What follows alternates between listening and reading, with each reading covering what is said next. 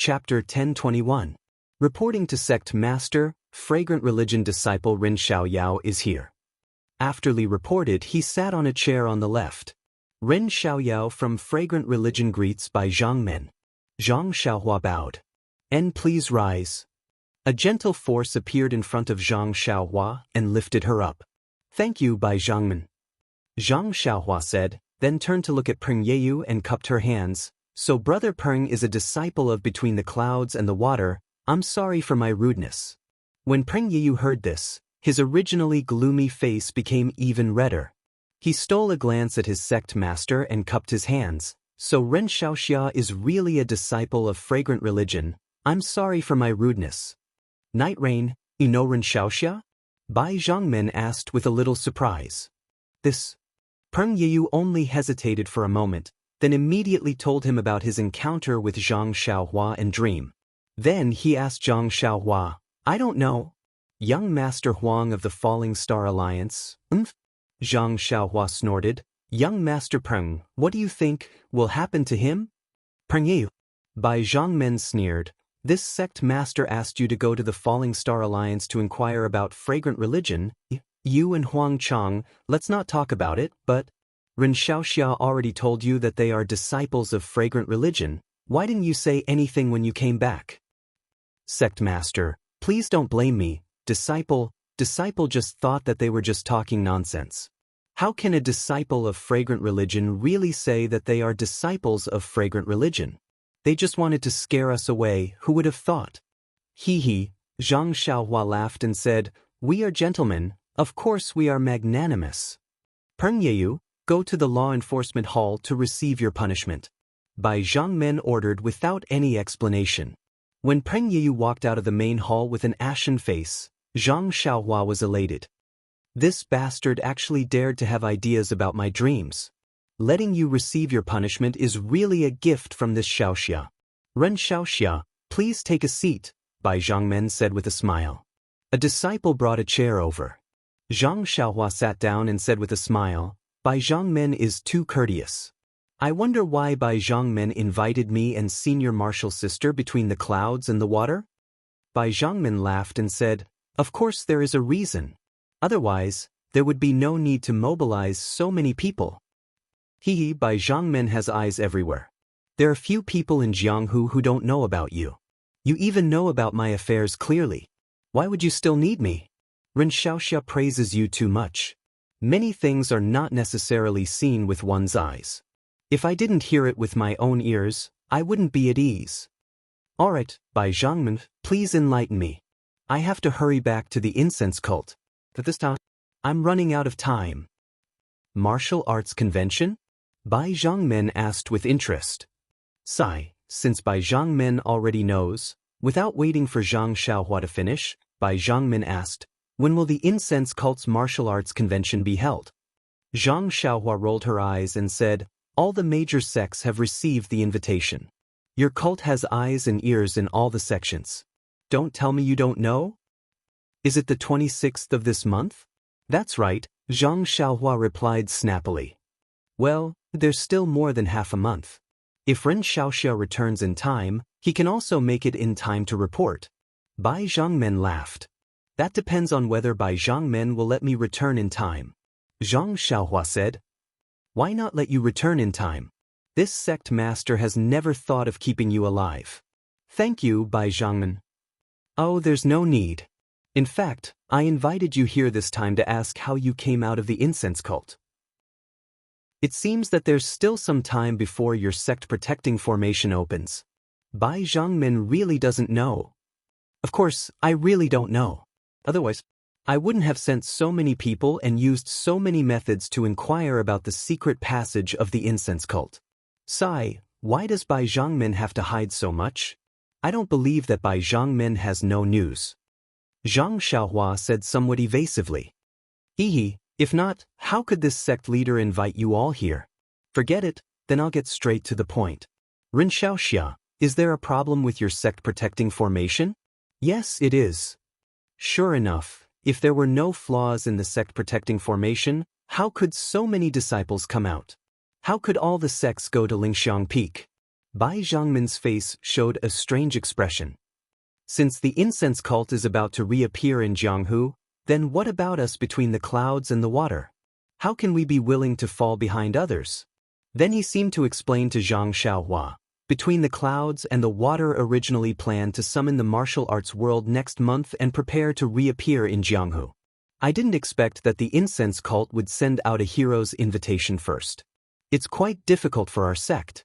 If we send out a hero's invitation after your cult, we'll inevitably be laughed at. Rather than that, it's better to take advantage of the Martial Arts Society Assembly to explain our sect's situation to the world's heroes. Good things come in pairs. Ren Xiaoxia, what do you think? Very good, very good. Bai Zhangmen invited me here so that I can pass this message to the cult leader of the other cult, right? Bai Zhangmen clapped his hands and said, exactly. If the other cult suddenly sends a disciple forward, it'll inevitably be rude and make Nun Jing-yi unhappy. It's better to let Ren Xiaoxia pass the message to show our sincerity. Well said, I'll definitely do as you say. In that case, thank you very much, Ren Xiaoxia, Bai Zhangmen suddenly asked. Your cult's protective array is gone. Zhang Xiaohua was stunned. She thought for a moment and said, this matter is considered a secret now, but when Bai Zhangmen arrives at Dianqi Lake, he'll naturally know. It's not a big deal to tell him now. Well, it's no wonder that the disciples of the incense cult can enter Jianghu at will. Alas, with the appearance of the incense cult, Jianghu is in chaos. The protection of the celestial way has always had a limit. After thousands of years, the incense cult has finally fallen into the mortal world. Zhang Xiaohua's heart skipped a beat. She asked, listening to Bai Zhangmen's tone, he's quite emotional. Could it be that there's also a story between the clouds and the water? Ren Xiaoxia, do you want to know? If it's possible, please enlighten me. Then, if Ren Xiaoxia tells me why you didn't directly return to the incense cult after coming out of the Dalan temple, but instead went to Yixia Town, Baiquan Mountain, and Poyang Town, and even disappeared for a few days, then I'll tell you the truth. Alas, Bai Zhangmen is really amazing. I've always been careful, but I've still been targeted by your cult. It's just that this matter can't be told to outsiders. Bai Zhangmen, please understand. Is that so? I heard that the great master Chang Gung of the Dalan temple gave Ren Xiaoxia a note. What's on it? Zhang Xiaohua shook her head. Is it some kind of agreement between the incense cult and the Dalan temple? Is it something related to the celestial way? Maybe it's something that the incense cult left in Jianghu? The more Zhang Xiaohua listened, the more she felt that Bai Zhangmen was too imaginative. She shook her head. Bai Zhangmen finally slapped the chair and stood up. Ren Xiaoxia, don't hide it. The whole family of Yixia Town and the Cheng family of Baiquan Mountain are inextricably linked to the celestial way.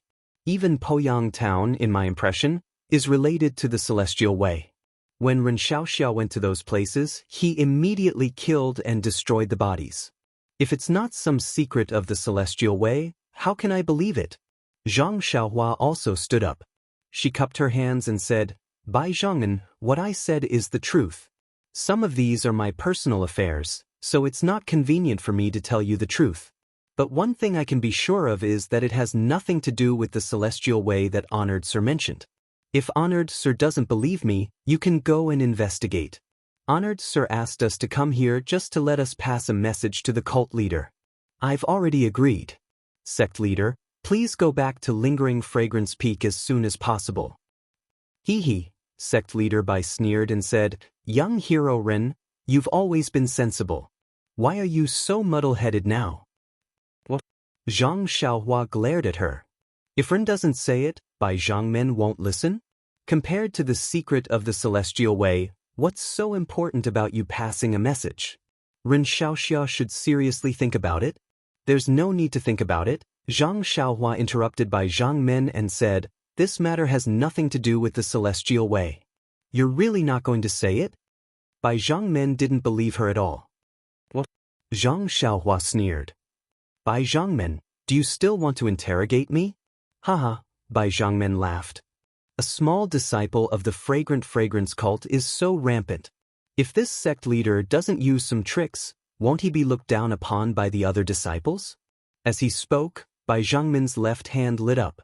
It was the teapot that he usually held in his hand. His right hand had already formed a seal. With a puss sound, his fingers slapped on the teapot. With a soft poof sound, the round teapot lid flew up, circled in the air, and suddenly enlarged. Bai Zhangmin pointed his finger, and the dustpan-like lid flew towards Zhang Xiaohua. Zhang Xiaohua wasn't in a hurry at all. She reached into her chest and was about to take out Zhu Meng when suddenly a warm current flashed from her forehead. Her body was fixed to the ground, and she couldn't move at all. Then, the thing that Wan Wuxin left in Zhang Xiaohua's Naiwen Palace in the ruins of Huan flew out from Zhang Xiaohua's forehead and supported the flying lid. The lid immediately turned back to its original form. With a spin, it flew back to Bai Zhangmin's hand. At this time, the thing that flew out from Zhang Xiaohua's forehead also spun in the air. In a moment, it expanded again and turned into a primordial spirit projection, standing in the air. Wasn't that Wan Wuxin? Seeing such an unforeseen event, everyone in the hall between the clouds and the water was stunned. Bai Zhangmin was first stunned, then shocked. Finally, he stared at Wan Wuxin's primordial spirit projection with an incredulous expression. Are you a disciple of the Shindao sect? Where did you get the demon refining gourd in your hand? Wan Wuxin asked faintly. Junior is indeed a disciple of the Shindao sect, Bai Yanqiu. Seeing this, Bai Zhangmin didn't dare to be negligent. He immediately knelt on the ground and said respectfully, "This demon refining gourd was passed down by this disciple's master." Chapter 1022. Well, the Lianyao flask was not refined properly, and your cultivation of the Shindao sect's mantra is not up to par. Why is the Lianyao flask controlled by a disciple with a weak cultivation like you? This. Bai Yanqiu was speechless. Is there anyone else here? Ask them to leave. No one is allowed to come within 500 feet, or else I will kill them all. Wan Wuxin said expressionlessly, "This is the friend I brought here. He needs to stay." "Yes," Bai Yanqiu replied and then said to the crowd, "All of you leave. No one is allowed to come within 1,000 feet of this hall, or else you will be killed." Everyone understood that the matter was confidential and immediately left. Zhang Xiaohua, who was next to him, looked bitter. Looking at the situation, Wan Wuxin was going to tell them what he told her in the ruins of Huanshu. This matter was unusual, and the fewer people who knew about it, the better. Now that her body was fixed by Wan Wuxin and she could not move, she had to listen even if she did not want to. "Sure enough," Wan Wuxin said, "as the disciple who controls the treasure of the Shindao sect, you must be a disciple with a high status in the sect. Do you know who I am?" Bai Yanqiu said respectfully, "I have seen the portrait of the founder of the Shindao sect in the secret chamber, so I naturally know who you are."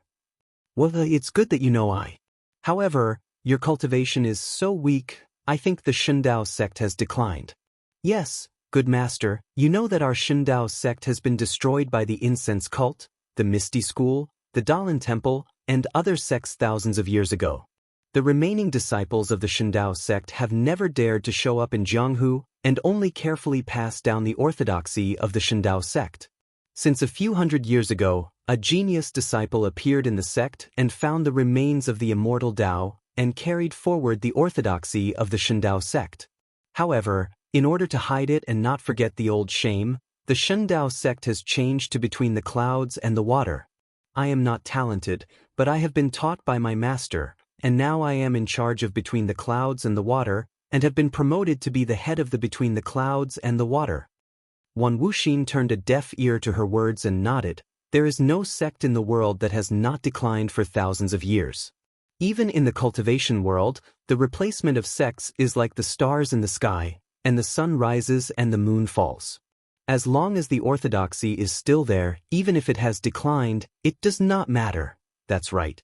Since there is a primordial spirit projection, between the clouds and the water will naturally restore the name of the Shindao sect. Under the leadership of the Grandmaster, we will unify Jianghu and revitalize the immortal Dao. Bai Yanqiu's face flushed red, and she was obviously very excited. However, Although Wan Wuxin could not hear her, he seemed to have seen through her thoughts. He smiled and said, "Silly child, it is better to teach a man to fish than to give him a fish. I have left all the orthodoxy in the Shandao sect, so how can I help you again? Moreover, I am only a primordial spirit projection, which is not even a primordial spirit. Other than being able to speak, I can only judge the situation based on some mana. What are you talking about? Whether you are a man or a woman, I don't even know. How can I help you?" "Ah?" Bai Yanxiu almost covered her mouth in surprise. Her face was full of disappointment, but there was also a trace of relief in her eyes. "Okay, I won't say any more. I have limited mana. It is already very rare for you to bring me here and meet the descendants of the Shandao sect.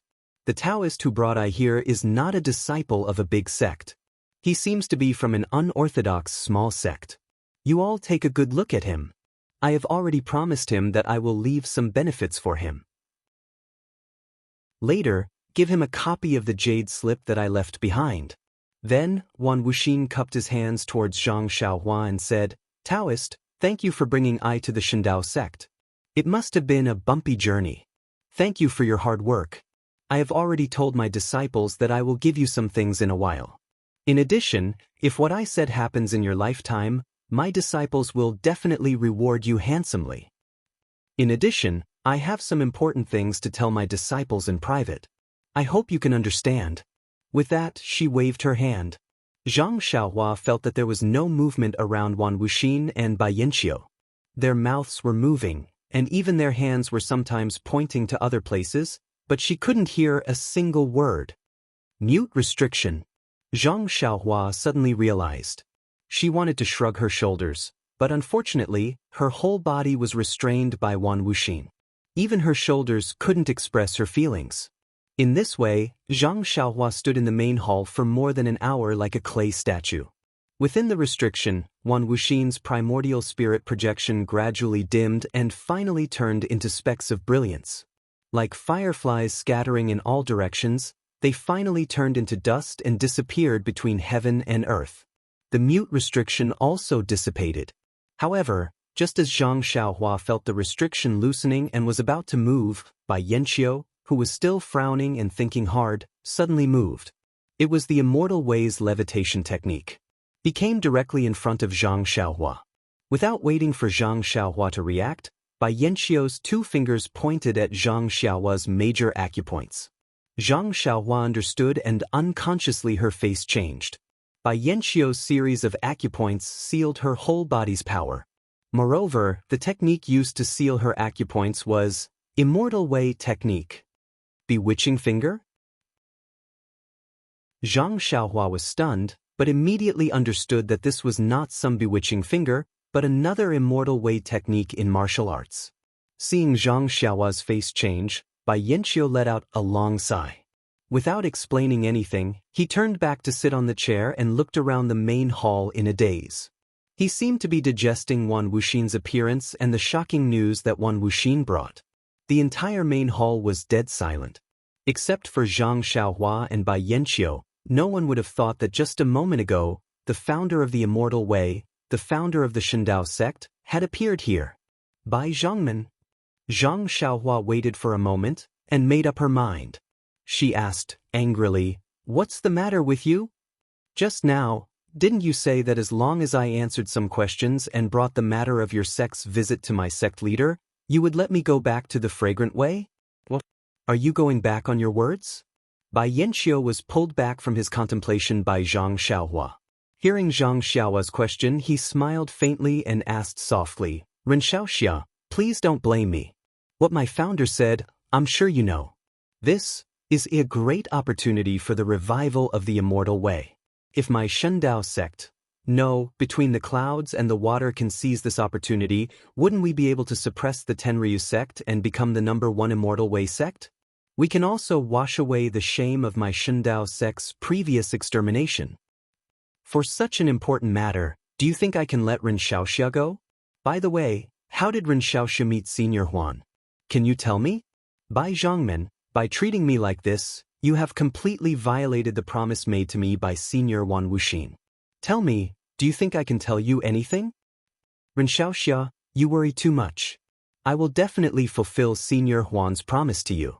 I'm just considering the consequences and want to keep Ren Xiaoxia for a few more days.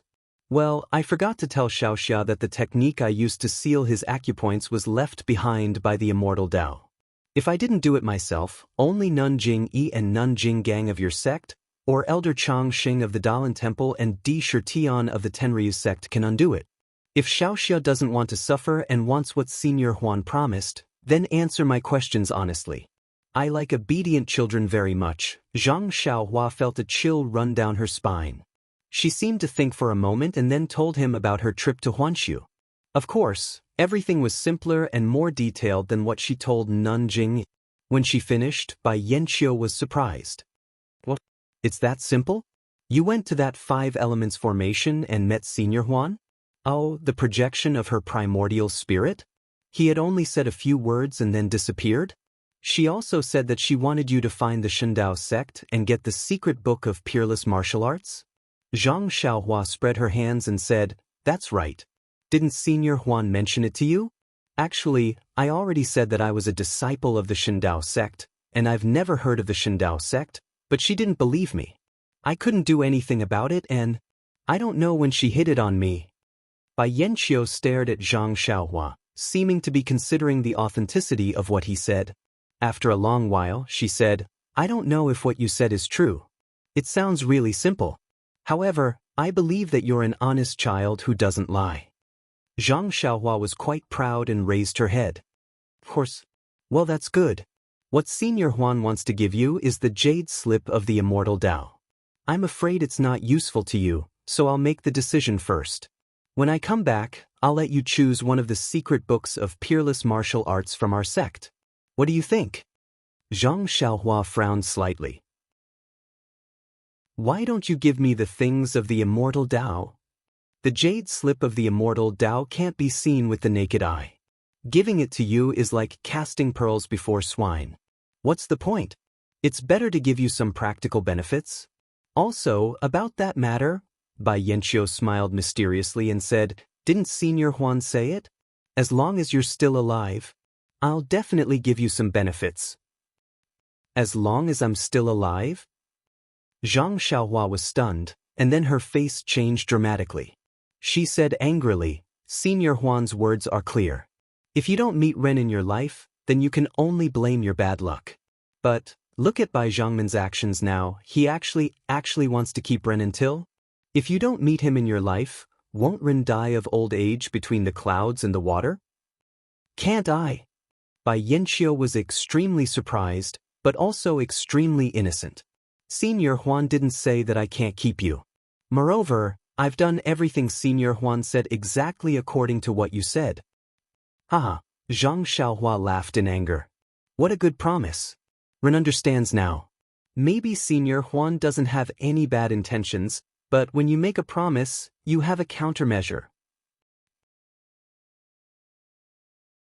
Chapter 1023. Since Ren Xiaoxia understands, I don't have to explain too much. Bai Yanqiu sneered. I heard that you have a good relationship with your senior sister Xixia. If I preach the incense cult here, I'm afraid that Jingyi won't allow it. Since you've come to between the clouds and the water, I'll leave her here. You two can live here peacefully for the rest of your lives. Won't that be great? Good plan, good plan. Zhang Xiaohua almost wanted to clap her hands. All right, Ren Xiaoxia has contributed a lot to Between the Clouds and the Water. I'll definitely treat him well. If Between the Clouds and the Water can become famous in Jianghu and become the first celestial sect, half of the credit will belong to me and half to Ren Xiaoxia. When that time comes, I'll definitely. Bai Yanqiu gave her a flirtatious look. Do I still need to say it? Zhang Xiaohua had goosebumps all over her body. She almost shivered on the spot. Bai Yanqiu floated in the air and came to the outside of the main hall. Sure enough, there was no one within 1,000 feet of the main hall. Men, gather the troops from the Heroes Gathering Palace. I have something important to do between the clouds and the water. Immediately, there were a few drumbeats. Many disciples, old and young, male and female, came out of nowhere and swarmed into the main hall. Before everyone arrived, Bai Yanqiu asked a disciple to lead Zhang Xiaohua out. Zhang Xiaohua followed the disciple and walked slowly out of the main hall. She turned back to look at Bai Yanqiu, who looked hesitant, and the disciples who were in a hurry. She couldn't help but smile mockingly. This matter really needs to be considered carefully, not only for Between the Clouds and the Water, but also for my Beidou school. Isn't this an opportunity? When Zhang Xiaohua returned to the abode, Meng was already waiting for her. She asked anxiously, "What took you so long? What did the sect leader ask about? When are we going back?" Zhang Xiaohua naturally wouldn't let Meng worry. She smiled and said, "It's nothing. This so-called Bai Zhangmen is very interested in our incense cult. He even inquired about our senior sisters and sect leaders' daily life. You think about it, how would I know? But I was also afraid that she would come and disturb you, so I made up some nonsense." She was so confused that she thought highly of me. She even said that she wanted me to be a guardian disciple of Shuiyun Club. How can I do that? How can I have the mood to drinks? Meng's here, my heart. Meng is here. Where do I have the mood to drink to the wine? Pft. Meng burst out laughing. She had long forgotten her previous worries. She pointed a finger at Zhang Xiaohua's forehead and laughed. "You're so charming. Nie Qinyu from Rejuvenation Valley is still thinking about you. Zhang Pinger from Distant Fire Temple. I heard that she's become colder than before. She doesn't speak much to male disciples. Bai Zhangmen, why did he do that the moment he saw you? He eagerly gave you the position of guardian's disciple?" Zhang Xiaohua rubbed her nose and said, "I'm not talented. I'm better than Pan and, Meng seemed to really see a flower on Zhang Xiaohua's face. She laughed so hard that she almost bent over. "I heard that the immortal cultivator who attacked Rejuvenation Valley was very handsome. If that immortal cultivator is you, you can say the same thing." Zhang Xiaohua shrugged for no reason. "Anything is possible." "I'm dying of laughter. If you're that handsome immortal cultivator, I might be the founder of the fragrant religion." Zhang Xiaohua was happy to see Meng laughing so hard. She chatted with her for a long time before they went to rest. Zhang Xiaohua sat cross-legged in a quiet room. She checked her meridians. Although Bai Yanqiu used the immortal cultivation technique to seal Zhang Xiaohua's acupoints, he couldn't bear to use the vital energy in his own meridians. Instead, he used his internal energy to simulate vital energy. Therefore, Zhang Xiaohua only used the Worry-Free Heart Sutra to open one acupoint. However, Zhang Xiaohua was afraid that Bai Yanqiu would find out the next day. She immediately stopped the Heart Sutra and kept the other acupoints in a sealed state. Unexpectedly, when Zhang Xiaohua woke up the next day, she found that all the acupoints in her body had been unsealed. She could only smile bitterly and prepare to adapt. The next day, the disciples of Between the Clouds and the Water didn't disturb them. They only served them fruits, vegetables, wine, and other food. Meng Bai didn't ask anything because he and Zhang Xiaohua were by his side. Zhang Xiaohua wanted to go out and see what Bai Yanqiu was doing. However, she was afraid that there was a powerful restriction between the clouds and the water, or that Bai Yanqiu had some secret magic. Therefore, she suppressed her anxiety and found some excuses to use the bewitching pointers on the disciples who served her. She got some information from them about Between the Clouds and the Water. For 3 days in a row, Shuiyun Club seemed to be doing something big. Bai Yanqiu simply forgot Zhang Xiaohua and Meng at the back of her mind. She was busy appointing generals and dispatching troops. As for what she was busy with, the status of the disciples serving her was limited, so their knowledge was also limited. Meng was also anxious. While she nagged Zhang Xiaohua, she also urged the disciples. The disciples only smiled and didn't say a word. Meng didn't know how to deal with them and could only look for trouble with Zhang Xiaohua. On the evening of the 3rd day, Zhang Xiaohua found out from the disciples of Between the Clouds and the Water that most of the disciples Between the Clouds and the Water had left the island. Bai Yanqiu also left the island in the early morning of that day. As for where he went, he still didn't know. After waking the disciple, Zhang Xiaohua thought to herself. Needless to say, Bai Yanqiu must have 2 plans now. One was to return to the Jianghu, and the other was to do what Wan Wuxin said. However, she didn't hear what Wan Wuxin said. He only leaked some information in front of her. As for when and where, she didn't know. However, according to what Bai Yanqiu said, perhaps even if she waited here for a lifetime, it still wouldn't happen. Therefore, what Bai Yanqiu wanted to do this time should be to return to the Jianghu between the clouds and the water. Hee, this guy actually wants to turn I into a white-bearded Zhang Xiaohua. How abominable! If I don't cause some trouble between the clouds and the water, how can I be worthy of this guy's sealing eyes acupoints? However, Zhang Xiaohua immediately felt depressed. On the way in from outside between the clouds and the water, he could see clearly that without the guidance of the disciples between the clouds and the water, he wouldn't be able to get out easily. If he wanted to get out, he could only take Meng with him and use the power of flight. However, looking at the thick smoke above the giant island, Zhang Xiaohua was almost certain that the smoke was caused by the formation. Whether the power of flight could get him out was still a problem. Forget it, let's not think too much first. Let's cause some trouble between the clouds and the water first. Zhang Xiaohua made up his mind. Just as he was thinking about what to do, he heard Meng shouting, "Xiaohua, where are you?" "I'm talking to this junior brother between the clouds and the water." Zhang Xiaohua replied with a smile. "Xiaohua, it's been 3 days. The time to get back to the fragrant religion is extremely tight. Why don't you hurry to find that Bai Zhangmin, Liang Zhangshu, or Li Su? Didn't you say that even if they had 10 times the courage, they wouldn't touch us? Why is it that now? I think they've already set their sights on us." Zhang Xiaohua smiled and said, "Don't worry, I've already told that disciple to go back and see Bai Zhangmen immediately.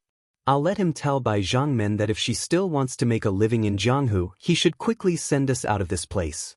Otherwise, the fragrant religion, the Daoist temple, and the Tenryu sect will immediately unite and destroy between the clouds and the water as soon as they hear the news." "Ah?" Meng covered her mouth and said, "Xiaohua, if you say that, won't their first thought be to kill us to silence us?" "Zhang Xiaohua turned pale with fright, and said, "Isn't that so? Meng, you're really smart. I didn't think of that." Then he muttered, "But this is good too. We can't live together, but we can die together." "But..." Meng's face turned red and she spat, "You're really not serious? Hurry up and catch up with that disciple." "Yes, I'll go now." Zhang Xiaohua solemnly stood up and ran out of the room in a jog. "Be careful?" Meng's concerned words chased after Zhang Xiaohua's, but Zhang Xiaohua didn't leave the abode and he went underground. When he came out, he changed his face and looked like the handsome immortal cultivator. He hid his body and floated in the air. Zhang Xiaohua released his divine sense openly. There was a faint white fog in the air above the giant island. It was thicker than the daytime. Zhang Xiaohua's divine sense was bounced back the moment it touched the fog. He couldn't leave the island. Just as Zhang Xiaohua thought, he couldn't leave the island with the flying technique. Moreover, the giant island was surrounded by ponds and there were restrictions in the ponds. Zhang Xiaohua knew only the earth and fire escape techniques. He had only heard of the water escape technique. How could he escape from the water? It seems like I have to break the restriction in the sky. Zhang Xiaohua muttered to himself for a moment before he released his divine sense to examine the origin of the smoke. Who knew that after looking at it for a long time, he only felt that the smoke was seamless without any flaws. Zhang Xiaohua also couldn't see what kind of array this smoke was, so he couldn't help but scratch his head. At this moment, in the distant lights, there was a faint sound of clappers. It seemed to be the sound of a night watch. Zhang Xiaohua's heart suddenly moved. He pinched a spell and went to the light. The light was in the main hall where Bai Yanqiu asked Zhang Xiaohua about the matter. There were many rooms and pavilions behind it. There was a large area of darkness in the brightly lit area. It was a palace with carved beams and painted pillars. However, there were very few rooms with lights. According to Zhang Xiaohua's guess, this must be Bai Yanqiu's residence. If he wanted to find out the secret of the fog array, he would have to start from Bai Yanqiu's residence. Please vote for me. Please add me to your collection. Please tip me. Chapter 1024. Before Zhang Xiao's figure landed, his divine sense had roughly scanned this large area. As he expected, his divine sense was bounced off at a towering palace and couldn't penetrate it. The palace was also pitch black. Zhang Xiao flew to the outside of the palace and looked at the closed door of the palace for a long time. He was just about to make a gesture to try to break the enchantment outside the palace, but when his gaze casually fell on the ground, his face unconsciously showed a trace of surprise. Then, regardless of the enchantment outside the palace, he just made a gesture and escaped into the ground. When he popped his head out, it was inside the enchantment. It turned out that the restriction only protected the palace above the ground, but the underground was completely unprotected. It was completely naked. Scratching his head, Zhang Xiaohua really didn't understand why this enchantment was so lame. Even the enchantment that he set up at night when he cultivated also considered the underground. It was not like this enchantment which only cared about the head and not the butt. Most of the palace inside the enchantment was no different from an ordinary palace. It was plain and there was no fluctuation of primordial qi. Only in one of the large rooms, Zhang Xiaohua found a very obscure fluctuation. Zhang Xiaohua didn't hesitate and went straight into this room. As soon as he entered the room, a strong smell of cosmetics hit his face. Zhang Xiaohua looked around and took out the luminous pearl. With the brilliance of the luminous pearl, he could see the room clearly. The inside of this room was very luxurious. A large bed that could sleep 10 people was placed in the middle of the room. The bed looked to be made of a date red wood. Above the bed, there was a huge pink transparent cover hanging down from the thick beam of the roof of the palace, covering the entire large bed. On the large bed, there was also pink satin piled up. Whether it was the bedding or something else, it wasn't Zhang Xiaohua's concern. He looked at the row of cabinets on one side of the palace wall. The cabinets didn't have doors and were open. At a glance, he saw that the cabinets were filled with all kinds of clothes. Zhang Xiaohua scanned with his divine sense. There was no fluctuation of primordial qi, so he turned his gaze away. What was left was an extremely gorgeous dressing table on the opposite side of the cabinet. There was also a bronze mirror that was about the height of a person in front of another wall. Furthermore, there was a small bronze mirror on the dressing table. There were also a few beautiful dressing boxes. However, there were no yuan qi fluctuations from them. Did I make a mistake? Zhang Xiaohua was rather surprised. He used a seal to protect this palace, but there is nothing valuable inside. What is the meaning of this? Or, does Bai Yanqiu have a way to hide the fluctuation of primordial qi? Zhang Xiaohua pinched his chin. His eyes flickered as he released his divine sense. While he was carefully inspecting, his eyes were also looking around. He first looked at the large bed. That bed was really too big. Even if Bai Yanqiu rolled on it with all his might, he wouldn't be able to roll down. Why would she sleep on such a large bed? Zhang Xiaohua was an immortal path qi practitioner. Every night he would sit cross-legged and cultivate the Carefree Heart Sutra. Even ordinary martial arts experts would use their inner energy to replace sleep at night. For an expert like Bai Yanqiu who had stepped into the ranks of qi practitioners, there was no way he would make such a large bed just to sleep. However, when Zhang Xiaohua once again focused his attention on this somewhat overly large bed, he really did see some differences. This large bed was somewhat similar to the Kong bed in Zhang Xiaohua's Guizhuang house.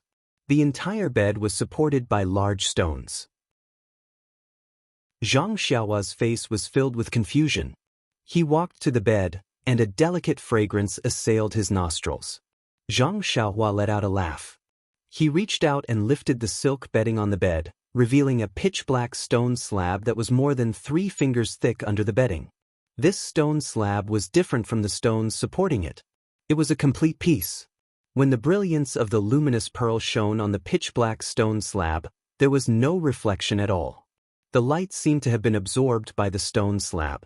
Zhang Xiaohua reached out and touched the stone slab. The stone slab was a little rough, and it did not match the smooth surface. After Zhang Xiaohua focused his eyes on it for a moment, he vaguely saw some unfathomable flashes of light within the stone slab. It was somewhat similar to the starlight in the night sky, but in a flash, it was similar to lightning. This. Zhang Xiaohua touched the strange stone slab, not knowing what to say. In his divine sense, this stone slab was no different from the stones below. There was not even the slightest fluctuation of yuan qi. How could it be so different when seen with the naked eye? Whatever. Anyway, it's here to harm Bai Yanqiu. She slept under this thing every day. Needless to say, it must be something good. I'll just accept it. It's just that this stone slab is too big. In my belt? Zhang Xiaohua thought for a moment, and his divine sense entered his belt. He had collected too much 5 elements chalcedony in his belt, and there was indeed less space to store things. Fortunately, the stone slab was flat, and Zhang Xiaohua only needed to tidy it up slightly to free up the space. However, just as Zhang Xiaohua placed the mysterious stone slab into his belt, another problem occurred. The stone slab was like the great wisdom sword, and could not be controlled with his divine sense. How should it be said, the great wisdom sword could not be controlled with his divine sense at all? This stone slab could be grasped by his divine sense, but it gave Zhang Xiaohua the feeling of using both hands to catch a small loach in the river. It was slippery and there was no strength at all. However, it was still almost, and not completely impossible to control. Zhang Xiaohua exerted enough patience, and expended more than half of his divine sense, and paid the price with sweat beading on his forehead. Only then did he manage to store the mysterious stone slab into his belt. It's painful but happy. Zhang Xiaohua wiped the sweat from his forehead, and smiled happily. He did not know the origin of the stone slab and did not know its use, but, to be able to take away something that Bai Yanqiu slept under, Zhang Xiaohua would wake up smiling even in his dreams. Hee, you actually dare to turn I into Whitebeard Zhang Xiaohua. Even if you think about it, that won't do. I must teach you a lesson. Cough cough, it seems to be a dream to grow old together here and not care about the affairs of the world. Hee, it's also a happy thing. Zhang Xiaohua sat cross-legged and carefully operated God's guidance, gradually replenishing his divine sense. His eyes looked around the bedroom again. Bai Yanqiu was a descendant of the Shundao sect, and if it was said that there were no relics of the immortal Dao in her bedroom, and that there were no rubbish that Zhang Xiaohua liked to pick up, even if Zhang Xiaohua's head was cracked open, he would not believe it. But where were those things kept? Zhang Xiaohua's eyes looked around the bedroom again, and his divine sense swept again and again, but he did not find anything out of the ordinary. After Zhang Xiaohua looked through everything one by one, and even the undergarments and outerwear in the wardrobe, his gaze landed on the huge mirror placed at the head of the bed. According to Zhang Xiaohua's idea, there was already a bronze mirror on the dressing table, and Bai Yanqiu could already put on makeup in front of it, so there was no need to place a huge mirror at the head of the bed. Since this huge mirror was superfluous, and it was even placed at the head of the bed, what was the use of it? Needless to say, if there was something out of the ordinary, there must be something wrong with this huge mirror. However, Zhang Xiaohua stood in front of the mirror, and the light from the luminous pearl shone on the bronze mirror, and even the silk on the huge bed could be seen clearly. It was obviously a bronze mirror, right? How different could it be? Looking closer, he did not find anything. Zhang Xiaohua turned over and landed on the bed, and danced around on the bed for a while. The reflection on the bronze mirror was the same, very normal. What is going on? Zhang Xiaohua scratched his head. Could it be that Bai Yanqiu likes to see how I look when I sleep at night? This fellow's hobby is extremely wonderful. Unwilling to give up, Zhang Xiaohua covered the bronze mirror with his divine sense from top to bottom, and wanted to do a final check, but it was still to no avail. There seemed to be no movement, and there seemed to be no sign of it. Perhaps Bai Yanqiu kept the things close and put them somewhere else.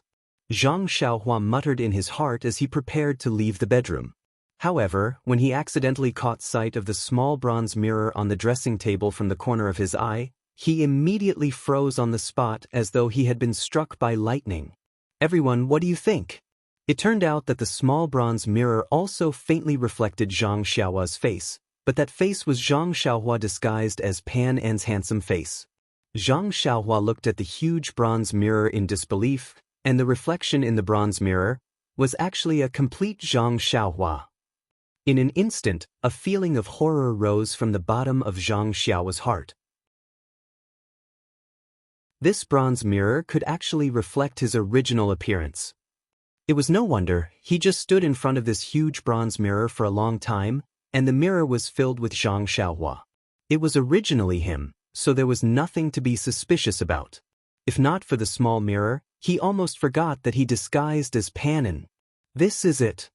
Zhang Xiaohua was very happy, and with a sweep of his divine sense, he was about to put the large bronze mirror into his belt. However, the bronze mirror seemed to have grown roots, and no matter how Zhang Xiaohua moved it with his divine sense, it did not move an inch. In an instant, Zhang Xiaohua was angry. He walked to the front of the bronze mirror, bent down, and grabbed the bottom edge of the bronze mirror. Using the strength of his arms, he lifted it up stiffly. The strength of Zhang Xiaohua's arms could be said to be shocking, but the bronze mirror only shook slightly, and he could not lift it up completely. Zhang Xiaohua was once again in a difficult position. Then, Zhang Xiaohua circled the large bronze mirror a few times, his hand holding his chin, and his eyes darting around. After half a cigarette, Zhang Xiaohua seemed to have thought of something. Looking at the huge bronze mirror, he stretched out his hand and took out the small mirror that he inherited from the incense sect, which was called the Hao Tian mirror by Nun Jinggang. Who knew, when the Hao Tian mirror was taken out of the money bag, Zhang Xiaohua immediately lost control of it, and it flew out of his hand in midair.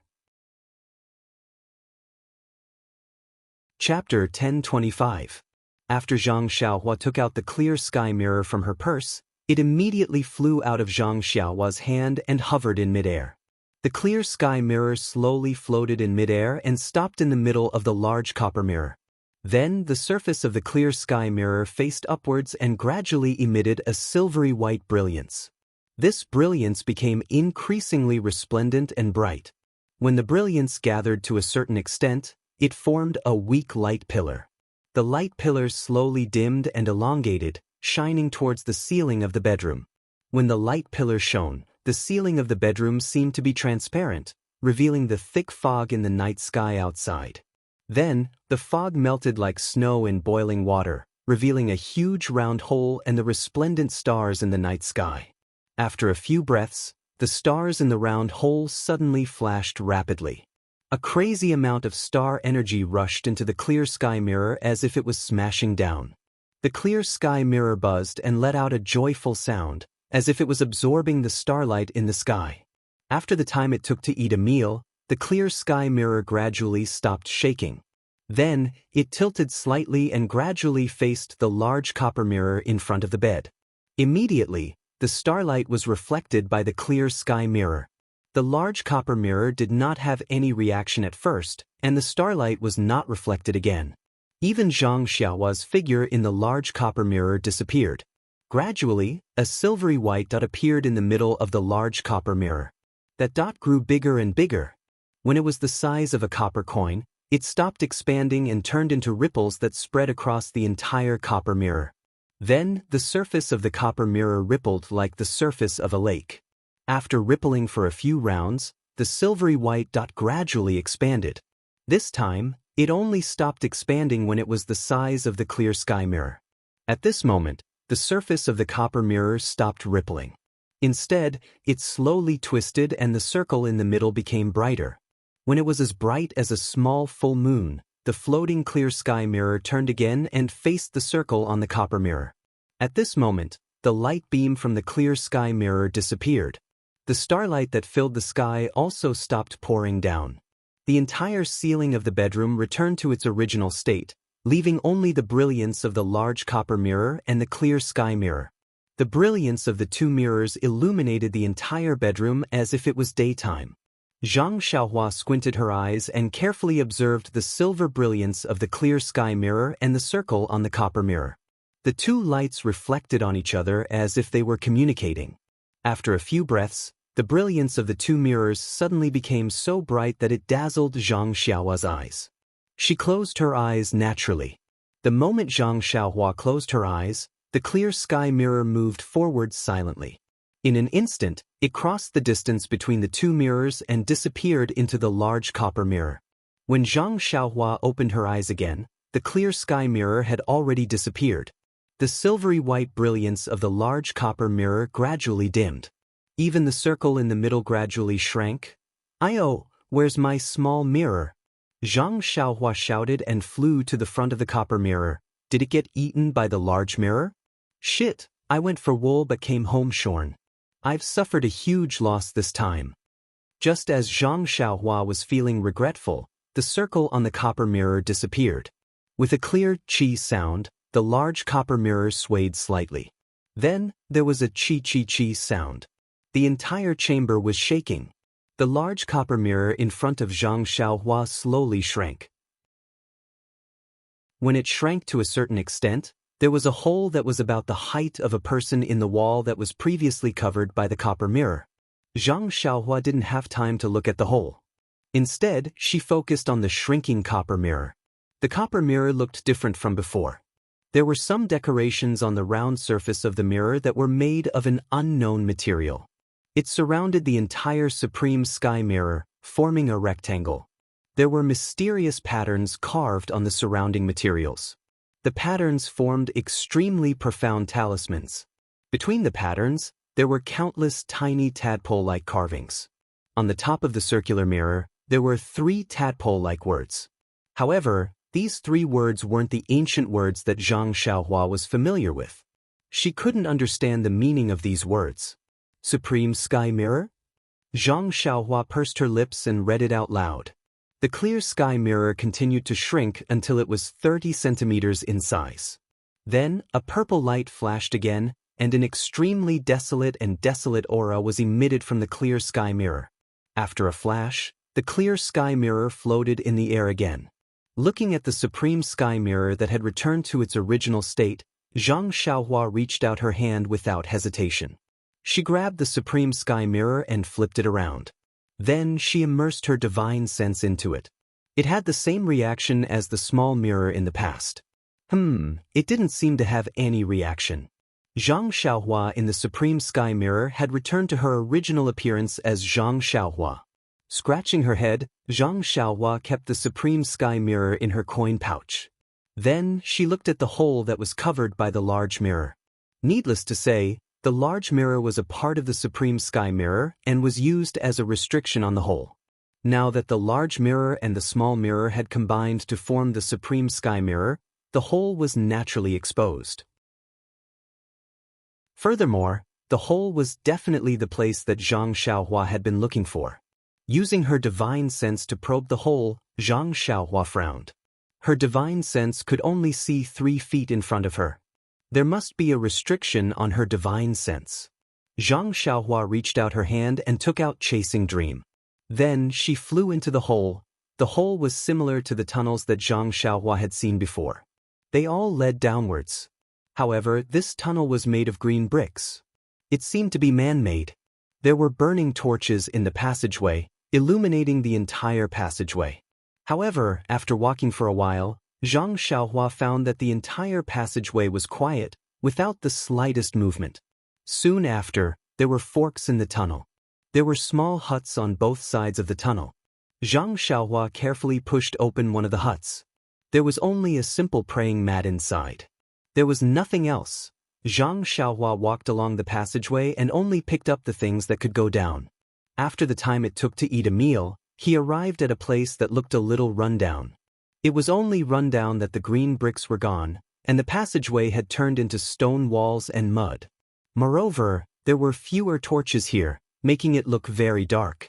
After turning a corner, a small space appeared in front of Zhang Xiaohua.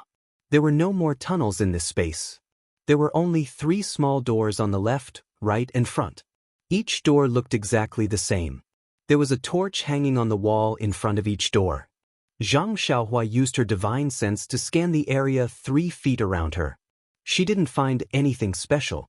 The small doors also blocked her divine sense. Hence, she hesitated for a moment. Then, she cautiously pushed open the small door on her left hand. The small door opened silently. Zhang Xiaohua held Chasing Dream in her hand and quickly scanned the interior. She didn't see anyone. Then, she jumped in and closed the door behind her.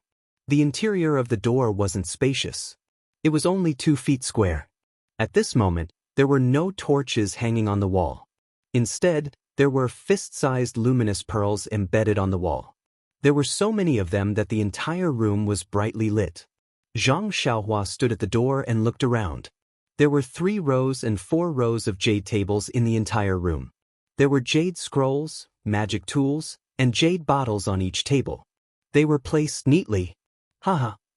Zhang Xiaohua almost wanted to cover her mouth and laugh. I finally found the place. Zhang Xiaohua had picked up a lot of trash. She wanted to enter the secret room of a large immortal sect and find so many treasures. This was the first time in history. How could she not be happy? Rubbing her hands, Zhang Xiaohua walked to the jade table closest to her. There was a half-moon-shaped jade pendant here. The luster was a little dim, but the edges of the half-moon shape faintly flashed with a silver luster. It should be a magic tool with some history. However, when Zhang Xiaohua reached out to take it, she was blocked by a layer of restriction on the outside of the magic tool. Ouch! Zhang Xiaohua patted her head and said secretly, "Extreme joy begets sorrow. How did I forget about divine sense?" When she released her divine sense, she realized that there was no restriction on divine sense in the entire room. On each of the 12 jade tables, there was a different layer of restriction that firmly protected the things on the table. These restrictions were different from what Zhang Xiaohua had seen before. What was the difference? It was very simple. In the past, Zhang Xiaohua had seen that most of the restrictions were weak in primordial qi, which weakened the power of the restrictions a lot. Sometimes, Zhang Xiaohua could break the restrictions almost effortlessly. But the restrictions here had abundant primordial qi fluctuations. They were not affected by the lack of primordial qi of heaven and earth at all. Alas!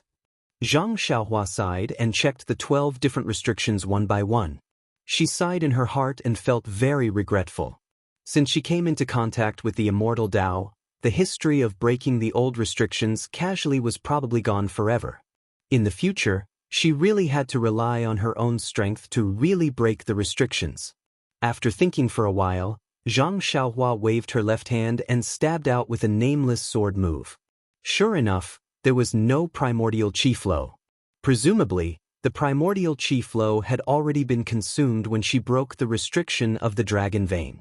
However, looking at so many things, she couldn't take any of them. It really made Zhang Xiaohua feel unreconciled in her heart.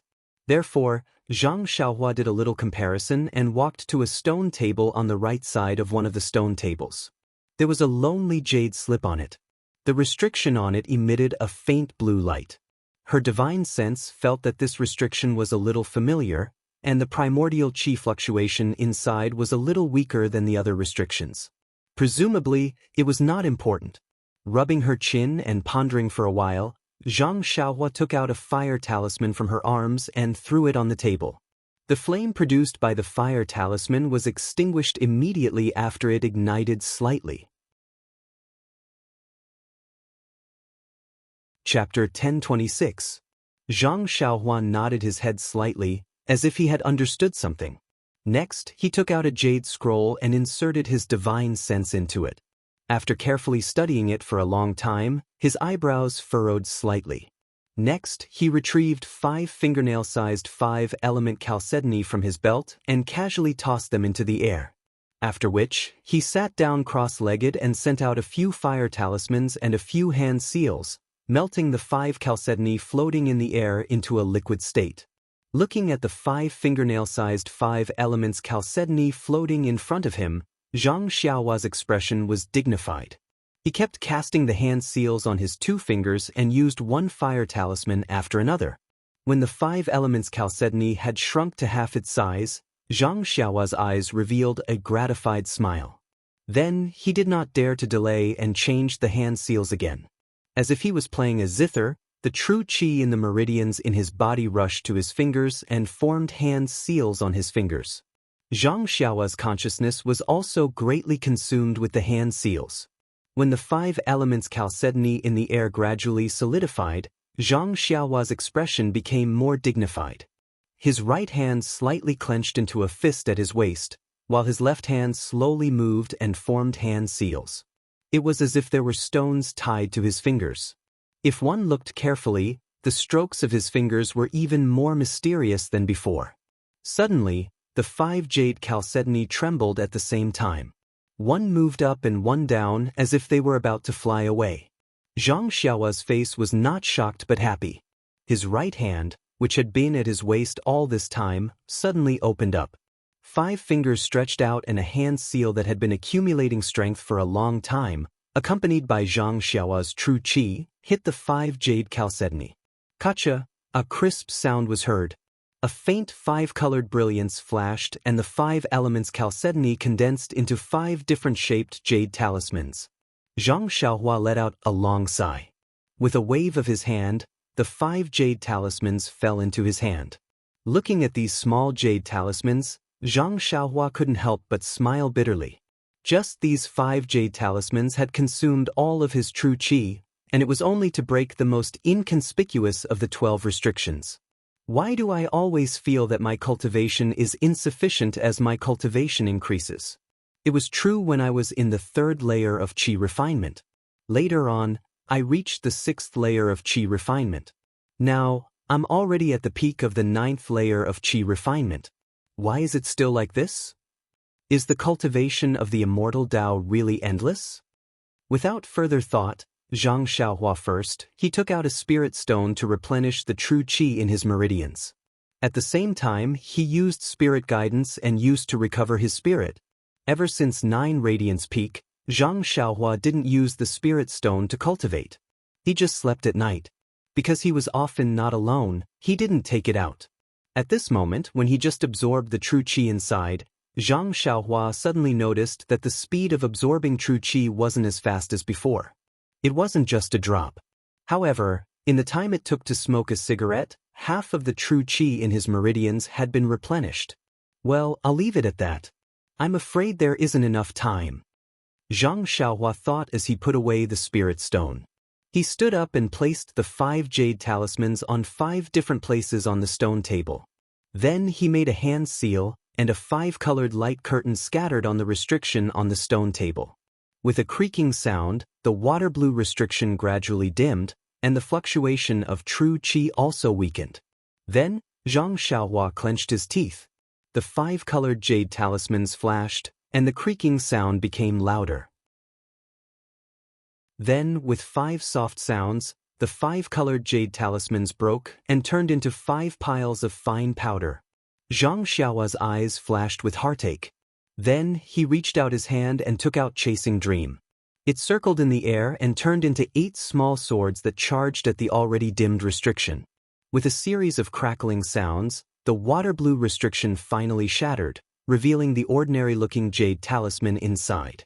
Zhang Xiaohua took back Chasing Dream and reached out to pick up the jade talisman. This time, he didn't encounter any obstacles. Zhang Xiaohua impatiently immersed his spirit sense into it and read the contents clearly.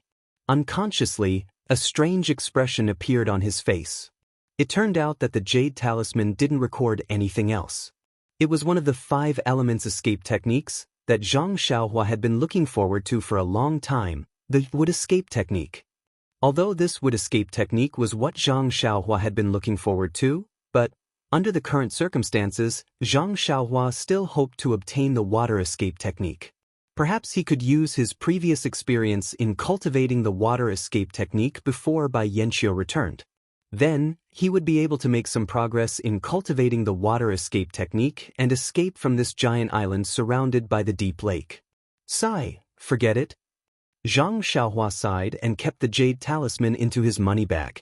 Then, he looked at the other 11 stone tables and shook his head.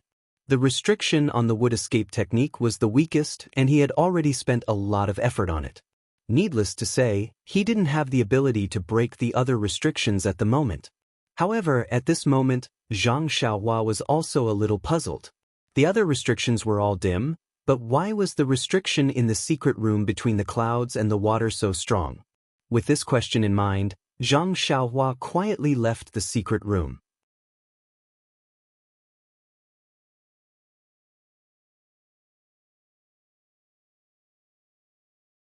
Since you don't have the fortune to enjoy her, why don't you leave her to me? Peng Yiyu's pretense of being gentle was finally exposed at this moment.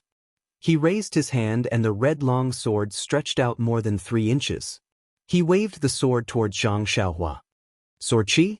Zhang Xiaohua shouted. Since she knew that between the clouds and the water was a descendant of the Shindao sect, she vaguely knew why Peng Yiyu, Liang Zongxiu and the others only used long swords. You know about the sword Qi? Peng Yiyu was stunned. His sword did not stop as he said, I guess your senior sister Peacock who survived a great disaster told you about it. Of course not. Zhang Xiaohua leaped into the air and threw Chasing Dream. She shouted, Of course, I saw it with my own eyes. As she said that, her divine sense changed and Chasing Dream split into 2. The 2 sword lights pierced towards Peng Yiyu from the left and right. Flying sword? Peng Yiyu was shocked. He did not even notice Zhang Xiaohua's floating figure in the air. He waved his long sword and slashed at the 2 sword lights. Zhang Xiaohua thought for a moment. When the sword light flew in front of Peng Yiyu, it paused for a moment. Peng ping ping. 2 light sounds rang out. The 2 sword lights collided with the long saber and were knocked away. If the sword Qi can block the flying sword, then the sword light should be able to do the same. Zhang Xiaohua confirmed her thoughts. She moved her divine sense and Chasing Dream flew back. Chapter 1027. Peng Yiyu's expression returned to calmness when he saw that his blade had repelled Zhang Xiaohua's flying sword. He smiled and said, I thought that only the inner disciples of the incense cult had the chance to obtain the immortal Dao inheritance. I didn't expect junior brother Ren to obtain it at such a young age. You really can't judge a book by its cover. Thank you for letting me win, but didn't senior brother Peng also obtain the immortal Dao inheritance? Of course. My sect between the clouds and the water is blessed by the heavens. How can your incense cult compare? I heard that your incense cult hasn't had a disciple for many years. Oh, right, junior brother Ren, since there hasn't been a disciple for many years, how did you obtain the immortal Dao inheritance? Could it be your abbess Jingyi's? Peng Yiyu's face revealed a lewd smile as he spoke. This bastard. Zhang Xiaohua was speechless. His initial impression of Peng Yiyu was not bad. Back in Aqua Cloud Club's main hall, he only saw the way Peng Yiyu stared at Meng Yiyu unhappily. That was why he exposed Peng Yiyu. Now that he heard Peng Yiyu's filthy words, how could he not know that Peng Yiyu was also a hooligan dressed in human clothing? However, all of this is fleeting clouds. Junior brother Ren, when junior brother Liang and the others were fighting the incense cult's disciples on Lingering Fragrance Peak, I've already cut off your head. No one else can compare to this merit. Bah, keep dreaming. Zhang Xiaohua spat at him. Chasing Meng flew straight towards Peng Yiyu's chest. Peng Yiyu wasn't in a hurry. He waved his long blade and hid behind a scarlet blade. His right hand quietly reached into his chest. Zhang Xiaohua's Chasing Meng split into 2 and arrived in front of him. Peng Yiyu used his blade technique, wanting to repel the 2 flying swords like before. However, the moment his blade touched Chasing Meng trembled and split into 2 again. 4 sword shadows appeared. Ah? Upon seeing this, Peng Yiyu's expression changed greatly. He quickly took out his right hand from his chest. Before Zhang Xiaohua could see what was in his hand, Peng Yiyu immediately circulated his qi. A crimson red light screen quickly extended from Peng Yiyu's right hand. At the same time, Peng Yiyu also used the momentum to jump to the side. Peng! The 2 sword lights from Zhang Xiaohua's flying sword pierced the red defensive light shield on Peng Yiyu's right hand. The light shield rippled a few times before it slowly closed. The other 2 sword lights struck Peng Yiyu's saber aura. The impact made Peng Yiyu's left hand numb, and he almost threw his saber to the ground. Junior brother Ren, I didn't expect your cultivation of the immortal Dao to be so profound. To actually reach this level? As Peng Yiyu spoke, his eyes glanced at the door he just pushed open. Seeing this, Zhang Xiaohua didn't waste any more words with him. With a push of her divine perception, Chasing Meng once again flew back and transformed into 8 sword lights. 1 in front and 1 behind, They pierced Peng Yiyu's crimson defensive light shield. Ah? You're Rejuvenation Valley's senior of the Immortal Dao? Upon seeing Zhang Xiaohua's 8 flying swords, Peng Yiyu abruptly thought of the rumors of Rejuvenation Valley's Immortal Dao. Didn't the senior who used the flying art use 8 sword lights? At this moment, Peng Yiyu finally noticed that Zhang Xiaohua was about half a foot off the ground. She'd been floating in the air for a long time. Peng Yiyu was terrified. How could he remain calm? How could he wield the long saber as freely as he did that day? Peng peng peng peng. 4 consecutive explosions rang out. 4 sword lights pierced the same spot on the defensive light shield. Peng Yiyu didn't dare to delay any longer. His figure flew over, intending to use his qinggong to escape towards that small door. Ping, ping, peng, pi. First, there were 3 explosions, followed by a muffled sound. The chasing Meng Yiyu's small sword pierced Peng Yiyu's defensive light shield 7 times. The last sword pierced Peng Yiyu's heart. Peng Yiyu screamed tragically and fell to the ground. Seeing this, Zhang Xiaohua's eyes turned. She shot over like an arrow and didn't wait for Peng Yiyu's figure to land on the ground. She pressed a finger on the major acupoint at the back of his head. However, Zhang Xiaohua was still a little too late. She only managed to ask a few of the most pressing questions before Peng Yiyu breathed his last and died. Sigh, my hand is still too fast. If only I could injure him heavily first. But isn't this a little too merciful? Just kill him. Why torture him? Zhang Xiaohua thought to herself. Actually, when Zhang Xiaohua saw Peng Yiyu, she already had a small plan in her heart. A plan to escape between the clouds and the water. And after Peng Yiyu's questions before he died, it confirmed the feasibility of her plan. She took out a fire talisman and burned Peng Yiyu's body. There wasn't anything special left on the ground. Even the long saber had turned into nothingness. Then, Zhang Xiaohua held Zhu Meng in her hands and walked to the door in the middle without hesitation. She pushed the door open and entered. Because according to Peng Yiyu, this was the forbidden area between the clouds and the water. Unless Bai Yanqiu gave permission, no one could enter easily. And at this time, Bai Yanqiu had brought most of the people between the clouds and the water away from the island. The strength of the sect was weak. Other than Peng Yiyu, a disciple who had been punished for no reason, he was angry. Tonight, he had rushed into this forbidden area recklessly and died unjustly. Absolutely no one would have the courage to enter this forbidden area again. Thinking about it, if it wasn't a forbidden area, anyone could enter. But everyone could see Bai Yanqiu sleeping on the big bed. Zhang Xiaohua thought wretchedly. Moreover, according to Peng Yiyu's words, there was a small door in the middle. Bai Yanqiu would definitely not let anyone enter. And Peng Yiyu's plan was to go to the passage that Zhang Xiaohua had just walked through to find some divine weapons or secret martial arts manuals. Opening the small door, a gust of cold air rushed to her face. Zhang Xiaohua's heart skipped a beat as she felt a sense of danger. After waiting for a while, Zhang Xiaohua first used her divine sense to explore. Fortunately, although her divine sense was suppressed here, she could still extend it about 10 feet. This was a pitch-black passage. It was no different from the mountain path that Zhang Xiaohua had explored before. Seeing that there were no changes, Zhang Xiaohua stepped in. The passage was winding downwards. The steps were quite wide. Zhang Xiaohua took almost 2 steps to complete 1 step. With the light of the luminous pearl in her hand, Zhang Xiaohua saw that there were some water droplets on the surrounding stone walls. And those water droplets followed the restriction that was invisible to the naked eye and gradually gathered and flowed to the bottom of the steps. She didn't know what time it was now, but Zhang Xiaohua knew that she had to hurry. There wasn't much time left for her. Riding the wind, Zhang Xiaohua flew down. After walking for half a mile, Zhang Xiaohua felt that she was almost at the bottom of the water. Suddenly, her eyes lit up. Not far ahead, under Zhang Xiaohua's feet, there was a huge pit of about 10 feet. That light was emitted from the countless luminous pearl inlaid on the stone walls around the big pit. When Zhang Xiaohua saw the things in the deep pit, she couldn't help but be stunned. Everyone, guess what Zhang Xiaohua saw? The first thing that entered Zhang Xiaohua's eyes was in the deep pit. In an irregular shape, there were dozens of familiar-looking pill furnaces. 8 trigrams purple golden furnace? Zhang Xiaohua didn't look at other things and blurted out.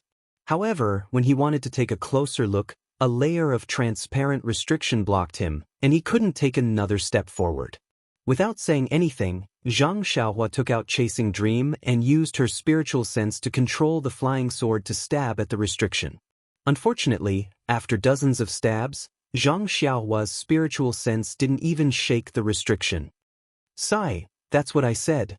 This is obviously the most important place between the clouds and the water. Why aren't there any strange restrictions along the way? So, it's waiting for us here. Looking at the restriction, it should be similar to the array that protects the dragon's vein in the incense cult. It's definitely not something that a qi refining stage cultivator can break. No wonder Bai Yanqiu was so relaxed and didn't put up any defenses. Zhang Xiaohua sighed in thought. At the same time, she looked at the deep pit again. After counting carefully, the 8 trigrams purple golden furnace in the deep pit, and temporarily called the 8 trigrams purple golden furnace, there were a total of 25 furnaces. These 25 furnaces were arranged in 7 different places, and each place should have 7 pill furnaces. But now, in these 7 places, there wasn't a single spot with 7 pill furnaces. They were more or less missing. In the place with the most missing furnaces, there was only 1 pill furnace placed in the innermost place. And in the middle of these 25 pill furnaces, there was an empty space. There was only a foggy thing floating in the air. From afar, she couldn't see clearly what it was. I'm envious. Zhang Xiaohua looked at the pill furnaces and felt like she wanted to reach out and tear the restriction. But Zhang Xiaohua didn't give up and looked at the restriction again with her divine sense. Then, she angrily comforted herself. Needless to say, what kind of array is this? The pill furnaces that are missing are in my hands. If I don't go in, this array will never be complete. But that's not right. There should be a total of 49 pill furnaces. There are 24 empty spots. There are only 18 pill furnaces in my belt. Doesn't that mean there are still 6 pill furnaces that are missing? Forget it. This array has no fate with me. Zhang Xiaohua endured the pain and turned to leave. But she couldn't help but look back again. Looking at the ground, she made a gesture and directly went underground. She still wanted to see if this array was like the restriction in Bai Yanqiu's bedroom, with a strong start but weak finish. At first, the more Zhang Xiaohua looked, the more disappointed she was. The light purple restriction underground was still intact and protected the big pit on the ground. Just when Zhang Xiaohua was about to give up, she suddenly found that there was a well-developed underground passage in one part of the array. But this passage wasn't used by humans, but rats.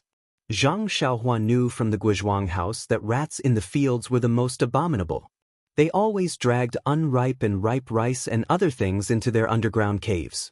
And the caves of rats were extremely complicated. Even if they could find the entrance, it was unlikely that they could find the hiding place of the rice. But at this time, when Zhang Xiaohua saw the rat's cave, she almost wanted to thank the rats. Because on the side of the rat's cave, there was a cave entrance facing the restriction. Chapter 1028. Looking at the seal on the side of the rat's hole, there was a spot that was about a foot wide.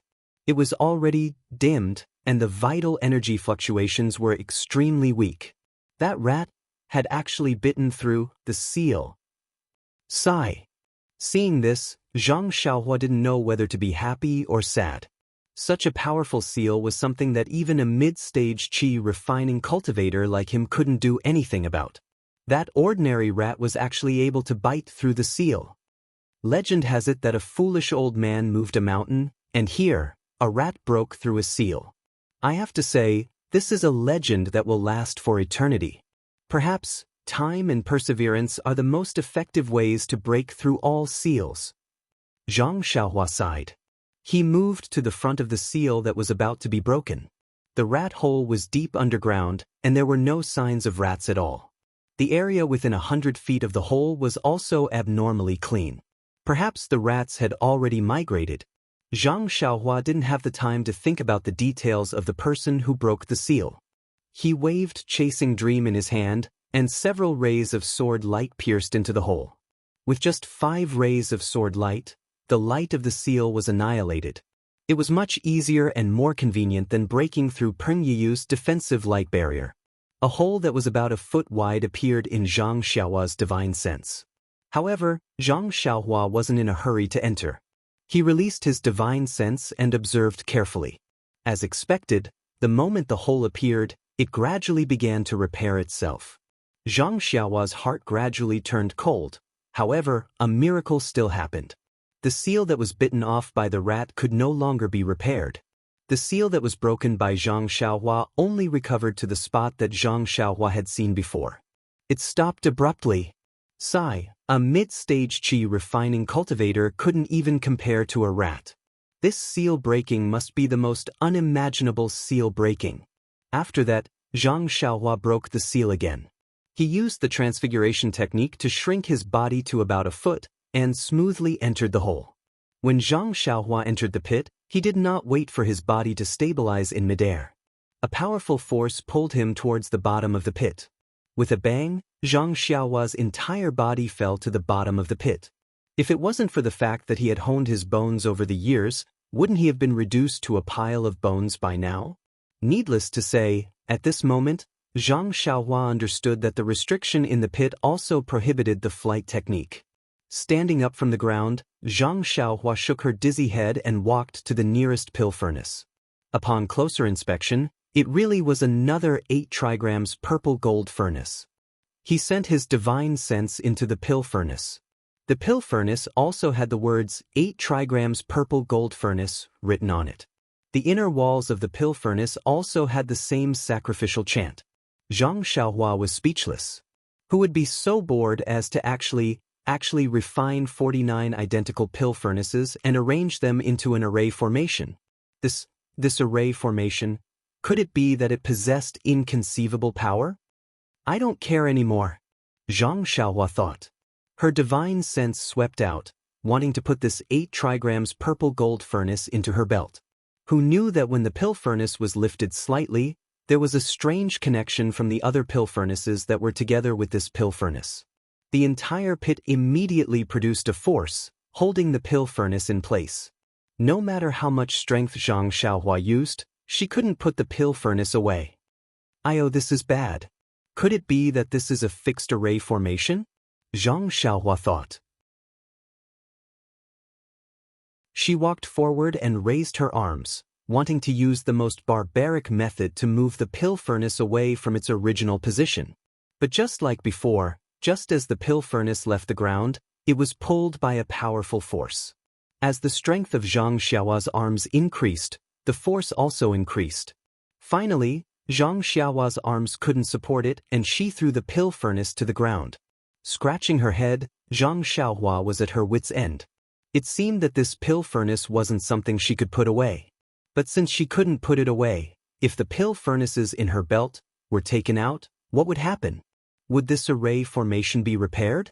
It shouldn't be, because counting the numbers, there were still 6 pill furnaces that weren't included. Looking at this small array formation that was still missing 3 pill furnaces, Zhang Xiaohua hesitantly took out one of the pill furnaces from her belt, wanting to put it in an empty spot in front of her. However, just as that pill furnace appeared in Zhang Xiaohua's hands, before she could put it on the ground, a kind of fluctuation appeared from a small array formation in the distance. This fluctuation was similar to the fluctuation between the 18 pill furnaces in Zhang Xiaohua's belt, but it was obviously much stronger. Once this fluctuation appeared, a suction force appeared from the array formation in the distance, instantly sucking that pill furnace horizontally into the array formation in the distance. This is bad. Zhang Xiaohua's divine sense swept over and found that there was only one empty spot in the array formation that sucked the pill furnace over. In other words, as long as this pill furnace fell to the ground, this small array formation would immediately be repaired. However, within this large pit, flying was prohibited. Zhang Xiaohua could only use the ethereal steps to rush over there. How could she catch up with the pill furnace that was flying over? With a pa sound, that pill furnace fell on the empty spot in the small array formation. Zhang Xiaohua immediately stopped in her tracks and quietly looked at the small array formation. If there were any changes, she would immediately escape.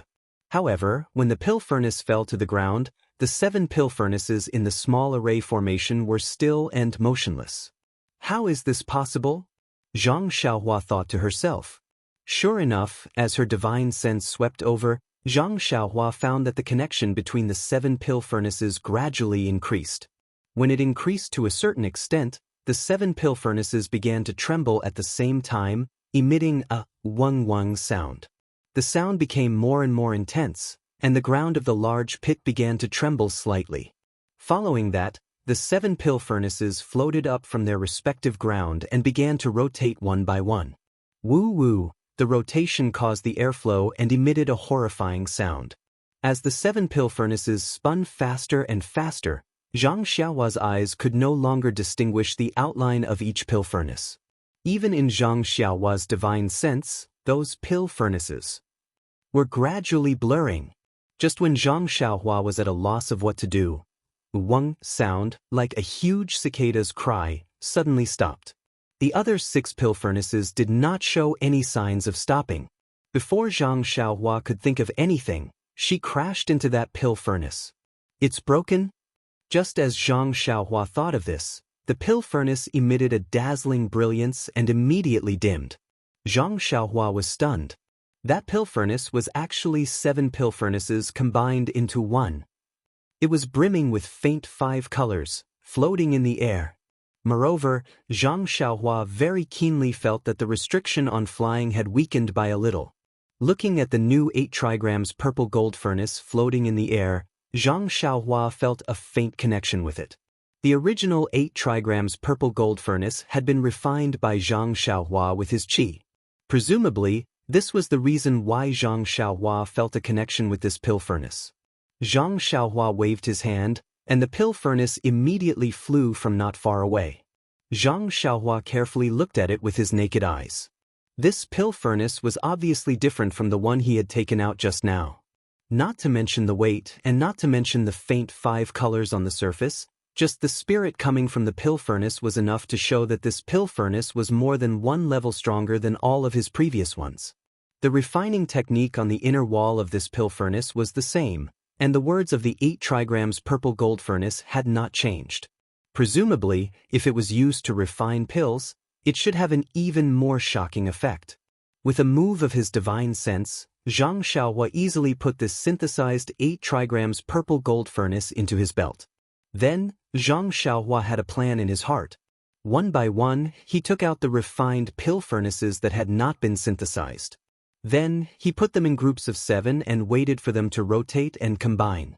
Until he took out the 18 pill furnaces he had obtained from the incense sect, he filled up the 6 small arrays. Then, he put away the 6 new 8 trigrams purple gold furnaces without any surprise. In the end, only the innermost small array with 6 empty spots was left. The same 8 trigrams purple gold furnace stood there all by itself. Using his divine sense, he looked at the 6 8 trigrams purple gold furnaces in his belt. These 6 were the same as the previous ones. When they saw each other, there was still a faint connection between them. However, this connection was more obscure, and the fluctuations between them were more mysterious. Zhang Xiaohua withdrew his divine sense and hovered over the last remaining pill furnace. He originally wanted to give it a try. He did not have any wishful thinking. However, when he took it, it was beyond his expectations. The last pill furnace only trembled slightly. It was as if it was trying to resist. Immediately, it was put into Zhang Xiaohua's money bag. Zhang Xiaohua was speechless. Why did this pill furnace suddenly lose its integrity? All the pill furnaces were put into Zhang Xiaohua's belt. Zhang Xiaohua suddenly felt his body lighten. He pinched a spell and flew into the air above the big pit.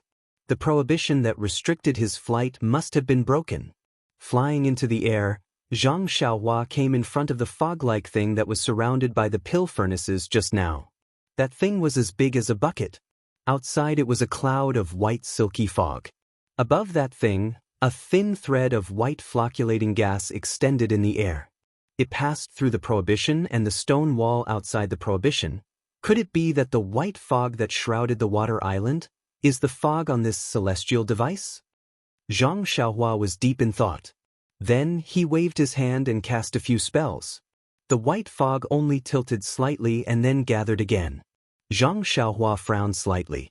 He waved his hand again and that thing actually flew in front of Zhang Xiaohua. Ha! Zhang Xiaohua laughed. He hurriedly took out a rather big jade box from his arms. He pointed his finger and that big thing flew into the jade box. Zhang Xiaohua cast prohibition spells on the 4 walls of the jade box. He closed the lid and cast a few more prohibition spells. Then he carefully put the jade box into his money bag. At this moment, the whole big pit was empty. Only the faint fog line from just now still led to the outside of the prohibition. But at the bottom of the fog line, the thing that produced the fog had disappeared. Please cast a monthly vote, a recommendation vote, a collection, a tip.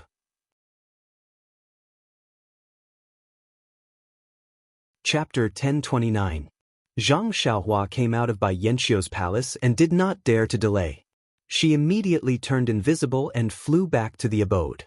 At this time, Meng was pacing back and forth in the abode, showing her anxiety. Seeing Zhang Xiaohua come in, she hurried over and asked, "How is it? You've been gone for more than 2 hours. What did Bai Zhangmin say? Is there the turning point? Moreover, the more I think about it, the more strange it is. If she sincerely wants to visit the mountain, she should treat us with courtesy. Since she didn't even look at me, a female disciple of Mo Xian Palace, obviously, she doesn't want to treat us with courtesy. Even if she asked you some questions, she has the intention of going to Lingering Fragrance Peak to cause trouble. Moreover, our value is reflected before the Martial Arts Circle Convention. As long as this Bai Zhangmin goes to the convention and her evil plan succeeds, our value will be gone. Who knows, maybe the first people that Bai Zhangmin wants to kill will be you and me. Yes, and even if Bai Zhangmin comes back with us to the incense sect, we didn't send the message between the clouds and the water to the hierarch in advance. This is not a small crime. Meng was anxious and told her everything that she had just considered. Hearing this, Zhang Xiaohua nodded. So he looked at the sky, walked forward, and took Meng's hand. He smiled and said, "You're right. I also thought a lot. Actually, I didn't see Bai Zhangmin just now. I heard that she left the island early. What should we say? She can't have gone to Lingering Fragrance Peak. I don't know where she went. What we need to do now is to escape from here as soon as possible." Escape? It's not like you didn't see it when we came in. With so many immortal methods and so many troubles, how could the 2 of us fool the eyes of Aqua Cloud Room's disciples?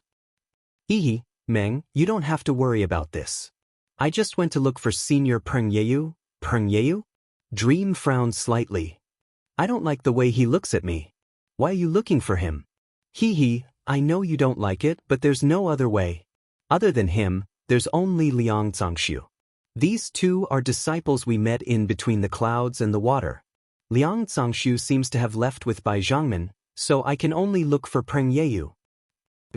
Are you looking for him to negotiate with him? Ask him to let us go? Dream sighed. Yes, under my persuasion he was finally willing to help us, but he needs me to do something for him. Oh, as for what it is, you don't have to ask. I promised him to keep it a secret. Xiaohua, it's been hard on you. Meng looked at Zhang Xiaohua affectionately and snuggled into Zhang Xiaohua's arms. She couldn't speak to Zhang Xiaohua, so she opened her cherry lips and kissed Zhang Xiaohua's lips for the first time. Buzz. Zhang Xiaohua felt her brain heat up, and all the blood in her body rushed to her head. It was as if Meng's figure was the only thing left in the world, and the only thing left in the world was the moisture and warmth on her lips. After a long while, both of them were panting, and reluctantly parted their lips. Meng's face was flushed red, and she said, "Then, why aren't we leaving? Isn't it convenient to go out in the dark?" "Yes, I wanted to tell you, but you kept pestering me. I forgot," Zhang Xiaohua said with a shy face. Then he explained, "I have already discussed with Peng Yeyu. He will come over in a while." You just need to follow him. He will send you out of the mountain first. Then, you quickly find a big white horse and go out in the middle of the night. I will go and help Peng Yeyu, and when I finish tomorrow, I will go and catch up with you. What do you think? I don't think so. Meng shook her head. If we are going, we will go together. Why should we separate? Besides, even if I go alone, do you know where I am going? Where are you going to find me? Zhang Xiaohua had a smile on her face, and she held Meng in her arms and said, if we go together, we will be a bigger target. Moreover, in the hall between the clouds and the water 2 days ago, many disciples have seen my face. If I go with you, there will be problems. It is better if you go first, and you won't attract attention. As for where you are going, don't worry. Isn't it going to the Church of Fragrance? I have already asked Peng Yeyu, and now I will tell you the route. You go first, and I will catch up with you. Don't forget, Huan runs faster than your big white horse. Is that so? Meng saw Zhang Xiaohua speaking with such conviction, and she could only hold Zhang Xiaohua's hand and said, Then I will listen to you. You have to come out quickly. Zhang Xiaohua replied, and told her the route between the clouds and the water to the Church of Fragrance, and then she hurried away. Not long after, Peng Yu came from outside the house. Brother? Your throat. Meng did not like this Peng Yeyu, but after all, he wanted to send her out. After walking with Peng Yeyu for a while, Meng could not help but ask out of politeness. Nothing, it's just a few days ago, because of you, I was punished by the sect leader, and my meridians were injured. Peng Yeyu said unhappily, and his words were short and to the point. He was a man of few words. This. Meng had heard Zhang Xiaohua talk about this before, and she snorted coldly and said, I don't know how Brother Peng plans to deal with my family. Ren Xiaoyao? If anything happens to him, even if you let me go, I will not accept your kindness. I return to the Church of Fragrance and don't see him. I swear, I will destroy between the clouds and the water without leaving a single chicken or dog. Meng's tone was cold, but in Peng Yeyu's ears, it was like the sound of nature. This guy was Zhang Xiaohua in disguise, and if he did not have the face to do so, he would have pounced on Meng, hugged her, and kissed her. You are indeed worthy of being Ai's sweetheart, even your words are so ruthless. Hee, although you don't usually say anything, but behind my back, you call me hers, really intoxicating. Zhang Xiaohua thought to herself, but her voice was still fake, and she said vaguely, It's not dangerous, I will catch up with you in a few days. Meng continued to threaten, I'm curious, how did Xiaoyao persuade you? Do you have something you want him to do? Why are you asking me? If you want to ask your family? Ren Xiaoyao. Peng Yeyu curled his lips. Fortunately, his back was to Meng, and this familiar action was not seen by Meng. This dead man, he must say that he made an agreement with you to keep it a secret. Otherwise, I will pull his ear and ask. Meng said fiercely. Peng Yeyu naturally touched his ears and said thoughtfully, That's right. He definitely can't say it. While they were talking, a group of patrolling guards passed by. Under the light of the torches, they saw Peng Yeyu leading a woman. They couldn't help but be startled. Immediately, the person in the lead went forward and cupped his hands. External envoy Peng, you are... Peng Yeyu was slightly stunned and looked at him. Do I need to tell you what I am doing? That person was also taken aback. He smiled apologetically and said, Of course I can't interfere in external emissary Peng's matters. Now that sect leader has left, you must be relieved. I was too talkative. Please. Peng Yeyu nodded and was about to leave. Oh, right, external envoy Peng, there are rules, please. Your password tonight is? Please don't blame me, this is... Yiyu Xiao Xiao. Peng Yeyu said in a bad mood. That person suddenly thought of something, and a strange expression appeared on his face, as if he wanted to laugh but did not dare to. If he did not laugh, he would not be able to hold it in. Peng Yeyu glared at him and left with Meng. The torches of the people behind them were crooked, and they were laughing extremely sullenly. On the short journey to the pier, Peng Yeyu and Meng encountered several patrols. It could be seen that between the clouds and the water was heavily guarded after Bai Yanqiu left.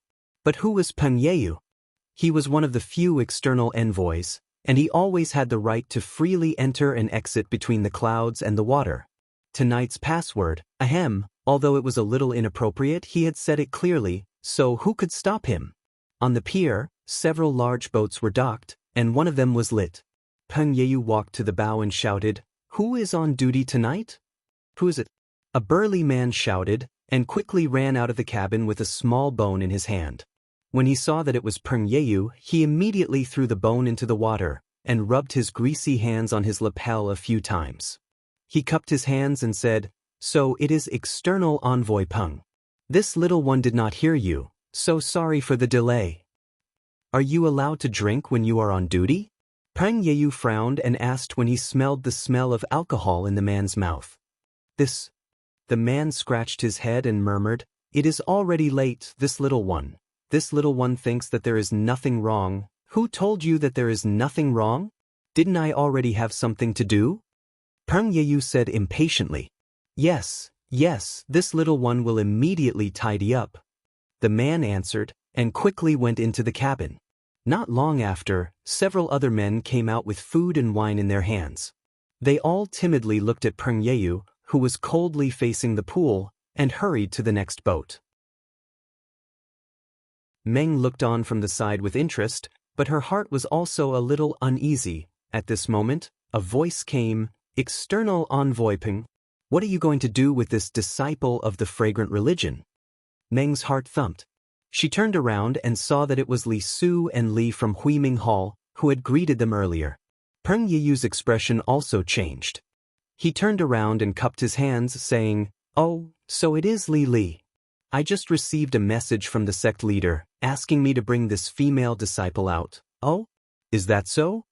Li Su frowned and looked at Peng Yeyu, and then looked at Meng, who was standing quietly next to him. He asked curiously, "What? The sect leader sent a message? Why didn't this old man know? When did external envoy Peng receive news more timely than my Huiming Hall?" "Oh right, external envoy. What happened to your throat tonight? Please vote monthly, please vote recommendation, please collect, please tip. If you like this work, you are welcome to come to Chidian. Com to vote recommendation or monthly."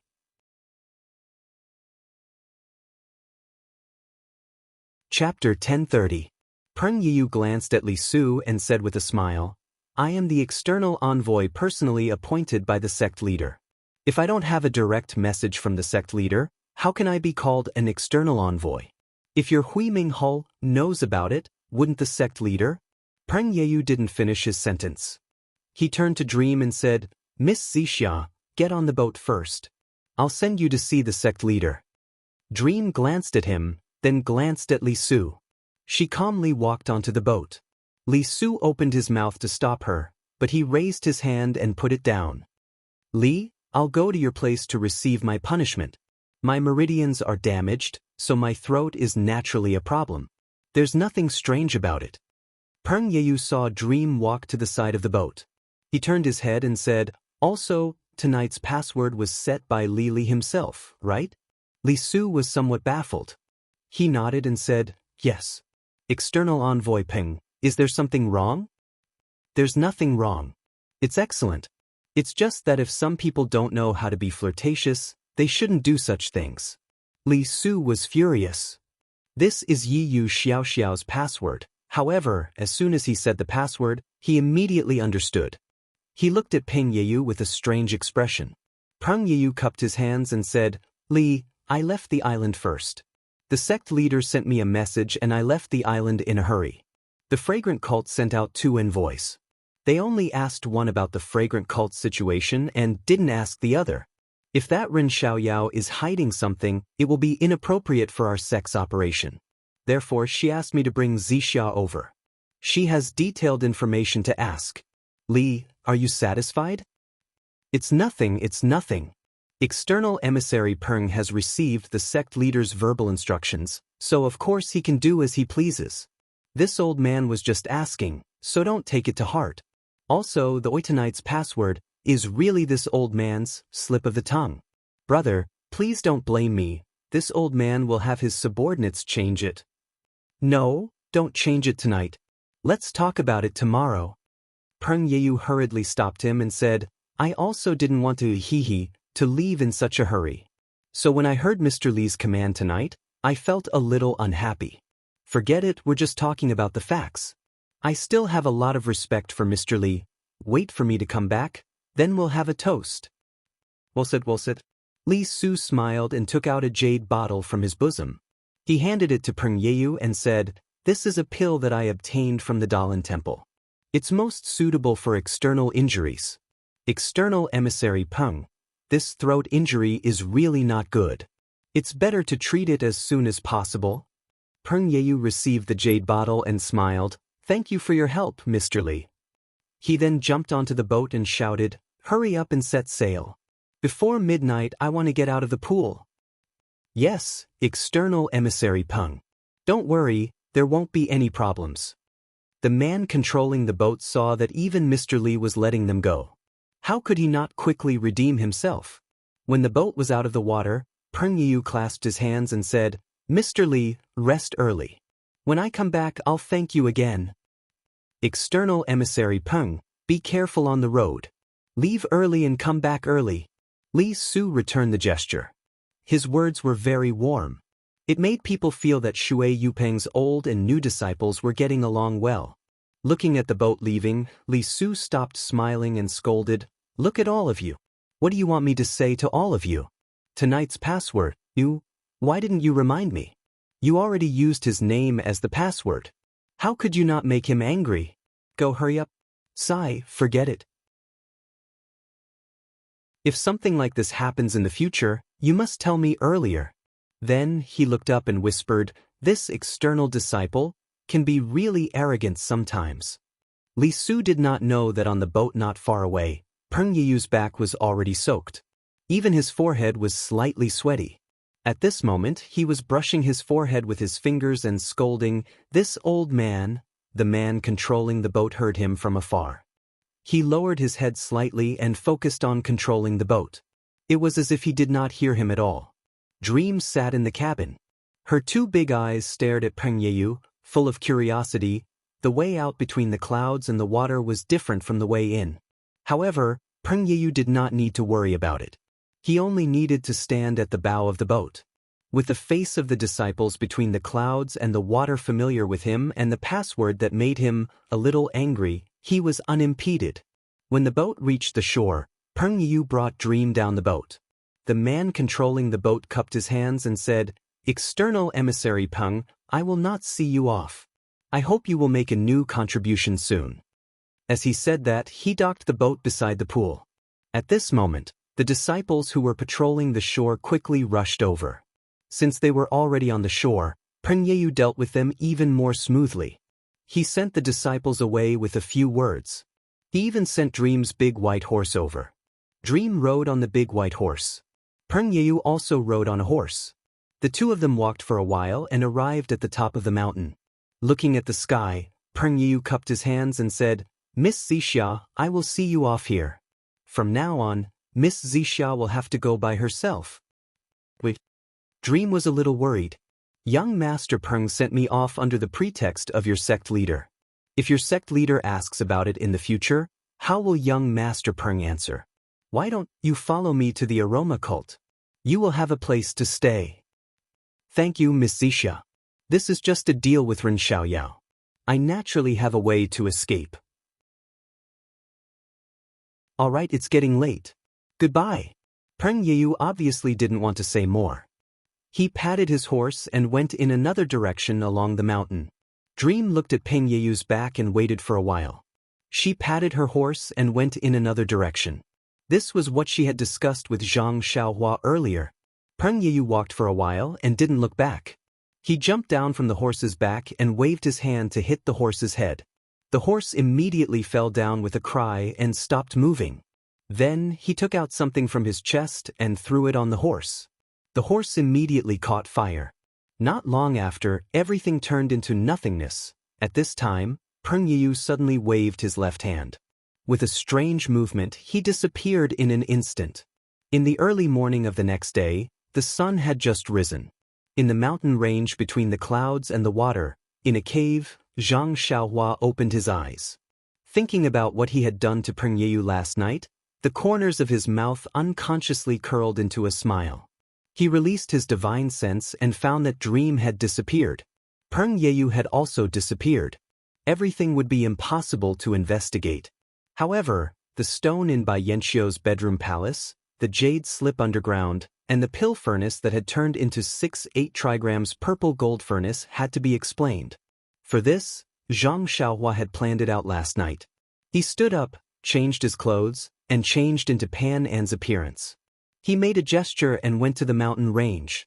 At this time, between the clouds and the water was still shrouded in thick fog.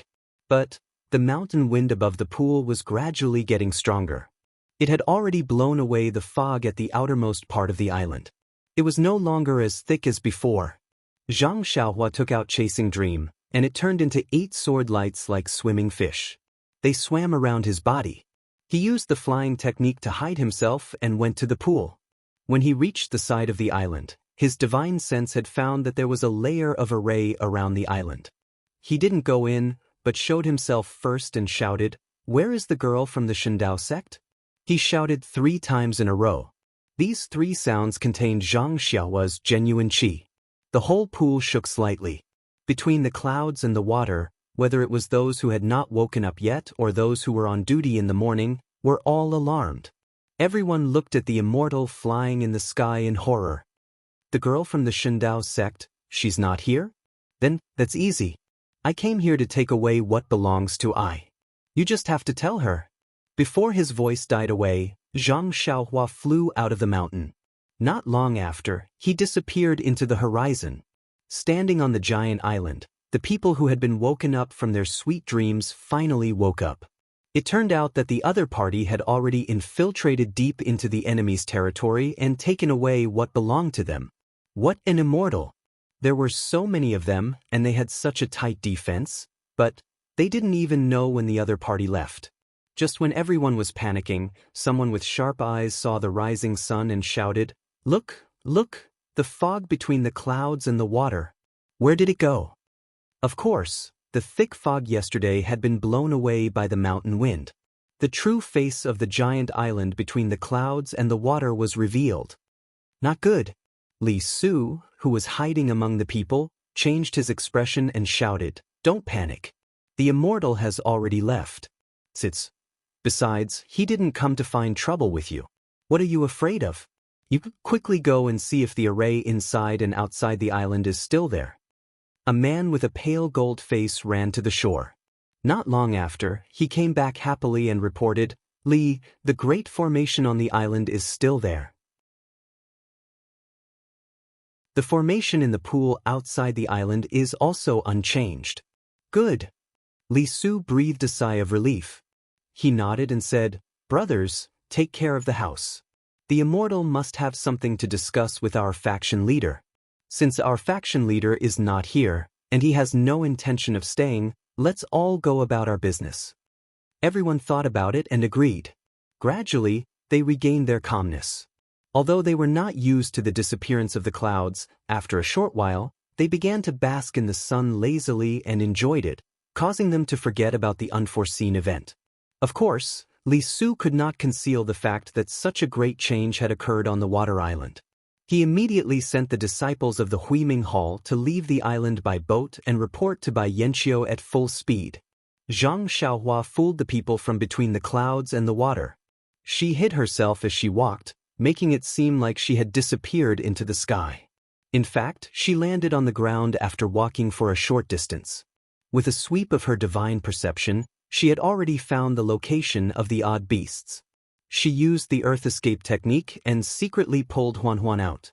Then, she jumped up and chased after Meng, who had been walking for a whole night.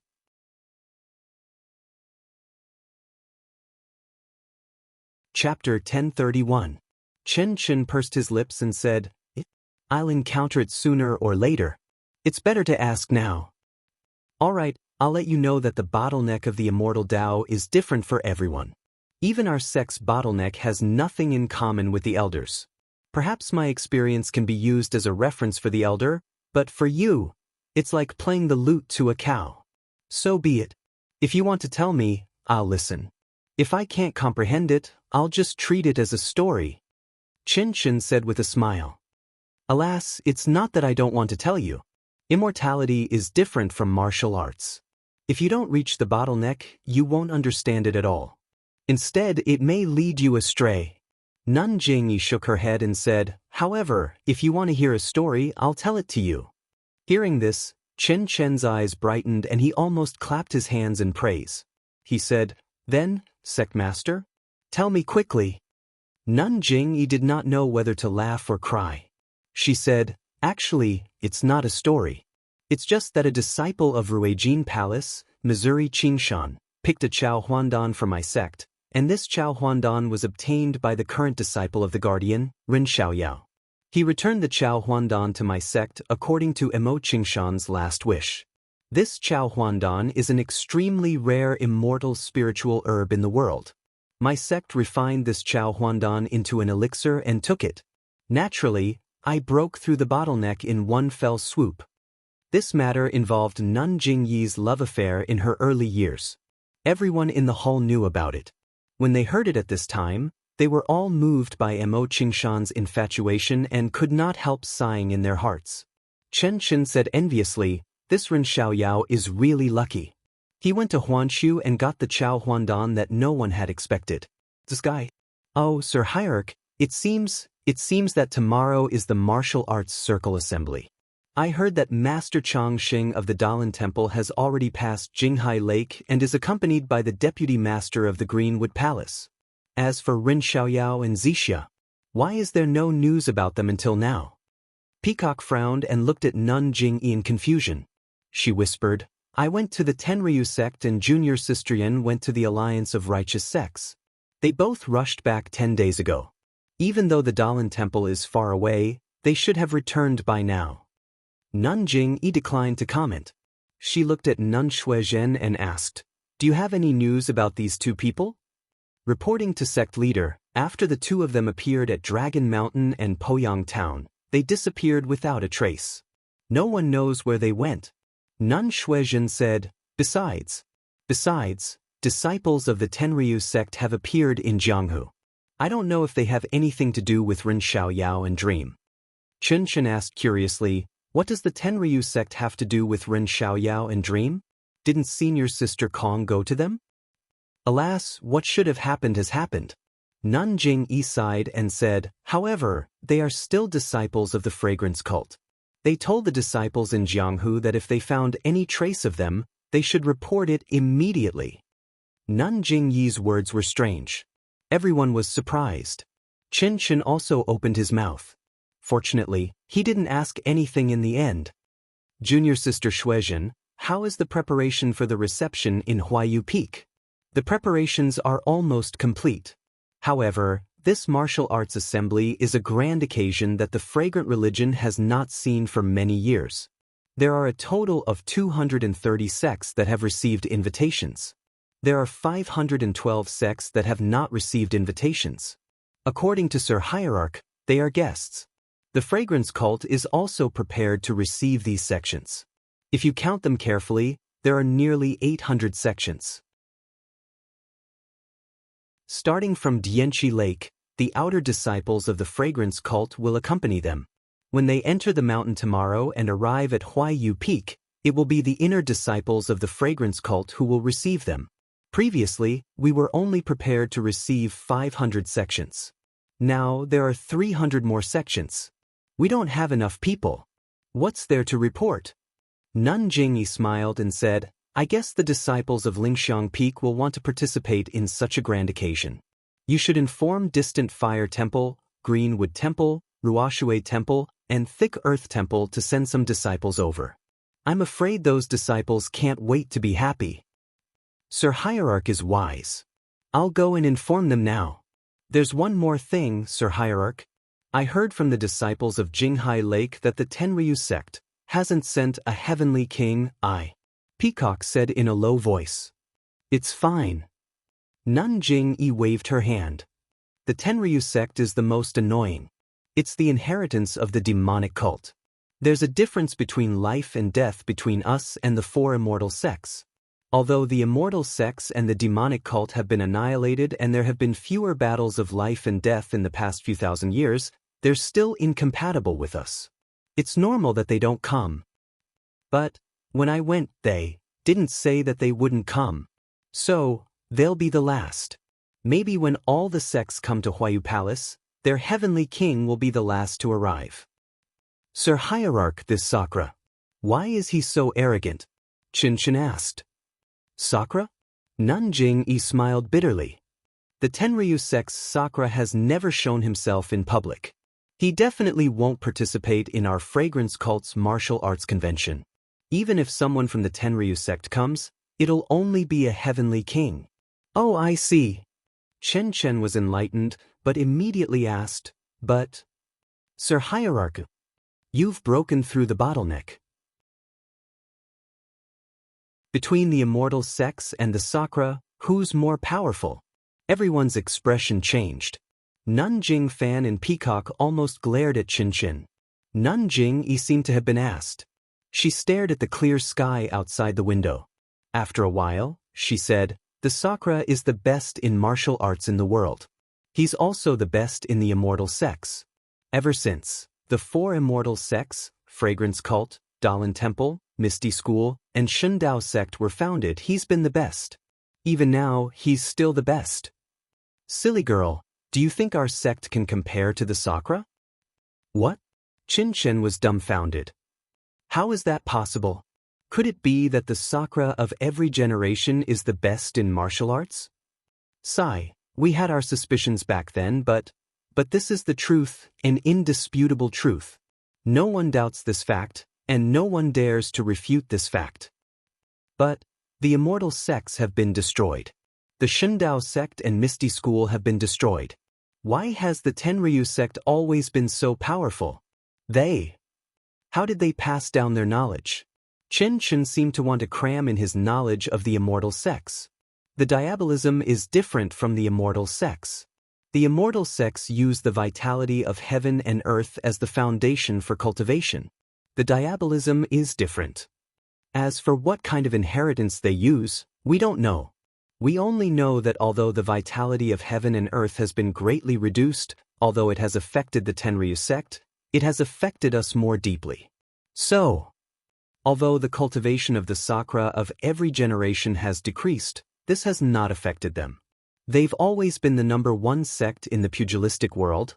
The Sakra has always been the #1 in the pugilistic world. Then Master Jing Xian, Master Jing Gang. Peacock asked in a low voice, this time, should we ask about it? Nanjing stopped and looked at Peacock thoughtfully. She nodded and said, yes. They killed 2 of our elders. Even if the Sakra is the #1 person in the world and the Tenryu sect is the #1 sect in the world, this matter must be explained clearly. Everyone praised him in their hearts and nodded, Lord Hierarch is right. But, Peacock, think about it again. Do you think it's possible to ask about this in front of all the heroes in the world? Master. Peacock's expression changed and she frowned. After a while, she shook her head and said, Master is wise and farsighted. I'm still lacking in experience. This is not appropriate for me to ask. Chen was anxious and said, Senior sister, why are you talking in riddles with Master? Why don't you explain it clearly? Peacock looked at Nanjing and turned to say, the death of the 2 masters is related to the Tenryu sect, but we don't have any evidence. If we ask them for no reason, they won't admit it. They might even ask us for evidence. Wouldn't it show that the Tenryu sect is incompetent? This matter can't be compared to the public vengeance in the martial arts world. We can't just ask for it openly. That's right. Chen also realized and said dejectedly, I thought I could find justice for the 2 masters. Justice is in the heart of the heavens. Justice is in the heart of the people. Nanjing nodded and said, this is something that the Tenryu sect needs to investigate. We won't ask about it in front of others. Moreover, the Tenryu sect has killed so many of the Tenryu sect spies. When will you hear them talk about it? Even if Chen says that a heavenly king of the Tenryu sect has been killed secretly, even if the Sakra is suspicious, He won't ask you in front of everyone. This is a slap to your own face. Nun Jingyi said, after all, tomorrow will be the most lively event that the Tenryu sect has ever seen in decades. Whether it's an enemy or a friend, everyone will be a guest tomorrow. Let's think about how to organize the Wulin convention tomorrow.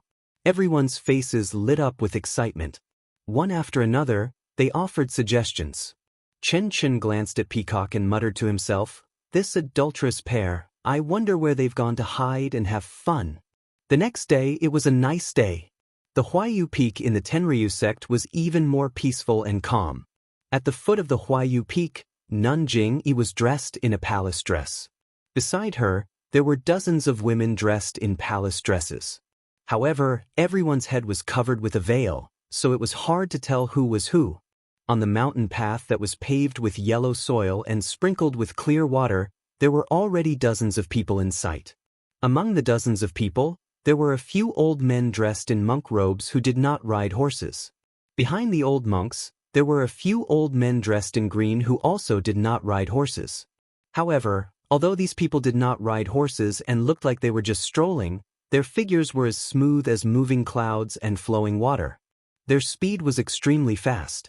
Even the dozens of young disciples behind them who were dressed in various clothes and riding horses could barely keep up with them. Seeing the old monk, Nun Jingyi's face was full of smiles. Her feet paused slightly and her body floated forward like a willow catkin. She only walked for dozens of feet in the air before she stopped and said, "Elder, Master Zhang-san, I haven't seen you for many years. How are you? Please cast a monthly vote, a recommendation vote, a collection, a tip."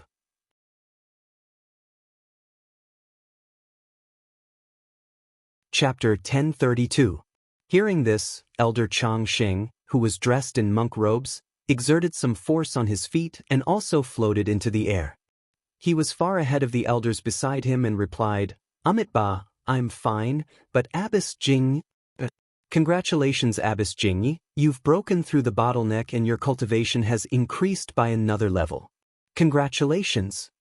Next to him, Alliance Master Zhang San, who was almost shoulder to shoulder with Elder Chang Sheng, also took large strides. He was actually using a rare qinggong, shrinking earth into an inch. He wasn't much slower than Elder Chang Sheng.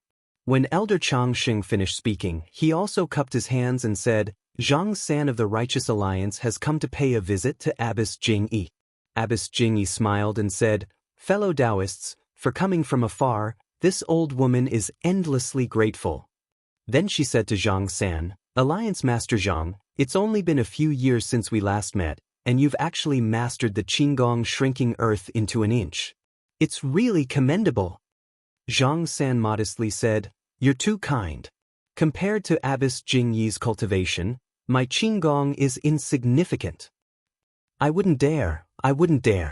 All the martial arts in the world return to their origin, and in the end, they all reach the same height. As they spoke, the long distance was covered by the two of them. When they arrived in front of Abbess Jingyi, Zhang San said, "I thought that entering Dianqi Lake meant entering the incense cult. Walking for a long time with it, this incense cult is indeed a paradise." "Isn't that so? I didn't expect Abbess Jingyi to be so generous. She invited the entire Jianghu.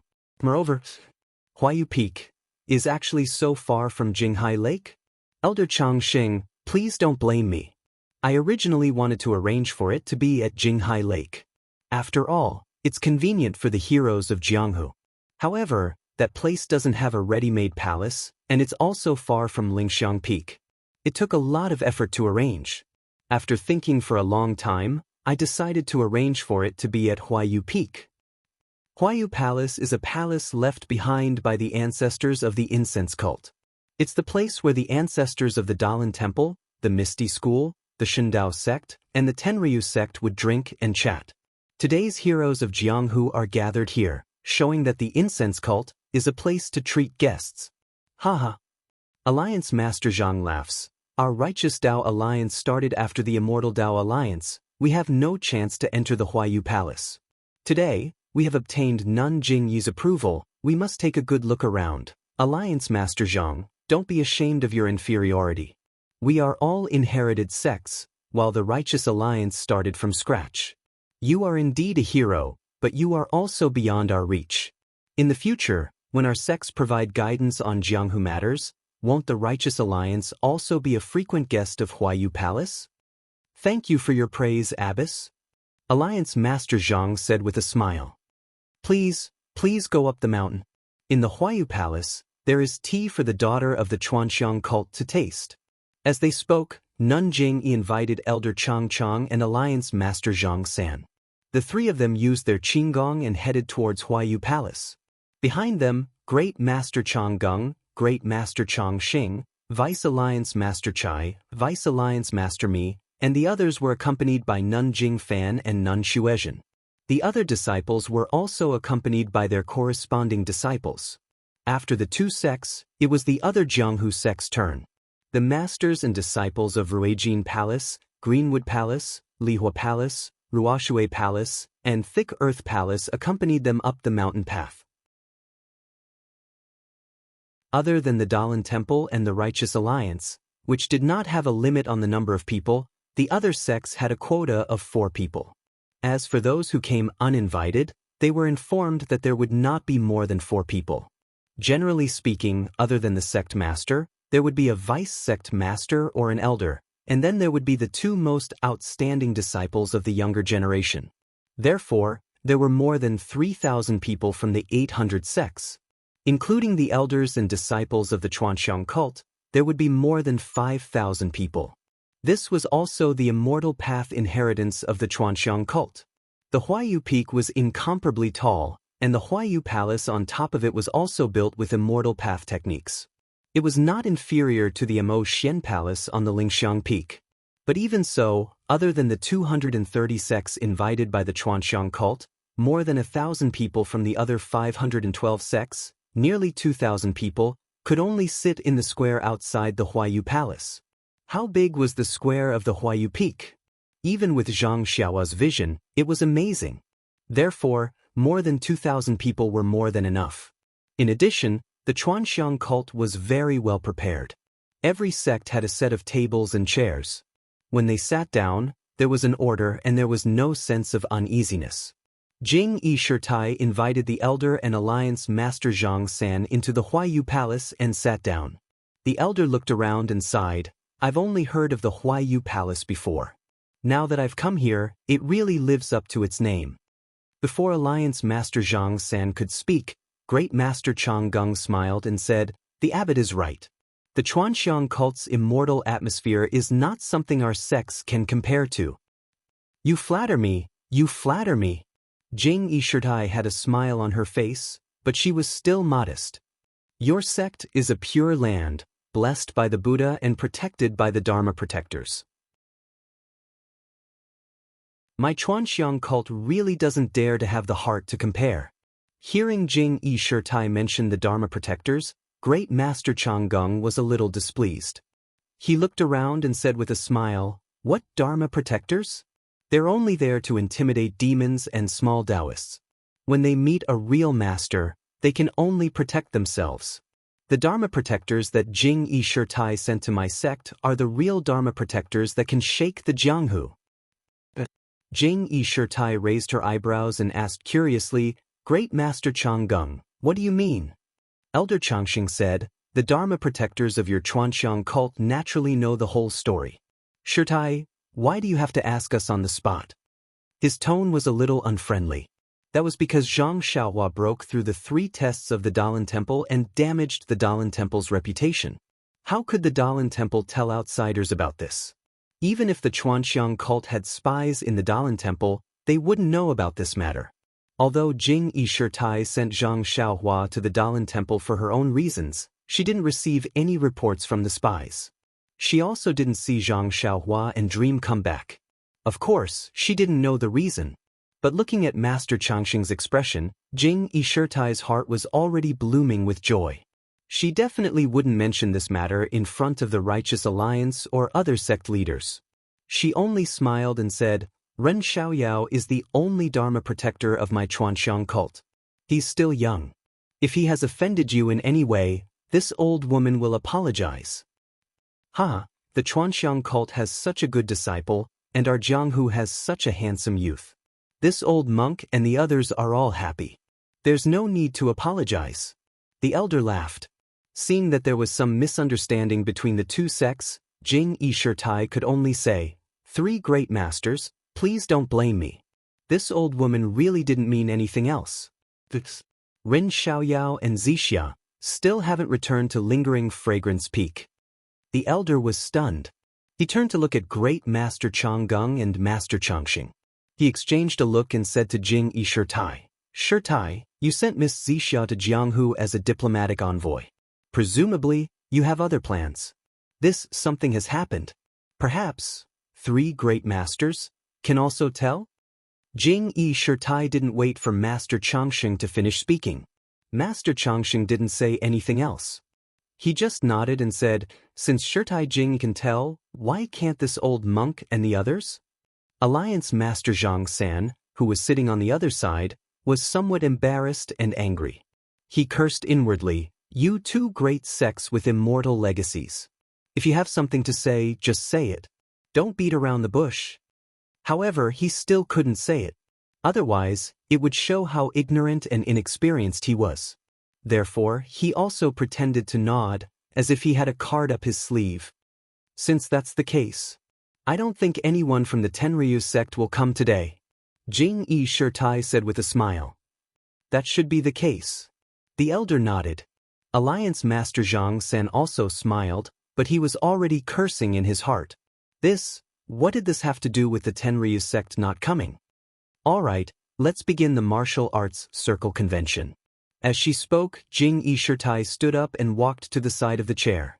She moved her hands slightly in her sleeves and said softly, "Everyone, welcome to my fragrant religion." Jing Yi Shirtai's voice was very soft, but, in the ears of the people in Huayu Palace, it was as if she was speaking right next to them.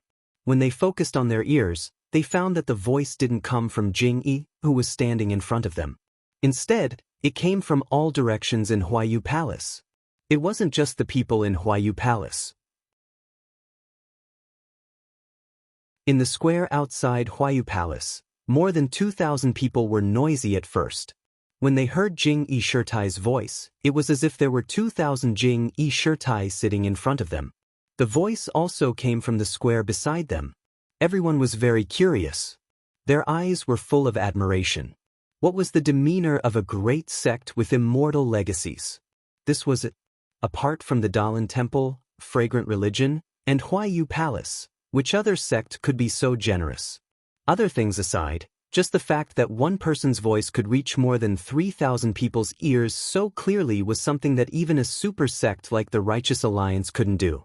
"Everyone, welcome to my fragrant religion's Huayu Peak. Please participate in the martial arts assembly for my fragrant religion's re-entry into the pugilistic world." Standing in front of thousands of people, Jing Yi Shirtai spoke with assurance as if there was no one around. "As everyone knows, my fragrant religion has been blessed by my immortal seniors for thousands of years. Under the protection of the sect-protecting formation, we rarely participate in pugilistic world affairs. Although this has preserved the legacy of my fragrant religion, on the other hand, it has also erased the edges of my fragrant religion. We lack the guts of a great sect like the Righteous Alliance. Today, due to various reasons, the sect-protecting array of the fragrant religion has collapsed. From today onwards, the sect-protecting array of the fragrant religion will no longer be the sect-protecting array of the fragrant religion. In the future, we will integrate into the Jianghu, into everyone. I hope that in the future, all the Jianghu sects will work together with the sect-protecting array of the fragrant religion and push the development of martial arts to the peak. Today is a milestone for my fragrant religion. It is also a milestone in the history of the pugilistic world. Today is a small step for my fragrant religion. It is also a big step for the pugilistic world. Today, the pugilistic world has given my fragrant religion a chance. In the future, my fragrant religion will give the entire pugilistic world a surprise. Although my fragrant religion is a great sect in the pugilistic world, My fragrant religion has always adhered to the principle of not forming alliances and not seeking hegemony. I believe that due to my fragrant religion's re-entry into the pugilistic world, it will definitely bring peace to the pugilistic world. Please cast a monthly vote, a recommendation vote, a collection, a tip.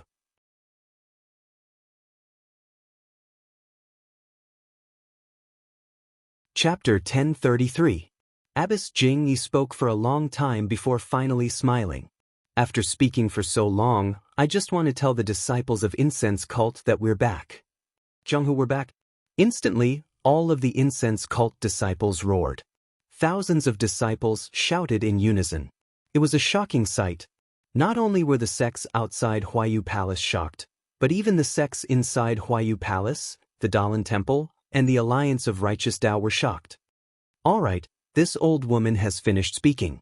In the future, when the disciples of my humble sect roam the Jianghu, I would like to thank everyone for taking care of me. Nanjing cupped her hands and said. No one dared to be rude. They all stood up and returned the gesture. Master Longevity stood up and walked over. Abbess Jing knew this and moved away from where she had been standing. Master Longevity put his palms together and said, Everyone, incense cult is a branch of Jianghu. Thousands of years ago, although there was a protective formation, the disciples of incense cult could still be found all over Jianghu. Now that the heavens have changed, the disciples of incense cult can once again appear in Jianghu. This is incense cult's fortune and Jianghu's fortune.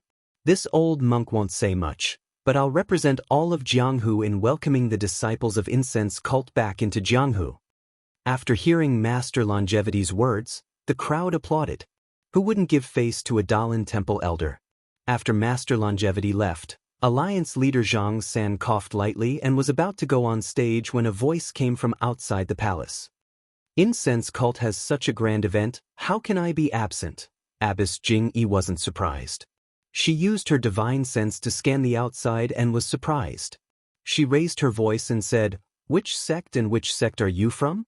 Of all the famous sects in Jianghu, my school of fragrance sends out disciples to invite you. As for the other famous sects, my school of fragrance has a limited number of disciples, so I can't invite them one by one. Since you're here, then you're a guest. My school of fragrance will naturally welcome you with courtesy. Heh, if the Alliance of Righteous Dao can participate in incense cult's martial assembly, why can't we? Since the incense cult could re-enter Jianghu after thousands of years, why can't we do the same?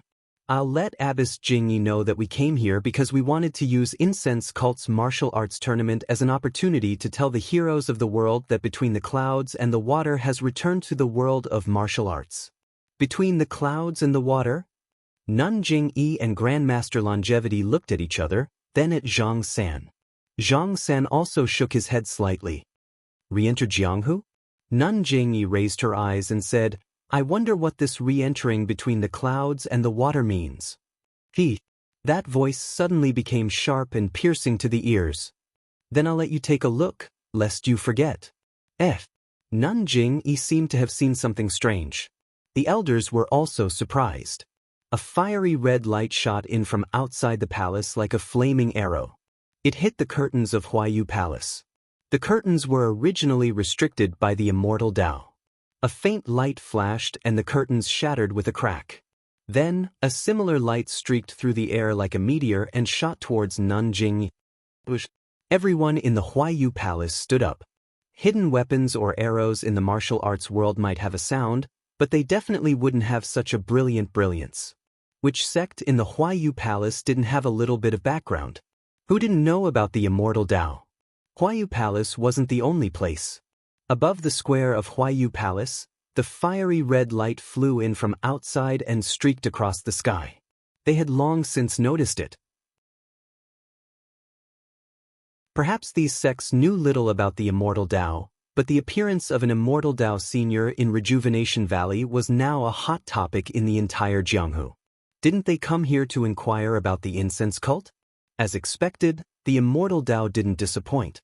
It revealed its ferocity. Sky Shaker Bao? Nanjing frowned and blurted out. Seeing that the arrow-like light was about to reach her, she wasn't in a hurry.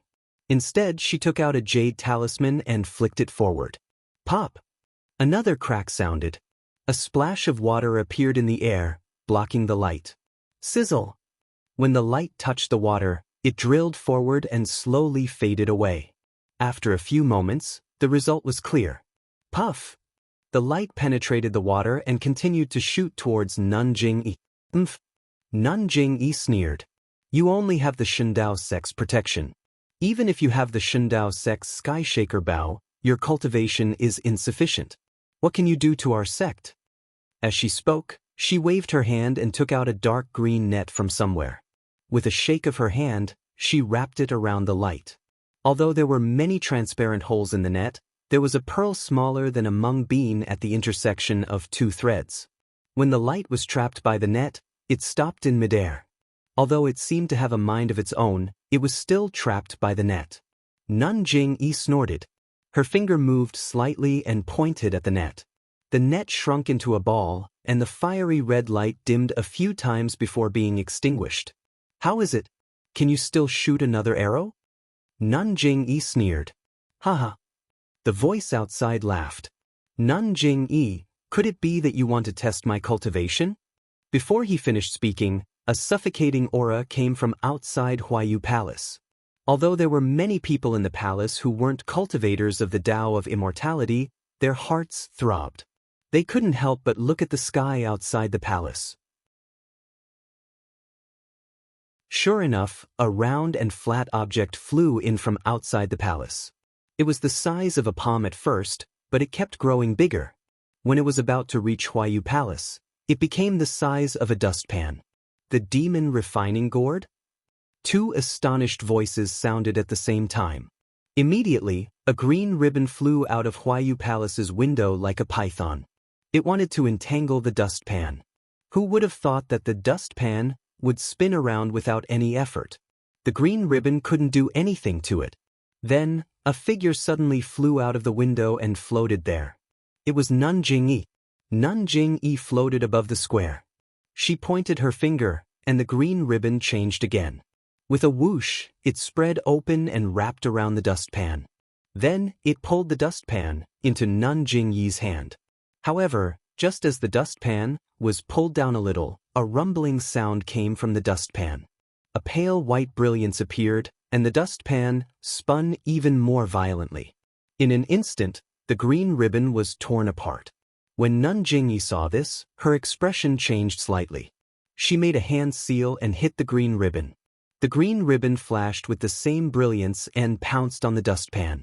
At this time, a powerful suction force came from outside Huayu Palace.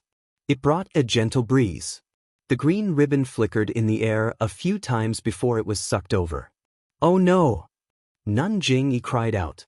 This really is the devil refining gourd, and the technique it uses is also from the Shindao sect.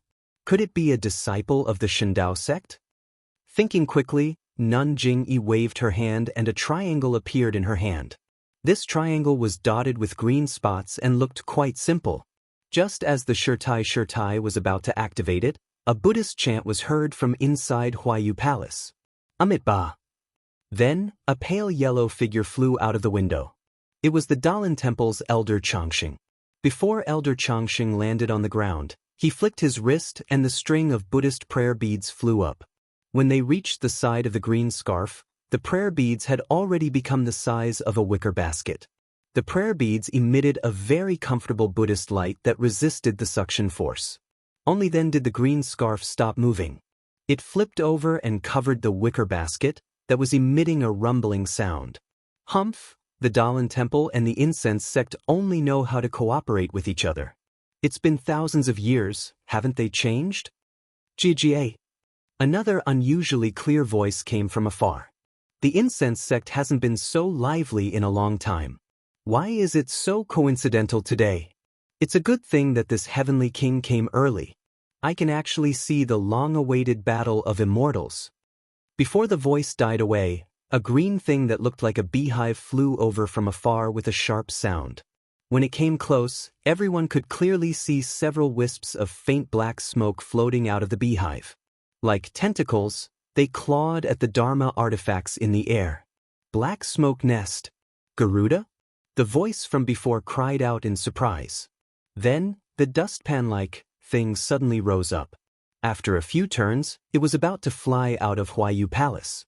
At this moment, the clear voice asked curiously, "Little girl, who are you from the Shindao sect?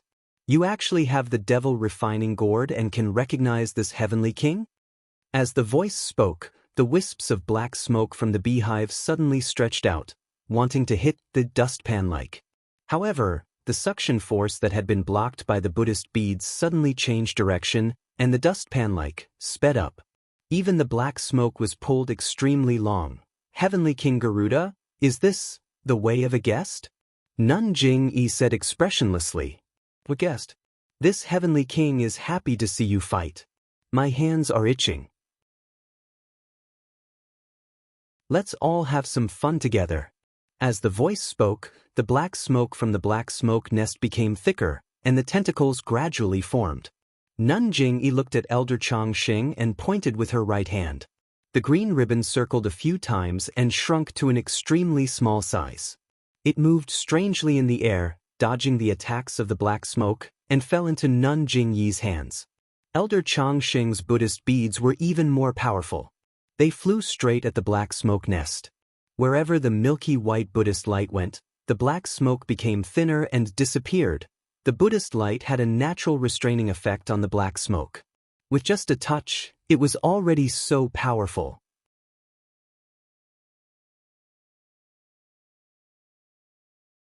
Chapter 1034. Changxing, you old monk. Garuda's heart ached when he saw the black smoke diminish. Before he could curse, the prayer beads circled around the black smoke nest and slowly fell into the elder's hands. "Sigh, how did it end so quickly?" Garuda's clear voice was filled with regret. The black smoke nest quickly flew out of Huayu Palace. "Disciples of the Shindao sect, please come to Huayu Palace for a chat." Nun Jingyi raised her voice. "Yes, Nun Jingyi, please." As soon as he finished speaking, a beautiful middle-aged woman with a beautiful figure flew in from the sky. She was also using the levitation technique.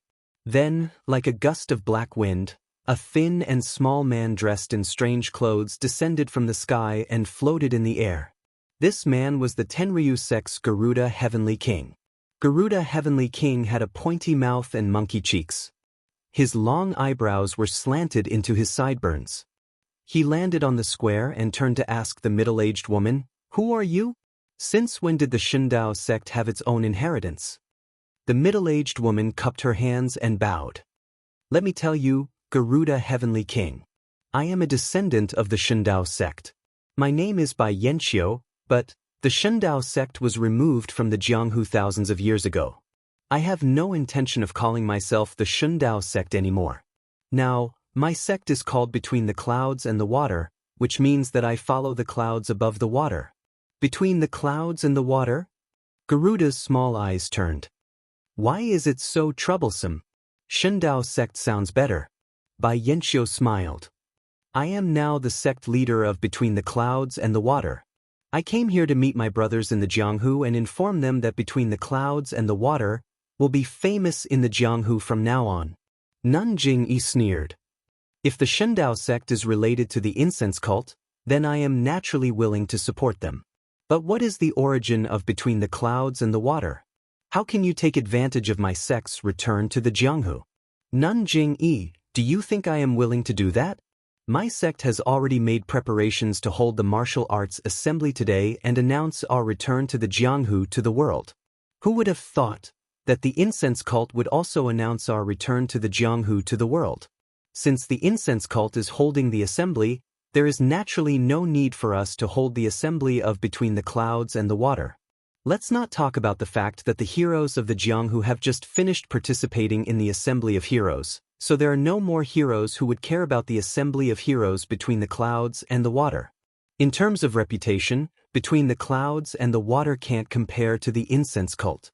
Why don't we use the incense cult's glory and enter the Jianghu hand in hand with the incense cult?" When she heard Bai Yanqiu lowering his status, Nun Jingyi looked at Garuda, who was standing next to her, and then at the elder. She could not help but ponder. At this time, Many people had also rushed out of Huayu Palace. The current leader of the Righteous Tao Alliance, Zhang San, was watching this unbelievable battle from afar. His face was as dark as water. It was unknown whether he was jealous or had other plans. Alright, by Zhang Men is right. Since it is a martial arts assembly, then it is naturally a martial arts assembly for the entire Jianghu. Not only can the incense cult announce this to the entire Jianghu, even if the Shindao sect reappears, we should also be able to. Nanjing Yi, there is a difference in your words. It is between the clouds and the water, not the Shindao sect. Bai Yanxiu said with a smile. Hehe, Nanjing Yi laughed and said, whether it is the Shindao sect or between the clouds and the water, they are both sects that have inherited the way of the immortals. How can the incense cult not lend a hand? In that case, thank you, Nanjing Yi. Bai Yanxiu smiled and bowed. If that is the case, Bai Zhangmen, why don't you call your disciples out? Please excuse me, Nanjing Yi. Bai Yanxiu did not mind. He waved his hand and made a strange gesture. Immediately, dozens of disciples of Between the Clouds and the water-wielding long sabers appeared around Huayu Palace. They quickly used their qinggong to arrive beside Bai Yanxiu. The expressions of the people in Huayu Palace changed. Their eyes were filled with anger. The disciples of the incense cult were especially angry. Nanjing Yi, I did not mean to do this. It was just a way to protect myself. Hehe, it is fine, it is fine. This method is very normal. Nanjing Yi said nonchalantly. Even if it is the incense cult, we still have a backup plan. As she spoke, she reached into her bosom and took out an apricot yellow flag. She poured her true qi into it and waved it slightly. A few faint clouds floated out of the flag and quickly flew out of Huayu Palace. As they flew, the edges of the clouds became thinner and thinner. By the time they were out of Huayu Palace, they had almost disappeared. Abbess Jing Yi waved the small flag again. Boom! Outside the Huayu Palace, a 30 feet tall wall of fire immediately rose. The flame was more than a foot long and emitted a greenish-yellow color. This. Bai Yanxiu was dumbfounded. Garuda looked at the wall of fire with a dignified expression. Alright, this is just a precaution from the incense cult. It seems that it will not be necessary. Nanjing Yi smiled and waved the flag again. The wall of fire immediately disappeared. Inside the Huayu Palace, everyone's reactions were different. The heads of the famous sects all looked pensive, as if they were considering something. The other sects all looked enlightened, and then their faces were full of excitement. They were even more excited than when they watched the fight of the Immortal Tao. Many people had already begun to secretly look at their feet, or use their hands to touch the small tables and stools, trying to find traces of the Immortal Tao magic arts. Of course, there were also many people who looked frightened. They were sects that were not very close to the incense cult. They wanted to use this martial arts circle convention to find out what was going on. But looking at the incense cult, if they wanted to, all they had to do was wave their flag and everyone in Huayu Palace would be buried. Their original plan of using their qinggong to escape as soon as they realized that something was wrong was completely useless. Therefore, everyone understood why the incense cult had held the martial arts circle convention on Huayu Peak. Bai Yanxiu had been operating on the water island of the Water Cloud sect for decades. She had confidence in her Dharma power and magic, and was confident that she had the capital to confront the fragrant cult. That was why she had mobilized so many people to show off at the Fragrant Cult's Martial Arts Society Assembly. Who would have thought that, not to mention magic, she had only dabbled in it, and it was not the time to shed all pretense of cordiality. She had brought a group of disciples to the Huayu Peak secretly to show off. Who would have thought that she had still fallen into Nanjing Yi's trap, a big sect with an immortal Tao legacy? It was not a joke. Bai Yanxiu's expression changed slightly as thousands of thoughts swirled in her mind. After a moment, she came up with a plan. She bowed and said, as expected of the illustrious fragrant religion. This concubine was truly lacking in manners and was like a frog at the bottom of a well. I apologize now. Please forgive me, Abbess Jing. Nanjing Yi waved her hand and smiled. After the Immortal Dao legacy, your Shendao sect? Nanjing Yi, the Shendao sect is history. Our sect is now between the clouds and the water. Oh, I am confused. I'm used to calling you that. Bai Zhangmen, please forgive me. Your sect, between the clouds and the water, has been reborn and has entered the Jianghu. You and the incense cult announced at the same time. This is a grand event in the Jianghu. It is the best of both worlds. How can I not applaud and welcome you? Come. Garuda King, Bai Zhangmen, please take a seat in Huayu Palace. I was just about to nag you. Garuda laughed and flew into Huayu Palace like a wisp of smoke. Please. Bai Yanxiu was polite and followed the elder into Huayu Palace. However, in the previous Huayu Palace, there was an oval platform at the head of the table. There was a chair on the platform, which was where Nanjing Yi sat. Elder Changsheng and Alliance leader Zhang San sat in the VIP seats below the platform. Garuda entered the Huayu Palace. Without even looking, he flew straight to the platform and sat down. Nanjing Yi's expression changed slightly. Just as she was about to speak, Garuda laughed and said, Jing Yi, the seats in Huayu Palace don't seem to be like this. Nanjing Yi's eyes narrowed. She said coldly, I thought the Tenryu sect might look down on the incense cult and wouldn't send people here. The Shendao sect and Misty School have been removed from the Jianghu. Wouldn't the 5 seats on this platform be a waste? If I invited the Elder and Alliance Master Zhang San, who else would come? I might as well hide these 4 seats. Garuda said again, now that the Tenryu sect is here, this? Between the clouds and the water is here too, Jing, you don't have to hide anymore. You won't have the chance to sit on the platform alone. After a moment of silence, Jing Yi looked at the confused Zhang San and Bai Yanxiu and said with a smile, Heavenly King Garuda is right. Please wait a moment. As she spoke, she made a hand sign and hit the platform. A faint yellow light flashed. On the spacious platform, 4 more chairs appeared in picturesque disorder beside Garuda's chair. Even Garuda's chair revealed the essence of white jade. In Huayu Palace, everyone was stunned. Nanjing Yi sneered and said, Heavenly King Garuda, the chairs are here. Please sit on the Tenryu sect's chair. I know.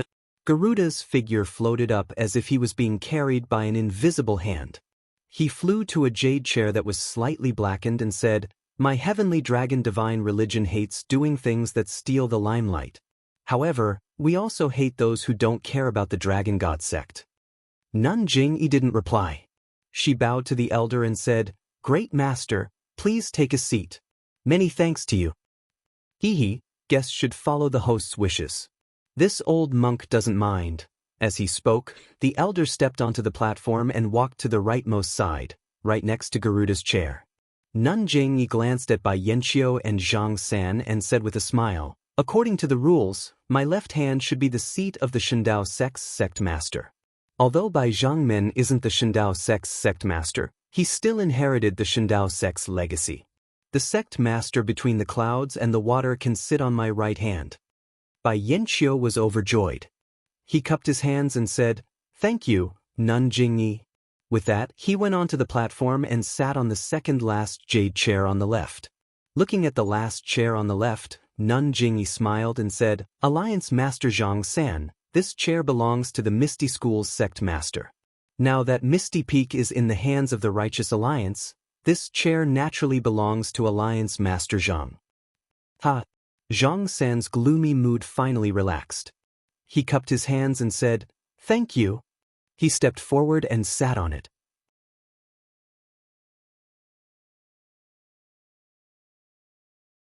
Chapter 1035. The great sects of the Immortal Dao were the originators of martial arts in the world. The 5 sects had been arranged 10,000 years ago, but the vicissitudes of the world had changed. The branches of the other 5 sects had their own lives and deaths, so they were no longer close to the 5 sections. The 5 sects had changed a lot. The incense cult had not entered the Jianghu for a long time. The Shendao sect had been destroyed long ago and was replaced by the sect between the clouds and the water. The Misty School had been destroyed and was replaced by the Righteous Alliance. Now that the 5 sects had taken their seats in Huayu Palace, There was a new order in the Jianghu. Nun Jingyi was the last to ascend the high platform. She walked to the jade seat in the center and sat down. Just as she sat down, there was a flash of multicolored light on the high platform and the faint sound of bamboo instruments. Although it was faint, it had already spread throughout the Huayu Palace. In the Huayu Palace, there were more than 200 sects and thousands of people. Envy flashed in their eyes as they wondered when their own sects would be able to ascend the high platform of the immortal Dao. All right, everyone, please have some tea and rest for a moment. The Wulin convention will continue with its brilliance. Nun Jingyi cupped her hands slightly, her voice spreading throughout the Huayu Palace. Immediately, the inner sect disciples of Lingering Fragrance Peak held trays in their hands. On the trays were tea and fruits made by Lingering Fragrance Cult. They were delivered to the tables of the various sections. Everyone in the Jianghu had an unruly side. When they saw beautiful women, even the inner sect disciples of the incense cult couldn't help but look lustful. However, when they saw the women's martial arts cultivation, they couldn't help but be flabbergasted. Perhaps on the surface, one couldn't see a person's true martial arts with the naked eye, but which of these sect leaders and elders hadn't been immersed in martial arts for decades? How could they not be able to see the characteristics of powerful martial arts from a few details? How could they still look at these young women with martial arts that weren't inferior to their own? Well, maybe they had some special hobbies, but let's not talk about them. Thus, almost all of the elders couldn't help but look like profound elders because of their status. The young disciples were different. When they saw such beautiful women, how could they maintain their composure? They all had smiles plastered on their faces as they stood up one by one and greeted them politely. Their teachers wanted to stop them, but they changed their minds and didn't say anything. These young disciples of the various sects were all young talents that had been selected by their respective sections. They had come here not only to broaden their horizons, but also to show off their skills in front of the heroes of the world. Their mission was to gain face for their respective sections. When the masters of the various sects saw that the inner disciples of the School of Incense were so outstanding, they must have made some calculations in their hearts. If their disciples were to gain the favor of a female disciple and establish a relationship with the School of Incense, then, not to mention the status of their sects in Jianghu, perhaps, they would even have the opportunity to sit on those jade chairs on the high platform. In the end, even some of the bashful young disciples were secretly kicked by their own teachers under the table, causing their faces to turn red. But this was just wishful thinking. The female disciples of the incense cult might not be as outstanding as the disciples of Emo Ninggong, but they could not possibly set their sights on the martial world. Cough cough, of course, unless they were like Zhang Xiaohua, who was so infatuated that she could fight her way up to Lingering Fragrance Peak. Only then would they consider it. The inside and outside of Huayu Palace was a lively scene, and the high platform was another scene. Abbess Jingyi waved her hand and cast a spell. Immediately, a layer of milky white restrictive spells appeared around the platform, surrounding it tightly. Bai Yanqiu and Zhang San's expressions changed slightly. They didn't understand what was going on, but when they saw that the Grand Elder and Garuda didn't say anything, they looked at each other and didn't say anything. All right, it's rare for the School of Incense to entertain guests. I hope that everyone will not mind. As she spoke, a few female disciples passed through the milky white restriction. Each of them held a tray in their hands. The one in front had 5 small wine cups on it.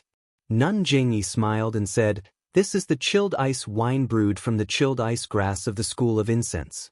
We used the recipe of the School of Immortals, and it has great benefits for refining one's vital energy. Please enjoy." As she spoke, Nun Jingyi downed the wine cup in her hand. Then, she closed her eyes and adjusted her breathing, as if she was refining the vital energy in the wine. Garuda saw this and laughed. "I didn't expect the School of Incense to be so generous. You even took out such a precious item to entertain your guests. If I didn't come today, I would have suffered a great loss." As she spoke, she tilted her head back and downed the wine. "Amitba," the elder chanted. "Wine is not wine, meat is not meat. Wine and meat pass through the intestines, but Buddha remains in the heart." She also downed the wine in one gulp. Bai Yanqiu looked at the dark green wine in the small wine cup in his hand and couldn't help but hesitate. The wine cup was carved from white jade and should have been warm, but when he held it in his hand, it felt a little cold. However, this coldness was different from usual. It was mixed with the warmth, and there were traces of icy ripples. As he raised the wine cup, a faint fragrance drifted into his nose. The wine swirled left and right with the movement of his hand. Every time it swirled, a faint fragrance would spread out. Bai Yanqiu released his divine sense, and his expression changed slightly. He saw that the small wine cup was overflowing with vital energy. It was many times more vital energy than the immortal tea between the clouds and the water, and this vital energy was faintly dispersed along with the fragrance. Bai Yanqiu didn't dare to be negligent. He tilted his head back and poured the wine into his mouth. Immediately, a refreshing feeling spread out from his mouth, and then a small stream rose from his stomach. This was the essence of the vital energy of heaven and earth. Bai Yanqiu's face turned slightly red, and he immediately used the Shendao Sek's heart technique to refine this vital energy of heaven and earth into his meridians. At this time, Zhang San was different. He saw that the other 4 people treasured this strange-looking wine, and also closed their eyes to adjust their breathing. How could he not know that this was an item of the immortal path? However, when he smelled the wine cup in his hand, it didn't have the smell of ordinary wine at all. There was only a refreshing fragrance that made him feel refreshed, and it had nothing to do with the wine. He hesitated for a moment, but just as he was about to use it, Nun Jingyi opened her eyes and said with a smile, "Alliance Head Zhang, this wine was brewed using the Immortal Path's method. If you don't know the Immortal Path's heart technique, you won't be able to refine the essence of the wine. This wine is just an ordinary drink. It won't increase one's inner strength by much and can be said to be a waste. I think, if there are people in the Righteous Alliance who know the Immortal Path's cultivation method, why don't Alliance Head Zhang bring it back?" Zhang San's eyes narrowed, and his face turned slightly green. However, he quickly recovered and nodded. "Nun Jingyi is right. Good, bring me a jade bottle." "Yes," a voice answered from outside the restriction. A female disciple dressed in light red clothes came in from outside, holding a small jade bottle in her hand. "Eh?" The female disciple had just entered when she saw Garuda, who was sitting on the jade chair and had just opened his eyes. She couldn't help but cry out in surprise. The female disciple was also stunned. She looked at Garuda in confusion. With a whoosh, Garuda suddenly jumped up from the jade chair. He seemed to have forgotten to use his qinggong. He walked in a few steps to the female disciple and grabbed her wrist. The female disciple was stunned. She tried to use her qinggong to dodge, but how could she be a match for Garuda? Before she could move, she was caught. With a cry of surprise, the jade bottle fell to the ground. Nun Jingyi was stunned. With a wave of her hand, the jade bottle flew into her hand. She said unhappily, "Garuda, what is the meaning of this?" However, Garuda completely ignored her. He held the female disciple's wrist with one hand and pressed her acupoints with the other. He began to open his eyes wide and carefully examine her from head to toe. Nun Jingyi coldly snorted and handed the jade bottle to Zhang San, saying, "Alliance leader Zhang, put this icy soul wine into the jade bottle. If it is left in the wine cup for too long, the essence inside will disappear." Zhang San took the wine cup and poured it into the jade bottle as instructed. He put it away and said no more. He coldly looked at Garuda, who was not far away. Garuda seemed to have obtained some kind of treasure. He looked at the female disciple from head to toe. He was just short of taking off her clothes to examine her. The female disciple's face was red with embarrassment, but her eyes were filled with fear. Her body trembled uncontrollably. Although she couldn't move, she still looked at Nun Jingyi for help. "Enough, Garuda. Let go of your hand." Nun Jingyi said angrily. "Hee, Nun Jingyi, wait a moment." As he spoke, Garuda stretched out his right hand and pointed between the female disciple's eyebrows. Nun Jingyi coldly snorted. Her hand moved slightly, and a gust of wind from her finger attacked Garuda's main acupoint on his back. Garuda chuckled and dodged the attack. Nun Jingyi rose into the air like a wisp of smoke. She stretched out her hand and grabbed the back of Garuda's neck. Garuda didn't turn around. His body flashed, and an afterimage flashed. In the blink of an eye, he floated to another part of the platform, still holding the female disciple in his hand. When Nun Jingyi's figure turned in the air and wanted to continue the chase, Garuda's finger had already landed between the female disciple's eyebrows. Garuda let out a surprised laugh. He landed on the ground, let go of the female disciple's hand, and jumped onto the jade chair.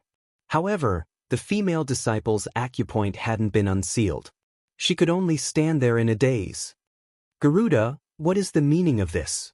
Nun Jingyi walked to the female disciple's side and looked her up and down. She also used her divine sense to check her. She didn't find anything unusual.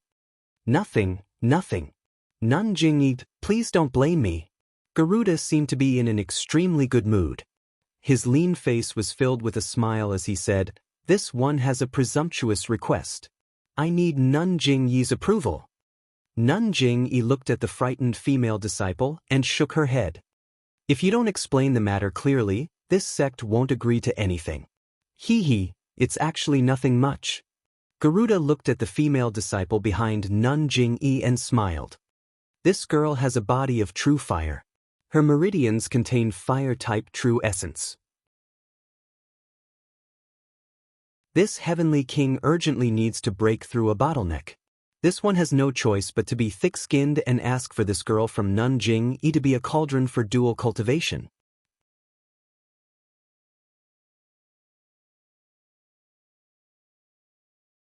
Chapter 1036. Cauldron? Zhang San wasn't the only one surprised. Jing Yi and the other immortal cultivators were also surprised. Jing Yi looked at the female disciple beside her, her eyes full of curiosity. She turned around and said, "Garuda, the cauldron is a legend of the immortal path. Could it be that your demon sect's cultivators also need this? Moreover, cauldrons are usually only found among immortal cultivators. Right now, most of the immortal cultivators are in front of you. Although this female disciple has some potential, but..." To his surprise, Garuda waved his hand and laughed. "In the eyes of immortal cultivators like you, of course, this female disciple's aptitude is extremely ordinary. There's nothing special about her. But in the eyes of the demonic sect, this woman's constitution is special. Perhaps it's only useful to my cultivation." He then explained, "In ancient times, immortal cultivators were limited by gender. They cultivated Yang's spiritual energy. As the ancient saying goes, solitary Yang doesn't grow, solitary Yin doesn't grow. Only by balancing Yin and Yang can one achieve the Tao. Thus, Sunmi used a lowly woman's body as a cauldron. Using Yin and Yang intercourse, they guided the woman's Yin spiritual energy into her meridians.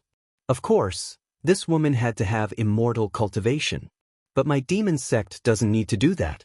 As long as we can find a woman with a Yin physique, we can use a secret technique to directly absorb the Yin essence into our bodies. Of course, immortal cultivation emphasizes simplicity and harmony. No matter if it's the caster or the cauldron, both will benefit. But how much the cauldron benefits depends on the caster's intentions." He glanced at the frightened female disciple and continued, "But my demon sect is different. This cauldron can only provide essence to the caster, but not any actual benefits. The world's spiritual energy has greatly decreased. It's rare to find someone with such meridians. This girl's meridians are even rarer. They won't be of much use to others, but they'll be of great use to my imperial wind technique." Afterwards, he cupped his hands towards Nun Jingyi and said, "I've said so much just to ask Nun Jingyi to give me this ordinary disciple of the school of fragrance. Although this woman has lost all her powers after becoming this heavenly king's cauldron, she is no different from an ordinary woman. Furthermore, this heavenly king guarantees that she will live out her life in glory." Seeing that Jing-yi Shirtai didn't say anything, Garuda said, "If Shirtai agrees, I will remember this favor. When the aroma cult needs me, I will do my best to help." Oh, I have a jade slip here that I just obtained. I haven't looked at it carefully yet. If Abbess doesn't mind, why don't you take a look at it first? As he spoke, Garuda took out a jade slip from his bosom. With a wave of his hand, the jade slip slowly flew to Nanjing. Nanjing took it and scanned it with her divine sense. She couldn't help but be startled. However, she immediately threw it back and said with a smile, "What if I don't agree?" "You don't agree?" Garuda looked around and sneered. "This heavenly king is giving face to your fragrant cult by asking for it in person. Although this heavenly king can't do anything to your fragrant cult, to be honest, if this heavenly king wanted to kidnap this woman while your sect protecting formation is open, it would be as easy as flipping my hand. Furthermore, there are so many female disciples in the fragrant cult. Perhaps there are many that suit this heavenly king's taste." Ha! Garuda was quite unscrupulous, but Jing Yishirtai knew that what he said was absolutely reasonable. From the sparring session just now, Jing Yishirtai already knew that Garuda's cultivation was inferior to hers. However, Garuda specialized in lightness techniques. His levitation technique was far from hers. It seemed that he had already mastered it and was on the verge of breaking through the imperial wind technique. Otherwise, he wouldn't be so thick-skinned as to ask her for a disciple. With the imperial wind technique, Garuda could come and go as he pleased in the fragrant cult. This female disciple in front of her looked somewhat familiar. She definitely wasn't a disciple of Mo Nonggong. She couldn't keep her by her side at all times. If Garuda had any ill intentions, he could kidnap her at any time. Rather than offending Garuda, why not do him a favor at no cost? Many thoughts ran through Jing Yishirtai's mind. She then smiled and said, "We'll talk about this after the martial arts convention. Garuda, please unseal my female disciple's acupoints." Garuda frowned slightly. He looked at the people on the platform and then looked at the people below the platform who were blocked by the restriction and could not see what was happening on the platform. He smiled and said, well said, well said. I will wait for Abbess's choice." As he spoke, he waved his hand. A few wisps of smoke, almost invisible to the naked eye, flew out and hit the female disciple's major acupoints. With a cry, the female disciple was able to move.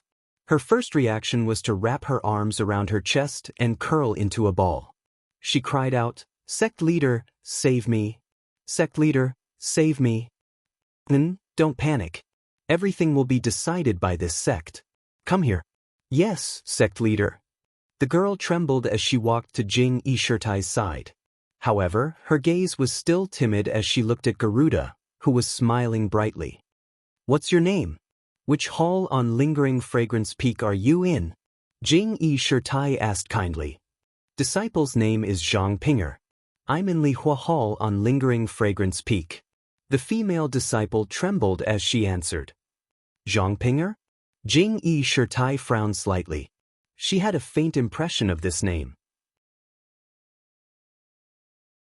That's right, this was the person that Great Elder Jing Gang's youngest disciple, Yu Zhuochuan, was thinking about. It was also because of her that Great Elder Jing Gang took his anger out on Zhang Xiaohua. In order to hunt down Zhang Xiaohua, he went to Lingering Fragrance Peak and was killed by either the Tenryu sect or an immortal expert from between the clouds and the water. Femme fatale. For some reason, this phrase flashed through Jing Yishirtai's mind when she saw Zhang Pinger's lovely and pitiful appearance. This sect leader remembers that you're the disciple of Lihua Hall's Vice Hall Master Yi Nin. How come you're here? Jing Yishirtai was somewhat puzzled. Sect leader, today, there are many guests on Huaiyu Peak. Yesterday, we received sect leader's decree and sent some disciples from various halls to Huaiyu Peak. Disciples, master, and old acquaintances came to receive them. Disciple was curious, so I followed. Zhang Pinger's mood gradually stabilized and her voice no longer trembled. Alas, this sect leader understands. Jing Yishirtai sighed. You can leave now.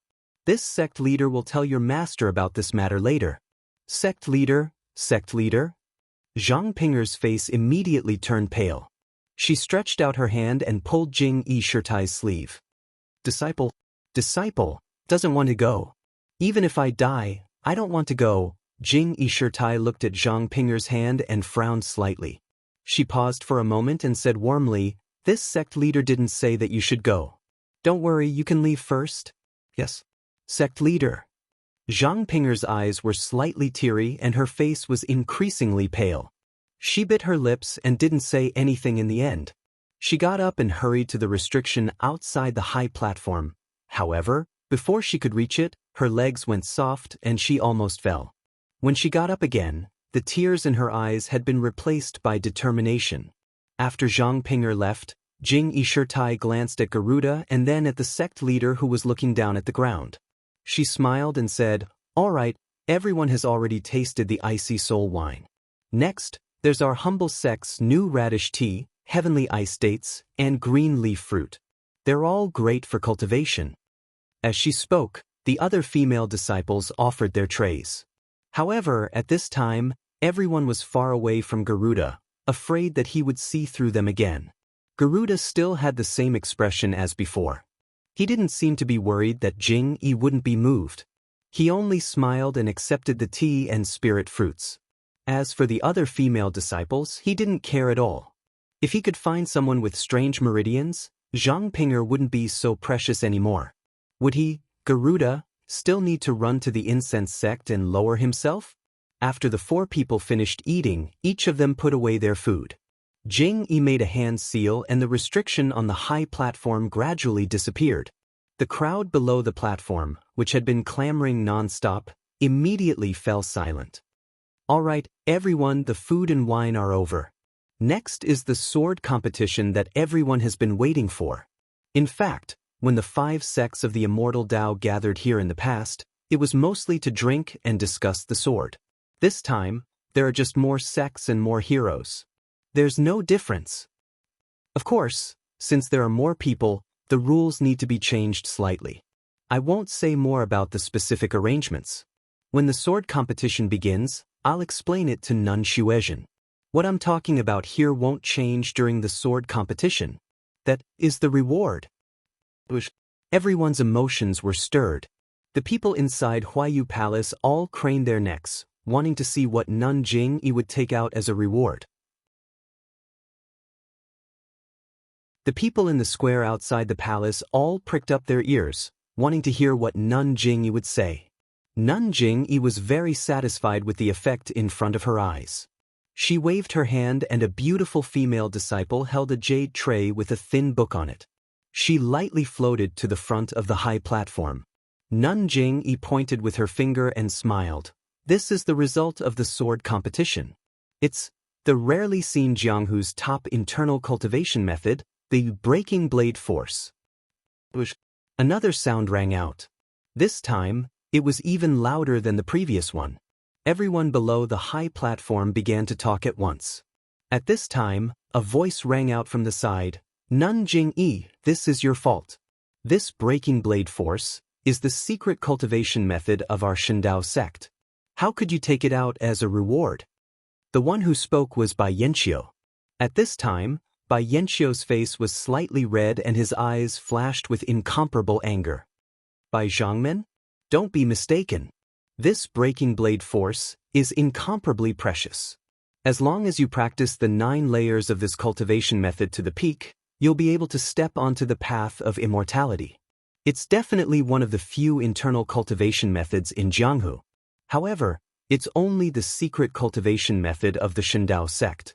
This doesn't seem to have anything to do with between the clouds and the water. Didn't Bai Zhangmen remind me just now that you're between the clouds and the water and not the Shindao sect?" Nun Jing explained with a smile. But Bai Yanqiu was speechless. This breaking blade force was the secret cultivation method of the Shindao sect. After the Shindao sect was destroyed, it disappeared.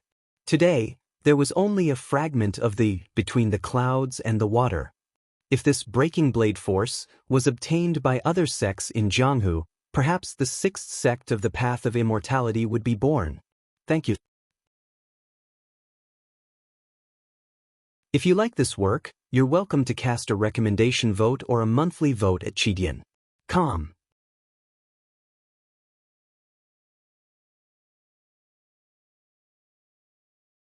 Chapter 1037. Bai Yanqiu's eyes burned with anger when she saw the breaking blade force in the hands of the aroma sect disciple, but she had no excuse. She had repeatedly corrected Nun Jing-yi, differentiating the Shendao sect from the between the clouds and the water. She didn't expect that she would overreach herself and lose the best chance to ask for her sect's secret manual. Looking at Bai Yanqiu's dejected and angry appearance, Jing-yi Nun ignored her and said to the crowd, "This cultivation method is most suitable for men to practice. The hero who gets third place in this sword competition will be able to take away the blade-breaking force. Of course, how to practice it is none of my business." After that, Nun Jing-yi waved her hand, and another female disciple stepped forward. This time, the item on the tray was covered by a silk scarf, so no one could see it. However, there were still some people present who had expressions of astonishment on their faces. Bai Yanqiu was naturally one of them. When the female disciple came to the side of the platform, Nun Jing-yi waved her hand and lifted the scarf, revealing 5 fist-sized stones. The stones were of different colors: yellow, cyan, blue, red, and brown. What are these? Most of the people in Huayu Palace were stunned. Since the third place in the sword competition could get the breaking blade force, the second place in the sword competition would get it. It should be more precious than the breaking blade force. But these 5 stones looked very ordinary. What was so precious about them? However, some of the monks of the Daoist temple, some of the disciples of Between the Clouds and the Water, and some of the disciples of the aroma sects Mo Xiangong stared at the 5 stones with burning passion in their eyes. They were like mice that saw rice.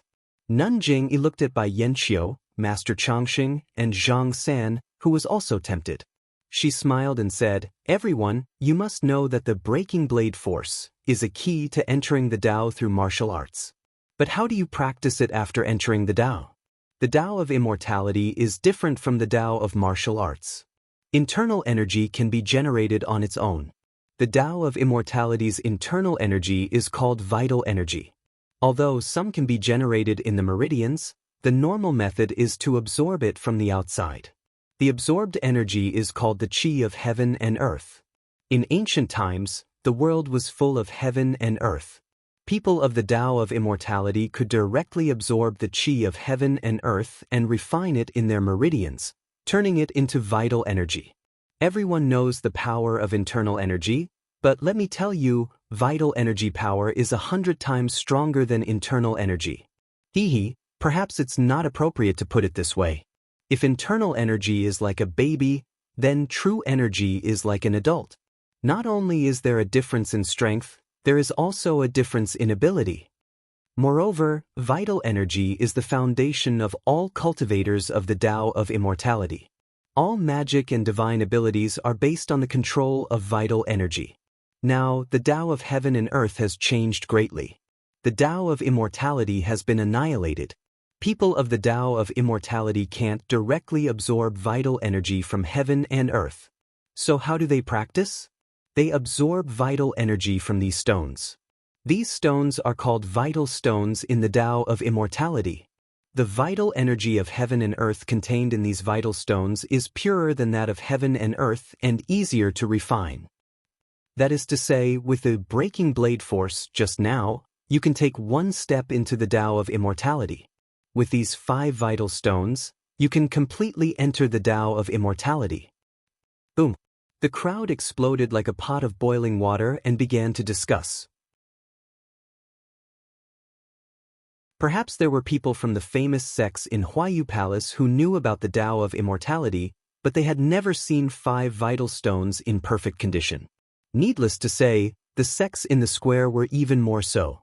What Nun Jing-yi said just now was basically to let them know what the Dao of immortality was and how to practice it. This was actually to cater to their curiosity of coming to the Dao of immortality. With the help of Huayu Palace's formation, Nun Jing-yi's divine sense saw the curious expressions of the people outside the square. She couldn't help but smile. The Dao of immortality hadn't appeared in Jianghu for a long time, so the sect's fear of the Dao of immortality had greatly decreased.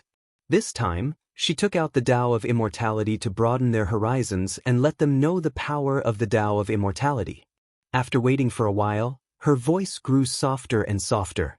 Nun Jingyi said, "The things in this world are not metal, wood, water, fire, and earth. The same goes for vital stones. Yellow vital stones are metal, green vital stones are wood, blue vital stones are water, red vital stones are fire, and brown vital stones are earth. The breaking blade force is a metal attribute technique. Although absorbing the other 4 types of vital stones can increase one's cultivation, if you use the yellow metal vital stone, you'll get twice the result with half the effort. In addition, it's not that I'm boasting, but the vital energy of heaven and earth is scarce, so the vital stones in this world are gradually being worn away. In the 10,000 years since the Tao of immortality was destroyed, vital stones have become rare.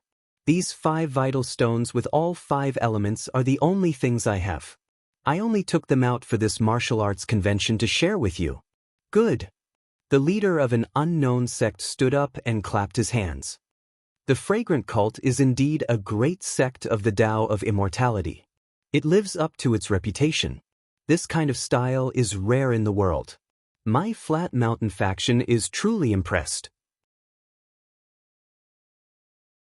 If the fragrant cult needs anything in the future, our humble sect will not refuse."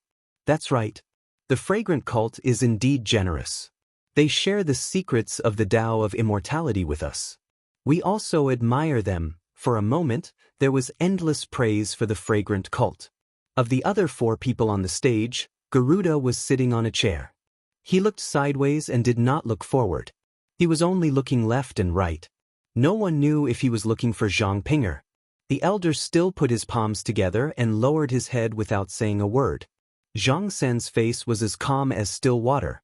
He looked coldly at the clamor below. Bai Yanqiu was biting his lips. His eyes narrowed. No one knew what he was thinking. Well, this is the reward for the 2nd place in the Sword Conference tournament. The cult has finished. Everyone, let's see the reward for the champion. This sentence piqued everyone's curiosity.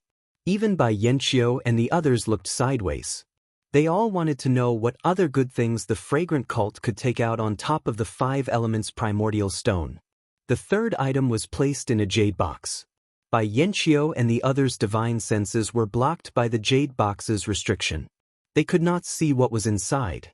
At this time, Nun Jingyi said, "I just said that the cultivation of the Tao of immortality relies on the qi of heaven and earth and the primordial stone. But once you have the cultivation, what do you rely on to fight? In martial arts, you can transfer your inner strength to your hands and feet. You can also use your strength to use weapons like sabers, spears, swords, halberds, and so on. Similarly, you can transfer your inner strength to weapons like sabers and swords. In the Tao of immortality, your qi can be used to form spells. You can also use your qi to activate weapons like sabers, spears, swords, and halberds. It's a bit troublesome to explain these weapons. You can think of them as weapons. By the way, when Bai Zhangmen between the clouds and the water was sparring with me, the elders, and the Garuda king in the air, the weapon used was a magic weapon." Ah! When the crowd heard this, how could they not know that there was a magic weapon inside the jade box? When they thought that if they won 1st place in the sword competition, they would be rewarded with a magic weapon that could be used to fly around in the air. Everyone couldn't help but blush and their blood boiled. Of course, the participants of the sword competition this time are all the younger generation in the world of martial artists. If we bring out our famous enchanted vessel, we will be showing our sincerity, but the disciples might not be able to use it, and it will taint our sincerity. So, after careful consideration, we have decided to bring out a replica of the Purple Phoenix hairpin personally created by a senior from the Path of Immortals as the prize for the champion of the sword competition. Everyone present knew about the Purple Phoenix hairpin. When they heard Nun Jingyi mention it, they were all surprised. However, when they heard that it was a replica, they showed a look of realization. The others were also disappointed when they heard that it was a replica. When Nun Jingyi saw this, she smiled and said, "Everyone, don't underestimate this replica. Its power isn't bad, but it requires a lot less qi. It's suitable for disciples who have just entered the Tao of immortality." As she spoke, she waved her hand and the jade box flew into her hand. She cast several spells and unlocked the restriction on the jade box. Nun Jing-yi opened the jade box, revealing a purple phoenix hairpin carved with exquisite patterns. It was exactly the same as the purple phoenix hairpin in Zhang Xiao's arms. Nun Jing-yi held the replica purple phoenix hairpin in her hand and raised her head to look at it. She casually waved her hand and a weak bolt of lightning suddenly appeared out of thin air, following the direction of the purple phoenix hairpin.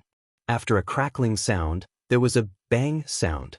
Not far from Nun Jing-yi, a jade chair was first entangled by the lightning and then exploded into several pieces.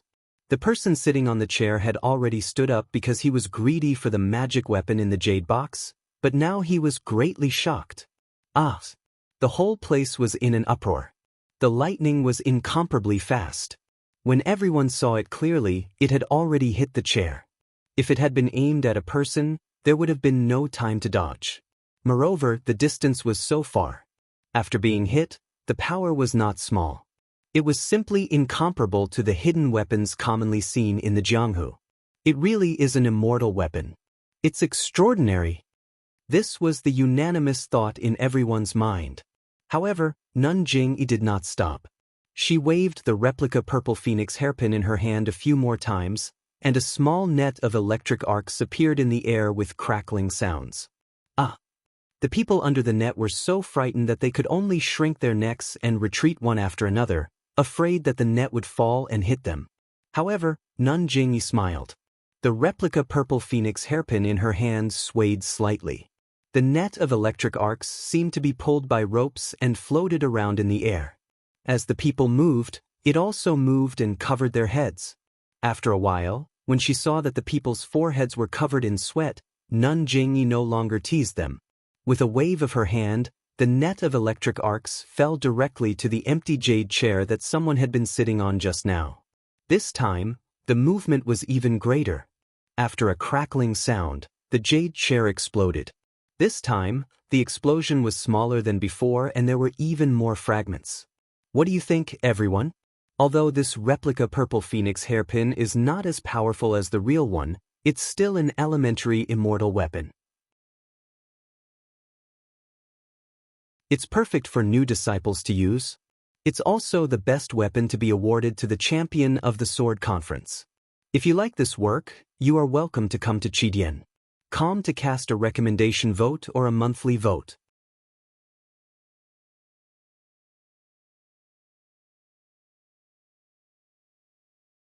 Chapter 1038. Jing Yi's words were to the point. Although the real purple phoenix hairpin was powerful, it required a huge amount of qi. It was impossible to use it unless one was at the middle stage of the qi refining stage. When Zhang Xiaohua was at the third or fourth stage of the qi refining stage, she could only use jade talismans. The first time she used a magic tool was the dragon binding hoop. She was already at the middle stage of the qi refining stage, but she could only activate the dragon binding hoop and use it to trap others. She couldn't release the true fire within the dragon binding hoop. The middle stage of the qi refining stage was an inconceivable existence in the current era of the immortal Dao. How could the younger generation of disciples from the various sects hope to catch up to her? Therefore, not to mention the real purple phoenix hairpin, even if the dragon binding hoop or the jade talisman were here, they might not be able to use it. In fact, when Jing Yi introduced the imitation of the purple phoenix hairpin, she deliberately avoided mentioning one thing. That was spiritual sense. While using a magic tool required Xinqi, controlling a magic tool relied more on one's spiritual sense. The lightning net created by the imitation of the purple phoenix hairpin required precise control over one's spiritual sense to be able to be executed. As for spiritual sense, unless one was at the late stage of the qi refining stage or used a sect's secret technique, it was impossible to generate spiritual sense. Although Jing Gang was older than Jing Yi, her cultivation was limited. She only managed to cultivate a weak spiritual sense with the help of the incense cult's secret technique. She was far inferior to Jing Yi. Before the incense cult's defensive formation was destroyed, Jing Yi received the formation and the cult's secret technique. Her spiritual sense was also incomparably powerful. It was even more powerful than Zhang Xiao's. Unfortunately, the dragon vein was absorbed by Zhang Xiaohua and the restriction was broken by Zhang Xiaohua. Jing Yi's spiritual sense was immediately beaten back to its original state. But then again, even now, Jing Yi's spiritual sense was much weaker than Zhang Xiaohua's. In the eyes of the Jianghu disciples, she was still an immortal-like existence. She was far from a height they could reach in their lifetime. Jing Yi put the imitation hairpin back into the jade box and smiled. Wait until the hero here can escape from the top scorer. I'll personally give this hairpin and the manual on how to use it to him. Subsequently, the three female disciples placed the trays in their hands on the jade table beside the high platform, bowed, and retreated. Nun Jingyi turned around and asked, Elder, would you like to say a few words? Amitba. Elder Chang stood up and nodded. To tell you the truth, the incense cults move this time. It's very generous, far beyond old monk's expectations. Since this old monk is already like this, I'm sure everyone here is tempted as well. Hong! A loud laughter rang out. The people below the stage did not expect Elder Cheng to be so straightforward, and they all roared with laughter. Isn't that so? My eyes are burning and my hands are itching. Someone said boldly. Yes, everyone wants it. However, there are only 3 prizes. Therefore, I don't need to tell you that the sword competition will be very exciting. Everyone will be nervous. Then, Elder Chang changed the topic. However, this sword competition is a competition, not a battle of life and death. No matter what grudges you have in Jianghu, when you're here, you must forget the past. Here, Old Monk will reiterate the principle of the sword competition. You can't kill. If someone is merciless and takes the opponent's life, then you'll be disqualified from the sword competition immediately. You'll be expelled from Huayu Palace. Nun Jingyi and Garuda's expressions did not change, as if they already knew.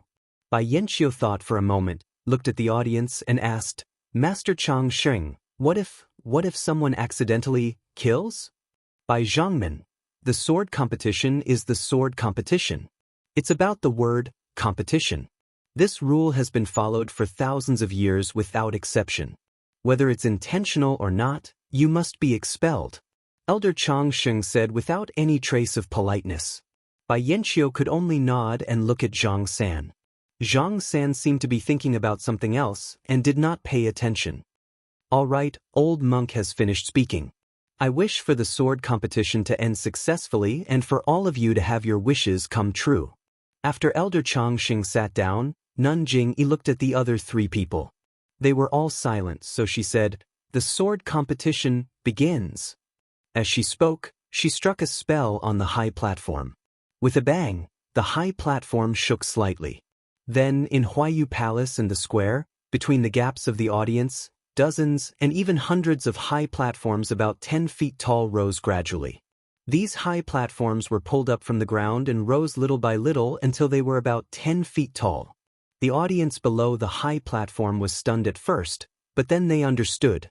They all looked at the high platform that was used as a fighting ring with interest. When the high platform stabilized, a white figure leaped onto the middle one. It was Nun Xuezhen, who was wearing a white palace dress and a mask. Nun Xuezhen stood on the high platform and bowed slightly to the audience. She said, According to the order of the hierarch, I, Xuezhen, will be in charge of this sword competition. Now, I will tell you the specific rules. As soon as she finished speaking, the female disciple of the aroma sect who had served tea and snacks appeared again. But this time, she was holding a brush, ink, paper, and inkstone. She placed them on everyone's table. Nun Xuezhen pointed at the brush, ink, paper, and inkstone and said, In this sword competition, except for the Pai sect, the Tenryu sect, the Dalan temple, between the clouds and the water, and the Righteous Alliance, there are 4 places to participate. The other sects and schools only have 2 places to participate. This has been explained when the disciples of the Pai sect sent the invitations. Please write down the names of the disciples of your sects and schools who will participate in the sword competition. Then find a fighting ring like the one I'm standing on. At the bottom of the fighting ring, there is a small round hole. You can put your name in there. There are 50 fighting rings like this inside Huayu Palace and outside the palace. Inside Huayu Palace, you can put 10 names on each fighting ring. Outside the palace, you can put 20 names on each fighting ring. Once the fighting ring is full, the small hole in the fighting ring will close. There are 230 sects in Huayu Palace. Each sect has 2 people, so there are 460 disciples participating in the sword competition. There are 50 fighting rings, so there are 40 empty spots.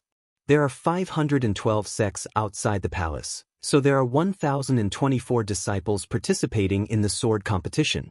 There are 24 more disciples in the fighting rings. Please put the names of these 24 disciples into the fighting rings inside Huayu Palace. The small hole in the fighting rings will close after I finish speaking for 30 minutes. Only the disciples who put their names in during this time are qualified to participate in the sword competition. Otherwise, they will be considered as not participating. Each fighting ring will have 10 or 20 people. The fighting rings will be arranged by themselves. The other sects will guarantee fairness. For the sake of fairness, the 4 disciples of the other sect and the 16 disciples of the other 4 sects will not participate in the first round. Once the final winner has been determined in each arena, they will participate in the second round of the sword competition for the top 120 disciples. Nun Shuizhen continued to talk about the rules of each round of the sword competition. In the end, she said, "Just now, the leader of the other sect announced the rewards for the top 3. According to the rules of the sword competition, there will be 100 winners in the first round. These 100 disciples will receive 1 Yuhuandan pill, 1 small bone congealing pill, and 1 small revitalizing pill from the Daoist temple as a reward. Alright, please write down the names of your disciples participating in the sword competition on the paper and put them in the fighting rings. The first round of the sword competition is about to begin." As she spoke, a disciple of the incense cult brought a lit incense stick to the fighting ring where Nun Shuizhen was. When they heard Nun Shuizhen mention that the rewards for winning the first round of the sword competition were the legendary healing pills of the incense cult and the Daoist temple, the crowd was in an uproar. The 3 rewards that Nun Jingyi had shown were indeed very tempting. Everyone was looking forward to it, but after all, not everyone had the hope to reach the last step. The 3 rewards were very likely to be won by the disciples of the 5 super sects in the end. On the contrary, Nun Shuizhen's words about the rewards for the final winner of the first round of the sword competition rekindled the fire of hope in everyone's hearts. Of course, 1 out of 10 people in Huayu Palace, 1 out of 20 people outside Huayu Palace. All the young disciples present were outstanding disciples of their respective sections. Almost every one of them believed that they would definitely be the final winner. The 3 pills each represented a life, so how could they not be tempted? Therefore, when Nun Shuizhen said that they could begin, the leaders of each sect immediately picked up their brushes and wrote down the names of their disciples as fast as they could. They took 1 for themselves, and the other elder took 1 for themselves. Then each of them used their lightness skills and threw their names into the fighting rings that they had already planned out. That's right, the sword competition was also about strategy. 2 disciples from each sect absolutely could not be placed in the same fighting ring. Moreover, were there any familiar sects nearby? Were there any disciples from other sects that they knew the ins and outs of? This all needed to be considered in the time it took for a stick of incense to burn. The sects that were closer to Huayu Palace had already taken the lead. They ran into the palace and threw the names of their 2 disciples into the fighting rings. Nonsense, the palace only chose 1 out of 10. Although their martial arts might be a little higher, their chances were still much higher. For a moment, the inside and outside of Huayu Palace was in chaos. Occasionally, there were people who used their lightness skills and almost collided with each other. There were also people who had just chosen a fighting ring and were about to throw their names in. In the end, they were thrown in by a hidden weapon technique from far away. Then, the small hole immediately disappeared. This person could only turn around and curse. He did not dare to delay and went to look for another fighting ring. As a result, in the end, more than 10 people ran out of Huayu Palace and shouted, "Where is the fighting ring? Where is the fighting ring?" It was because the smart leaders in the square had filled up the fighting rings in Huayu Palace. These people in Huayu Palace had no fighting ring to throw their names into.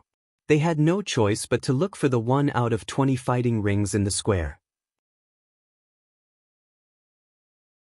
The funny thing was, in the square, there were 512 sects and 1,024 people. They were all silent and stood there obediently, adhering to the rule of not speaking during the sword competition. Please cast a monthly vote, a recommendation vote, a collection, a tip. If you like this work, you are welcome to come to Chidian. Come to cast a recommendation vote or a monthly vote.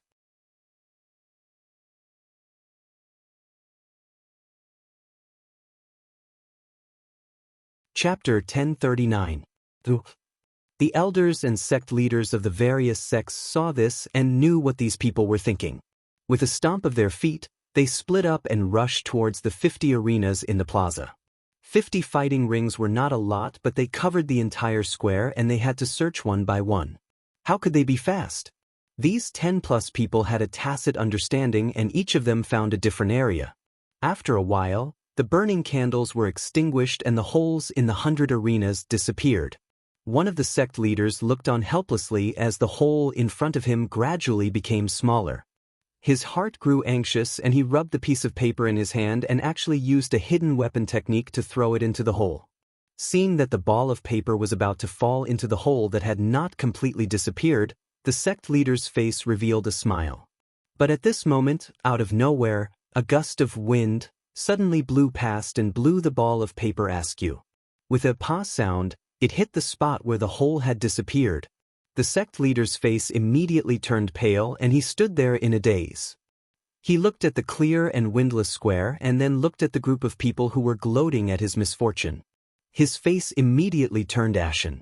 He didn't say anything and just looked at the various sects beside the stage. Then, without saying a word, he turned around and returned to Huayu Palace. "What's wrong with that old man, Xiao?" One of them was indignant and said in a low voice, "He didn't go in himself and now he wants to find trouble with others? Look at him, I'm afraid he's blaming us for this. Who knows if he'll attack our sects once he leaves Chuanxiang cult. It's just Qingshan sect. They have some connections with the Righteous Alliance. Now that Chuanxiang cult has appeared in Jianghu, can the Righteous Alliance still control Jianghu? That's right. The Daoist Temple was a master who ignored the Righteous Alliance and allowed them to do whatever they wanted. Now that Chuanxiang cult has appeared, they will not let the Righteous Alliance be the only sect. Sect leaders, I think sect leader who is right. We need to discuss this. Although Qingshan sect is not big, it's not something any of us can deal with.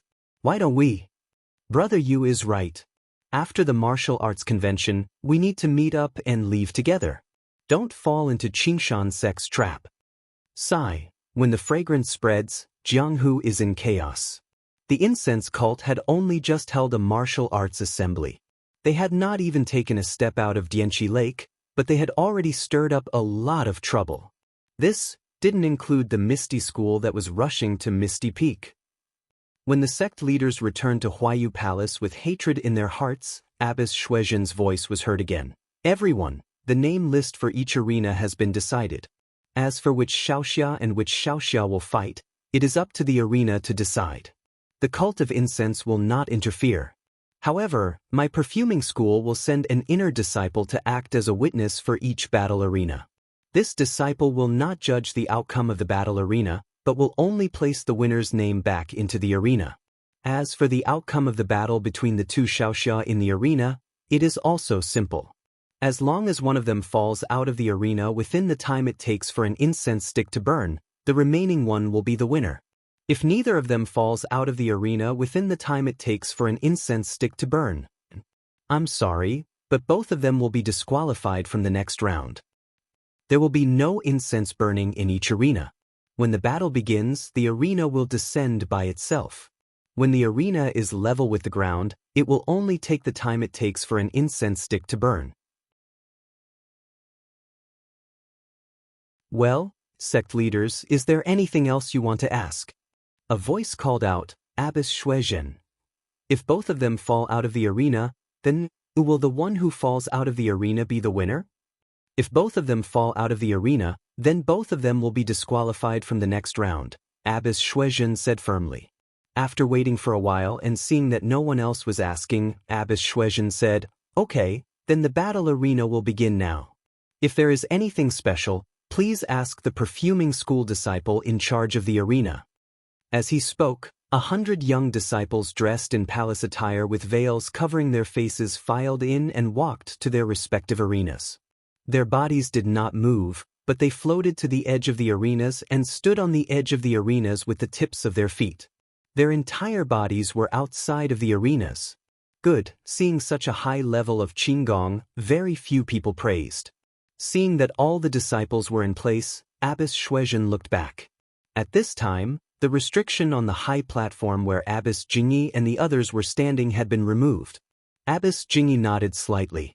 Abbess Shuizhen took out a 3-inch long stick from her bosom and pointed it in the air. Pa! With a crisp sound, the 100 arenas released a pale white screen of light at the same time. After a while, 2 lines of large words appeared on each arena. Su Jingwen of the Firmament Dock, Lu Cheng of the Qi Huanmen. Beside the arena where Abbess Shuizhen stood, everyone looked at the large words on the screen of light in shock and read them out loud. What? Is it really chosen by the arena itself? One person couldn't believe his eyes. Nonsense, it's already the name. What's there to not believe? The way of immortality is really magical. While everyone was talking, 2 good-looking disciples stepped out of the crowd and flew onto the arena. They cupped their hands and saluted to everyone. Then, they walked onto the arena. One of them cupped his hands and said, "I am Lu of Qi Hua Men." While Lu Cheng was complaining inwardly, he suddenly felt the air behind his feet. He was shocked. He was at the edge of the arena. If he took half a step back, he would fall off the arena. Seeing that he couldn't dodge the kick, Lu Cheng of Qi Hua Men clenched his teeth. He didn't circulate his internal energy, but jumped forward to grab the leg of the Heavens Vault Doc's disciple even if he got injured. The Heavens Doc's disciple already had a plan in mind. First, he would reveal an opening and send his leg towards Lu Cheng. This was just a feint. When Lu Cheng's hand reached his eyes, he immediately lowered his body and kicked Lu Cheng's leg that was still standing on the stage. Lu Cheng's upper body was still on the stage, but the lower part of his body was outside the stage. At this moment, Lu Cheng didn't have time to grab the disciple of the Firmament Dock. He stretched out his hand and tried to grab the edge of the arena. Seeing this, the disciple of the Firmament Dock pointed his scabbard at Lu Cheng's forehead. Seeing that the scabbard was about to touch his forehead, Lu Cheng sighed helplessly and let go of his left hand. He somersaulted in the air and landed steadily on the ground. At this moment, the disciple of the Firmament Dock stood up and cupped his hands. "I am Su Jingwen of the Firmament Dock." From the moment Lu Cheng cupped his hands to the moment he was kicked out of the arena, only a few breaths of time had passed. The disciple of the Firmament Dock didn't introduce himself too late.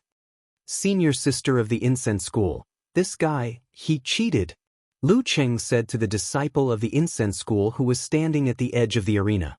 The disciple of the Firmament Dock, Su Jingwen, stood on the arena with a smile and didn't say anything. The disciple of the Incense School looked at him and said coldly, "You have already won. Get down from the arena." "Yes, senior sister." Su Jingwen smiled and jumped down from the arena. The disciple of the Incense School thought for a while and said, "Senior sister Shuizhen said that as long as you leave the arena, you lose. You don't have to care about anything else." After saying that, he jumped down from the arena and wrote a piece of paper. He slapped the surface of the arena and a small hole appeared. He threw the piece of paper into the hole and jumped back into the arena. After the small hole was sealed, 2 more names appeared on the white screen. This time, the 2 of them weren't as careless as Lu Cheng from the Firmament Dock. They fought carefully. Although there were 100 battles, the martial arts of these young disciples, how could they enter senior sister Jing Yi's eyes? She glanced at them and looked at the people beside her. She smiled and said, "Everyone, please take a seat. I will be back soon." Garuda glanced at senior sister Jing-yi and ignored her. The elder smiled and said, "Senior sister Jing-yi, please go ahead." Bai Yanqiu and Zhang San bowed slightly. Senior sister Jing-yi walked down from the arena. Peacock, Chen and the other disciples followed behind her and entered a small hall in Huayu Palace. The moment she entered the small hall, Nun Jingyi's face immediately became gloomy. She silently walked to a chair, but before she could sit down, she stretched out her hand and slammed it on the table beside her. The table didn't change at first, but after a few breaths, it suddenly collapsed and turned into powder that fell to the ground. Everyone was shocked. Even Chen shrunk his neck and didn't dare to speak. "This is too much." Senior sister Jing-yi stood in front of the chair with her back to the crowd and said angrily. Perhaps it was because she had vented her anger on the table, but at this time, although senior sister Jing-yi was furious, her tone also seemed to be helpless. "Leader." Peacock looked at the crowd and said, "I wonder, is there anything I can help with? Could it be because of the sword competition?" Senior sister Jing-yi thought for a moment and sighed. In the martial world, there will always be things that are difficult to settle. If you can't tolerate what others can't, then you must have the ability to do what others can't. Peacock, you must remember this in the future. "Yes, leader, I understand." Peacock answered nervously. All right, all of you, go out and call Yin from the distant fire palace." Deputy Palace Master Yin. Yuyen was stunned and nodded in response. She was the first to go out and the others followed. "Peacock, Chen, you two stay." Senior sister Jing-yi called out as the crowd walked out. Peacock looked at Chen, stopped and walked back into the hall. The other disciples knew that the two of them had different identities, so naturally, they didn't say much and left quietly. After a while, Yin from the distant fire palace still hadn't arrived. Someone else did. She stood outside the small hall and seemed to be thinking and hesitating. A voice came from inside the hall. "Xiaqing? What's the matter?"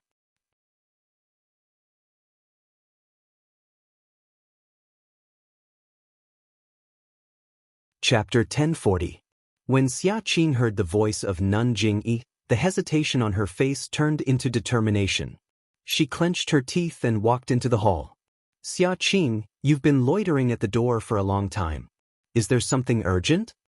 Nun Jingyi's face didn't look good. "Sect leader." Looking at Nun Jingyi, Xiaqing panicked and stammered, "It's nothing. I just came to see if there's anything I can do." Nun Jingyi sneered, "Xiaqing, if there's anything, just tell me. I'll make the decision for you on Huayu Peak." This Nun Jingyi's power had already scared Xiaqing out of her wits. But now, she had no choice but to throw herself on the ground and cry, "Sect Master, please show mercy." Disciple asks Sect Master to allow disciple to participate in the sword competition. Nun Jingyi was stunned. She looked at Peacock and Chen, who were also at a loss and shook their heads slightly. "Xiaqing, get up first." Nun Jingyi said with a pleasant face, "Didn't I already say it before? Let the male disciples of Ruijin Palace go. It's better if the female disciples of Xian Palace don't go on stage." "Do you have other ideas?" Sect leader. Xiaqing stood up straight and looked at the three people in the hall. She sucked her lips and said, "Sect leader, since the failure of the refining heart cave, I've been anxious. I want to find an opportunity on the path of immortality. I know I can't compare with Senior Peacock, Senior Chen, and even Junior Yin, but my heart is no worse than theirs. The three senior sisters have already obtained the inheritance of the path of immortality. I also want to fight for a chance in the sword competition." This Nun Jingyi sucked in a breath of cold air. She didn't expect that Xiaqing, a disciple who usually didn't show off, would have such a strong desire for Taoism. After thinking for a while, she said, "I've already explained to you about the sword competition before. The blade-breaking force belongs to the Godly Knife sect. Although it's an excellent secret manual for practicing martial arts, it's only effective for male disciples. Female disciples won't have much effect if they practice it." Our aroma cult also has secret manuals on martial arts. Oh, Xiaqing, you want to fight for those 5 elements primordial stones? Abbess Jing Yi suddenly realized. Yes, Lord Hierarch. Seeing that Jing Yi Shirtai didn't have any angry expression, Xiaqing was secretly happy. She said, Disciple knows that Sir Hierarch is magnanimous. Our Mo Xian Palace also has a lot of secret manuals on martial arts. Once disciples' martial arts reach a certain level, they can be bestowed. Although disciples' internal strength cultivation method can't compare to Senior Sister Peacock's and Senior Sister Chen Chen's heavenly mortal cultivation method, disciple is confident that disciple will be bestowed by Sir Hierarch in her lifetime. So, you want to get the 5 elements primordial stones first to lay the foundation for your future cultivation? Disciple indeed has such a plan. I hope Sir Hierarch can grant my wish. Hee, how's Elder Jing Fan's martial arts? What level of attainment was the Mortal Heart Sutra that she cultivated? Why didn't our cult give her the 5 elements primordial stones? Have you ever thought about it? Disciple knows that the 5 elements primordial stones are very precious. Even our Mo Xian Palace doesn't have many left. And the rest are for Senior Sister Peacock, Senior Sister Chen Chen, and Junior Sister Yen to cultivate. Not to mention disciple, even Elder Jing Fan and the previous Great Elder Jing Gang didn't have any, so you want to take advantage of this sword competition to get the primordial stones first? But such a precious thing, why don't we keep it for ourselves? Instead, we give it to outsiders? Disciple didn't think too much about it. Disciple only thought that the primordial stones are very few. If we don't fight for it now, in the future, there may not be such an opportunity. So, disciple steeled her heart to beg Sir Hierarch. Good. Nun Jing Yi clapped her hands and said, Seeking the Tao always has a sequence. If you fight for it first, you'll cut off the path of others. If you don't fight for it, others will fight for it. Since you came to beg our cult, what's wrong with us agreeing to your request? Thank you, Sir Hierarch. Xiaqing was so excited that she almost cried. Don't be in such a hurry to thank me. I haven't finished speaking.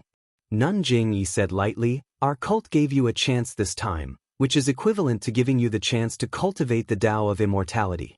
In the future, when you're successful in martial arts and have the chance to enter the Tao of immortality, our cult. Disciple knows. Disciple doesn't dare to hope that Sir Hierarch will give me another chance.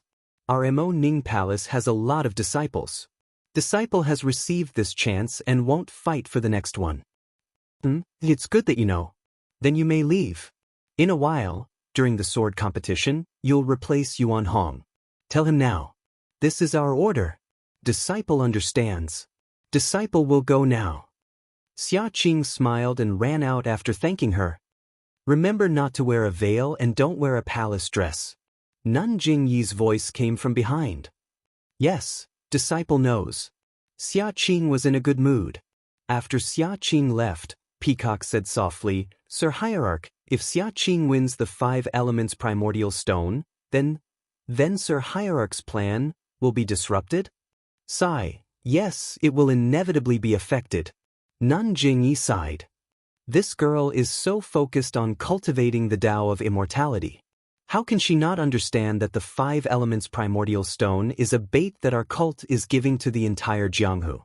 Isn't that so? Even I understand. How can Xiaqing not know? Chen Chen was also puzzled. She has walked into a dead end. Nun Jing Yi shook her head. This girl met the immortal sect's Huan, senior in Huanshu, and saw the magic of the immortal sect. How can she think so much? Forget it, Sir Hierarch, don't worry. It's good to let her go to the arena and let the people of Jianghu see the power of our inner disciples. Don't we still have the imitation purple phoenix hairpin and the broken sword force? They are also very useful. Hee, Nun Jing Yi sneered. Xiaqing is a bit narrow-minded. She thinks that our cult doesn't send disciples from Mo Xian Palace and only sent disciples from Ruijin Palace. This means that the disciples of the other sects are no match for the disciples of Emo Xian Palace. On the other hand, I don't know if the Tenryu sect will participate. If they participate, won't they take away all those things? No, Sir Hierarch, it's useless for them to take those things. Qinshan smiled. Then, we have to consider between the clouds and the water. Do you think that Bai Yanqiu will tolerate the broken sword force that originally belonged to him being lost in Jianghu? Since she wants to keep the broken sword force, how can she let go of the 5 elements primordial stone? He, peacock. Among the disciples in white brought by between the clouds and the water, are some of them the ones who tried to kill you outside Dianxi Lake that day? Yes, Sir Hierarch, your disciple saw them a long time ago. One of them was Liang Zhangshu who tried to kill me that day. It's just that the other 3 who besieged me are not here. See, Liang Zhangshu's martial arts are not worse than yours. Although you have received the inheritance and can be considered a person of immortality, your foundation is still shallow and you can't show any magical powers. Even if you fight with Liang Zhangshu now, you may not be able to win. Xia Qing is even less likely. I'm afraid Xia Qing may not be able to do as she wishes. Sigh, Peacock suddenly thought of a saying. She was too smart and gave Qing her life instead. At this time, Nun Jingyi raised her eyebrows and looked at the entrance of the small hall. After a while, there was the sound of light footsteps and someone asked, Sir Hierarch, your subordinate is the deputy of the fiery temple Yin. Why are you looking for me?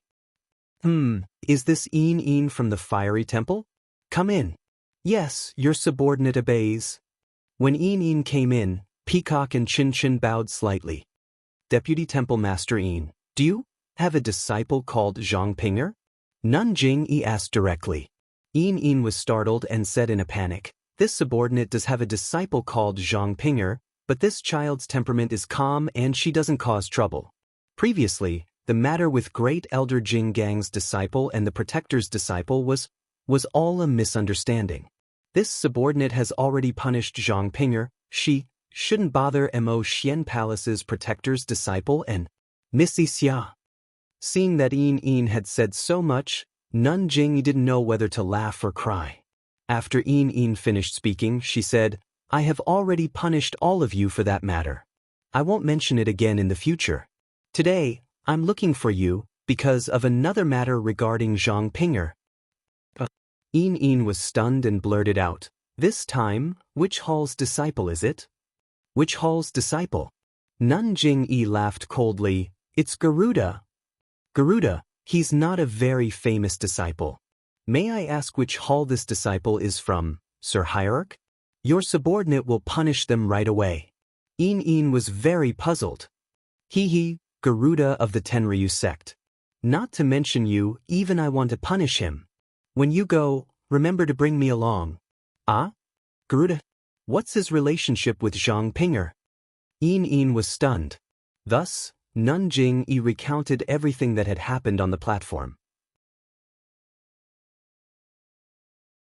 Before Yin could speak, Qinshan said angrily, Sir Hierarch, how can this be?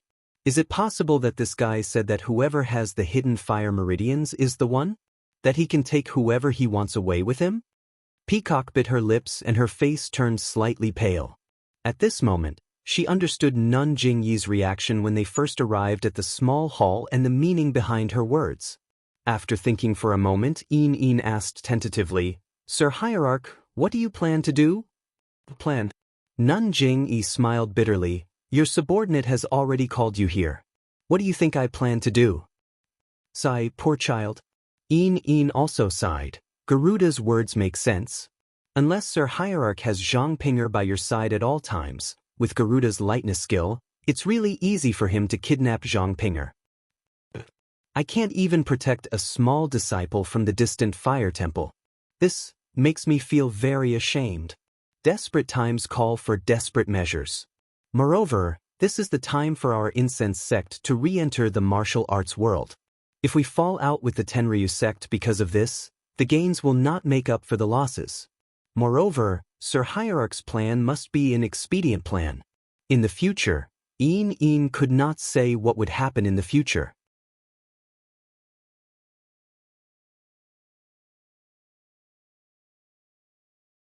Chapter 1041.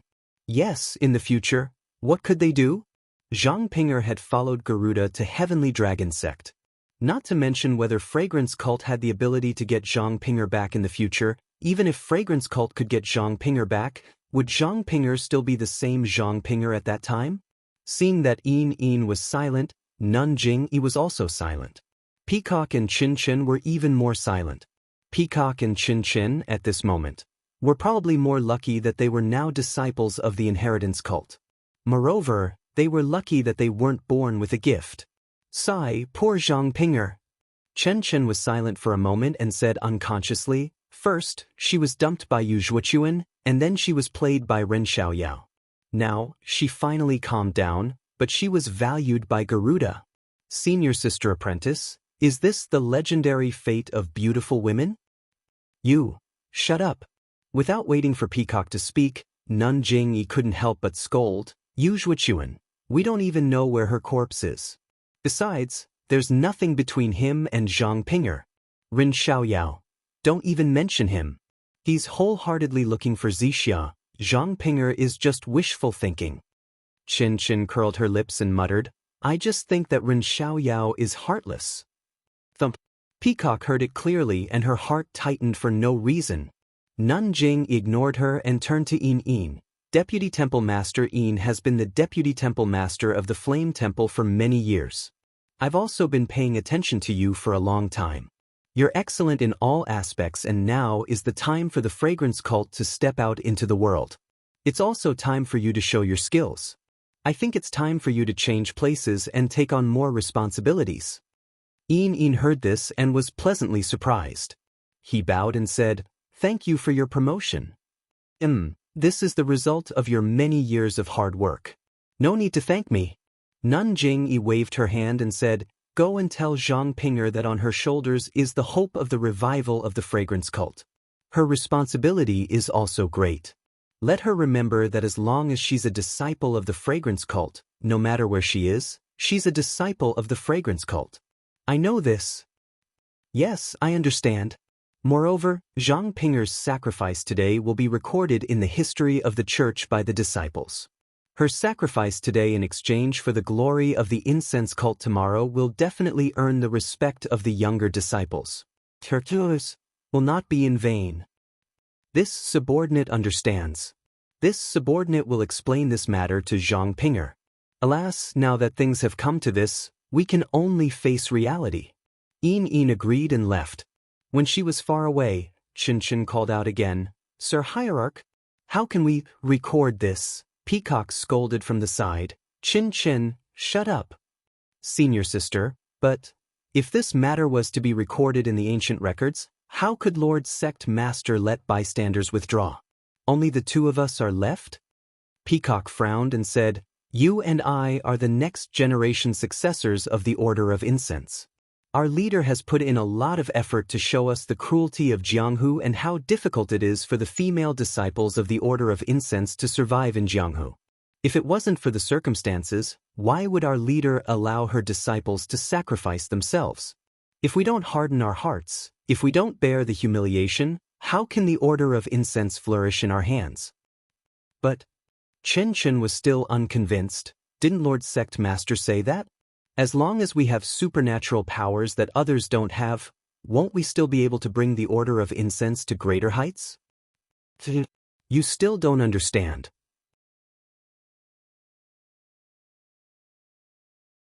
If we were the #1 person in Jianghu, would we still make such a decision today? We were flying in the air in front of Rejuvenation Valley, using a flying sword to kill the immortal seniors of Longtime Villa, would we still make such a decision? Everything is decided by strength. In this Jianghu, only strength is believed. Wah! A soft sound came from outside the hall. Ha! Nun Jing used her divine sense to scan the area and laughed. All right, there will be a conclusion. We still have to pass the days of the Order of Incense. Let's finish this martial arts convention first. When Nun Jingyi led Peacock and Qin Qin back to the main hall of Huayu Palace, the 100 winners had already been decided. The hua-hua sound came from the inner disciples of the Order of Incense handing out the jade bottles containing the Yuhuandan pill, bone solidifying pill, and small revitalizing pill to the 100 disciples. The audience cheered and applauded. To the 100 disciples and their sects, this was already the final victory. It was enough for them to record it in their sect's records. The rest could only fight for glory. The main characters on the stages were not destined to be theirs. After that, the 50 stages in the square slowly returned to the ground. Of the 50 stages in Huayu Palace, other than the 8 stages in front of the main platform, the other 42 stages also returned to the ground.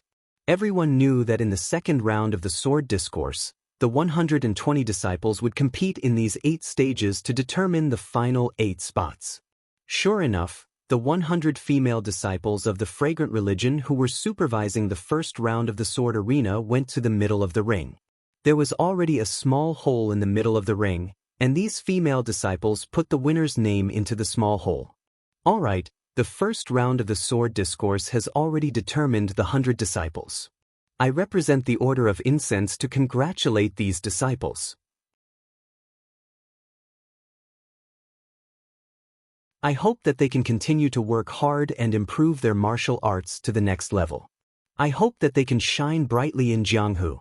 Nun Xuezhen jumped onto the stage and smiled. Next up is the second round of the sword discourse. As everyone can see, there are 8 stages, including the 4 disciples of the Order of Incense, the 4 disciples of the Daoist Temple, the 4 disciples of the Order of Righteous Tao, the 4 disciples of Between the Clouds and the Water, and the 4 disciples of the Tenryu sect. There are a total of 120 disciples competing for the 8 spots. 4 disciples will be selected from these 8 winners. The 4 disciples will compete in the sword discourse. The winner will compete for the top spot of the sword discourse, while the loser will compete for the top spot of the sword discourse. All right, the Order of Incense will send out 4 disciples and place their names on the stage. The other 4 sects, please also place the names of the disciples from their sects who will be participating in the sword discourse. As soon as Nun Xuezhen finished speaking, 4 people walked in from outside the hall. 1 woman and 3 men. Seeing the appearance of the female disciple, not only was Nun Xuezhen stunned, but all the disciples of the Order of Incense were also stunned. Nun Xuezhen turned to look at Nun Jingyi in surprise. Nun Jingyi nodded slightly. Only then did Nun Xuezhen suppress the confusion in her heart. The 4 people jumped onto the stage and bowed to Nun Jingyi. They said, "We are Hu Ben from the Ruijin Palace, Yang Biao from the Greenwood Palace, Li Yifan from the Thick Earth Palace, Xia Qing from the Distant Fire Palace. Greetings to all the sect leaders." Nun Jingyi waved her hand. The 4 people threw the paper in their hands into the small hole in the stage and stood at the side of the stage with their hands by their sides. Then, 4 disciples from the Order of the Righteous Alliance also jumped out. They were all slightly older. They went onto the stage and bowed. "We are Lu Zhihua, Chu Feng, Wu Shanghong, and Li Feng from the Order of the Righteous Alliance. Greetings to all the sect leaders." On the stage, Alliance Master Zhang San's face was slightly dark. The corners of his eyes twitched. He knew that while the Order of the Righteous Alliance was famous in the world of martial artists and had been able to summon the wind and summon the rain over the past few decades, that was just the feeling of a normal sect in the world of martial artists. Compared to the sects beside him, his foundation was far too lacking. Disregarding everything else, the older disciples on the stage might not have been famous in the world of martial artists, but they were already extremely outstanding figures among the next generation of disciples in the Order of the Righteous Alliance. They had come to the Order of the Righteous Alliance this time to let them broaden their horizons and did not plan to let them show their faces, but the rewards offered by the Order of the Righteous Alliance really moved him. He had been running the Order of the Righteous Alliance for so many years, and every time he thought of the 4 sects of the Immortal Path, he would feel a sense of inferiority from the bottom of his heart. He had been doing his best to search for the remains of the Immortal Path, hoping to find a way to enter the Immortal Path. However, even though he had spent a lot of effort and obtained a lot of secret manuals, jade slips, and so on, he had not been able to get a glimpse of the Immortal Path. This time, he was participating in the Order of the Righteous Alliance's Martial Arts Assembly. He really did not expect that such a wonderful opportunity would be placed in front of him. Of course, he also believed that Nun Jing-yi definitely had some tricks she did not mention about these 3 items, but who was he? He was the leader of the Righteous Alliance, one of the 3 super sections. He firmly believed that even if Jing-yi Nun still had a trick up her sleeve, as long as he could get his hands on these 3 items, he would definitely be able to decipher the secret to becoming an immortal. After the Righteous Alliance, it was naturally the disciples of Between the Clouds and the Water. Bai Yanqiu seemed to be determined to win Between the Clouds and the Water too. He sent 4 disciples, including Liang Zongxiu. At this moment, only the disciples of the Daoist Temple and the Tenryu sect seemed to be particularly relaxed. The disciples of the Daoist Temple stood there cautiously with their palms clasped together. They wore smiles on their faces as they watched the sword competition in a friendly manner. Compared to the rules of the disciples of the Daoist Temple, the Tenryu sect really didn't care about trifles. There were about 20 disciples of the Tenryu sect. They sat at 5 tables, either scratching their heads or resting with their eyes closed. A few of the chairs were empty. No one knew where they had gone. For people were sitting at one of the tables. A good-looking woman was holding the hand of a middle-aged man with snow-white hair who looked to be in his 30s. She whispered, "Little Yeye, who do you think the Heavenly King will send?" "Shu Ajiao, don't talk. Whoever the Heavenly King sends will go. It's not up to us to judge." These 2 people were Qin Shiyue and Su Jiaodong, whom Zhang Xiaohua was already familiar with. The 2 of them were separated from Zhang Xiaohua on the sea. Zhang Xiaohua fell into the sea and naturally had a different encounter. The 2 of them were also in the competition between the Tenryu sect and the government. They didn't suffer any injuries. The battle overseas only cost them a lot of manpower. When the ships approached, the Jianghu people, led by Su Jiao Wang and the rest, had the upper hand. Of course, the Tenryu sect didn't want to offend the government too much. Although they knew that the ships that were chasing them had set sail without permission, they couldn't annihilate all of them. They only dispelled their arrogance and swaggered off.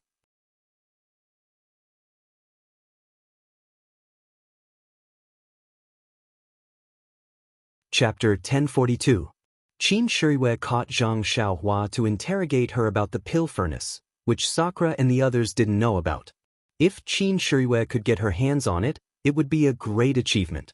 Even if she couldn't get her hands on it, she would have other relics of the way of immortality. Therefore, when she saw Zhang Xiaohua fall into the water, she knew that Zhang Xiaohua wouldn't survive, so she left and didn't mention this matter again. Of course, the power behind Zhang Xiaohua didn't show up later, and there were no clues, which made Qin Shiyue quite sad. As for Su Jiaodong, when Qin Shiyue returned to the Tenryu sect, she also went with her. The flood dragon of the 4 seas was a subordinate of the Tenryu sect, so Qin Shiyue took Su Jiaodong with her. As for the status, who cared about it? Su Jiaodong saw Qin Shiyue scolding her, so she stole a glance at Garuda, who was resting on the high platform with his eyes closed, and said in a low voice, "Little Yeye, I know the disciples of the Tenryu sect don't lack this, but this cultivation method sounds very powerful and it can be practiced to the way of immortality. Even if you don't mind if you can get it and give it to my father, it won't be a waste of me serving you for so many years." Qin Shiyue frowned. "Jiao, if you want it, I'll ask the Heavenly King for it. We have no reason to mess up the Heavenly King's plan." "So, then who do you think the Heavenly King will send?" "This." Qin Shiyue looked at the crowd and said in a low voice, "This cultivation method is meaningless to the disciples of the Tenryu sect. Who will fight for this useless thing? I guess the Heavenly King doesn't plan to let the disciples fight at all." "Really?" Su Jiaodong's face lit up and she said, "Isn't this a good opportunity? If you volunteer to fight, you can make the Tenryu sect famous, and you can also get this secret manual for me. Isn't this killing 2 birds with 1 stone? Are you going or not?" Su Jiaodong really acted like a spoiled child. Qin Shiyue was helpless. She looked around and got up and went to the high platform. As Qin Shiyue said, Garuda didn't take this matter seriously and didn't plan to let the disciples fight. But since Qin Shiyue volunteered and had nothing to do, she nodded slightly. "And the 4 disciples of the Daoist. They were the 4 disciples of the 3rd generation, Yuan Tong, Yuan, Ife, Yuan, Yuan, Yuan and Yuan's, Yuan. And Yuan. It seemed like Daoist Temple and Dragon Sect had the same idea. The Tenryu sect was. The Tenryu sect, this was, B, on the sect SST. This. They had to give face to the Tenryu sect, so they nodded. When Qin Shirui put the slip of paper with her name into the small hole in the arena, Abbess Shuizhen patted the arena, and the small hole immediately disappeared. After a while, the 8 arenas were covered by a faint light screen. Nun Shuizhen said loudly, 117 disciples will be assigned to the 8 platforms. For the sake of fairness, disciples of the same sect will not appear in the same platform. As soon as she finished speaking, there was a buzzing sound. 2 lines of words appeared on the light screens of the 8 platforms. They were the names of the 2 people who were going to fight in the arena. The platforms looked very fair. Qin Shirui, who had just put his name in, was arranged to fight in the first round. When he saw his name, he frowned. When he saw his opponent, he became even more impatient. His opponent was an extremely young disciple from the Tenryu sect. When the disciple saw his opponent's name, he was stunned. He didn't expect to be so unlucky as to meet the Tenryu sect as soon as he got on the platform. Qin Shirui looked at him impatiently. It was as if he was a fly. If he didn't fly away, he might be swatted to death. Therefore, even though the disciple knew that injuries were prohibited on the platform, he still bowed and said with a smile, I was very lucky to be able to pass the first round. To be able to meet Senior Brother Qin on the platform is a kind of fate. I know I'm not Senior Brother Qin's opponent, so I admit defeat. After he finished speaking, he jumped down from the platform. Well, you're from the Tenryu sect. Not bad. Qin Shirui commented casually and jumped down from the platform. Little you are so awe-inspiring. Su Jiaodong pulled Qin Shirui and whispered with a smile. Shu, you're not afraid of being laughed at. I'm not awe-inspiring. It's the Tenryu sect's awe-inspiring. Qin Shirui said proudly. There were several more rounds, but they were all very boring. Whenever a disciple from the other sects met a disciple from one of the 5 major sects, they would all jump down from the platform and admit defeat. The only one who did so was a disciple from the floating mountain village. When he met Hu Ben, he saw Hu Ben's tall figure and thought he was clumsy. He wanted to use his superior Qinggong to fight him. If he could gain something, he might become famous in Jianghu. Who would have thought that when Hu Ben swung his copper staff, he would be mesmerized by the sound of the soul-devouring rod. When he regained his senses, the thick copper staff was already on his forehead. He almost collapsed on the platform. His legs went soft and he couldn't even walk. It was the floating mountain village's head who went up to the platform and carried him down. This disciple from the floating mountain village could be considered a lesson for those who came after him. Those who originally had some thoughts of being careful had long since given up. No one dared to challenge the dignity of the 5 major sections. The disciples of the 5 major sects had a smooth journey until the righteous alliance's Li Feng met the Daoist Temple's Yuan Wu. Li Feng was a tall man in his 30s. His weapon was different from the others. He used a white wax spear. When he saw his name appear at the same time as the Daoist Temple's name, he couldn't help but frown. He jumped onto the platform. Among the Daoist Temple's group, a short and thin disciple also jumped onto the platform. He held a very ordinary-looking wooden staff in his hand. Looking at his age, he seemed to be in his 20s. The 2 got on the platform and saluted each other. Li Feng waved his spear and the red-tasseled spear tip exploded. He called out, Young Master Yuan Wu, I'm older. I'll let you have one move. Yuan Wu waved the wooden staff in a circle in front of him. He raised one hand and nodded, Many thanks, Benefactor Li, for letting me win. As soon as he finished speaking, Yuan Wu didn't hold back and swung the wooden staff towards Li Feng's waist. Yuan Wu was originally a lower-generation disciple of the Daoist Temple. He was lucky enough to be chosen to come to the incense cult. Elder Chang'ing made it clear that it was a matter of experience and experience. If he really cared about face, Kong Chan, Kong Jian and the other disciples behind him would have been chosen long ago. Before the wooden staff could get close to Li Feng's body, the sound of the wind could be heard. "Good move!" Li Feng shouted and leaped up like a sparrow hawk. Looking at his qinggong, it was obvious that his qinggong was better than Yuan Wu's qinggong. Yuan Wu's attack was obviously meant to test Li Feng's strength. When he saw that Li Feng's qinggong was good, he immediately retracted his staff. He was afraid that Li Feng would have more powerful moves waiting for him. Li Feng was disappointed when he saw that Yuan Wu didn't chase after him. Yuan Wu's move was indeed a bait. Once Yuan Wu chased after him, Li Feng would give him a thunderous strike. Unfortunately, he could only land on the ground, turn his spear, and stab with all his heart. There were very few people who used spears in Jianghu. Those who used such a weapon would have extraordinary moves. Sure enough, Li Feng's spear was like a dragon that came out of the sea. It circled around Yuan Wu's body. As long as there was a slight opening, he would be able to break through the door. Unfortunately, Yuan Wu's performance disappointed Li Feng once again. When Yuan Wu saw that he was inferior to Li Feng, he immediately brandished his wooden stick and countered Li Feng's every move. He was not greedy and did not attack recklessly. The saying that the world's martial arts originated from the Daoist temple might be an exaggeration, but there was some truth to it.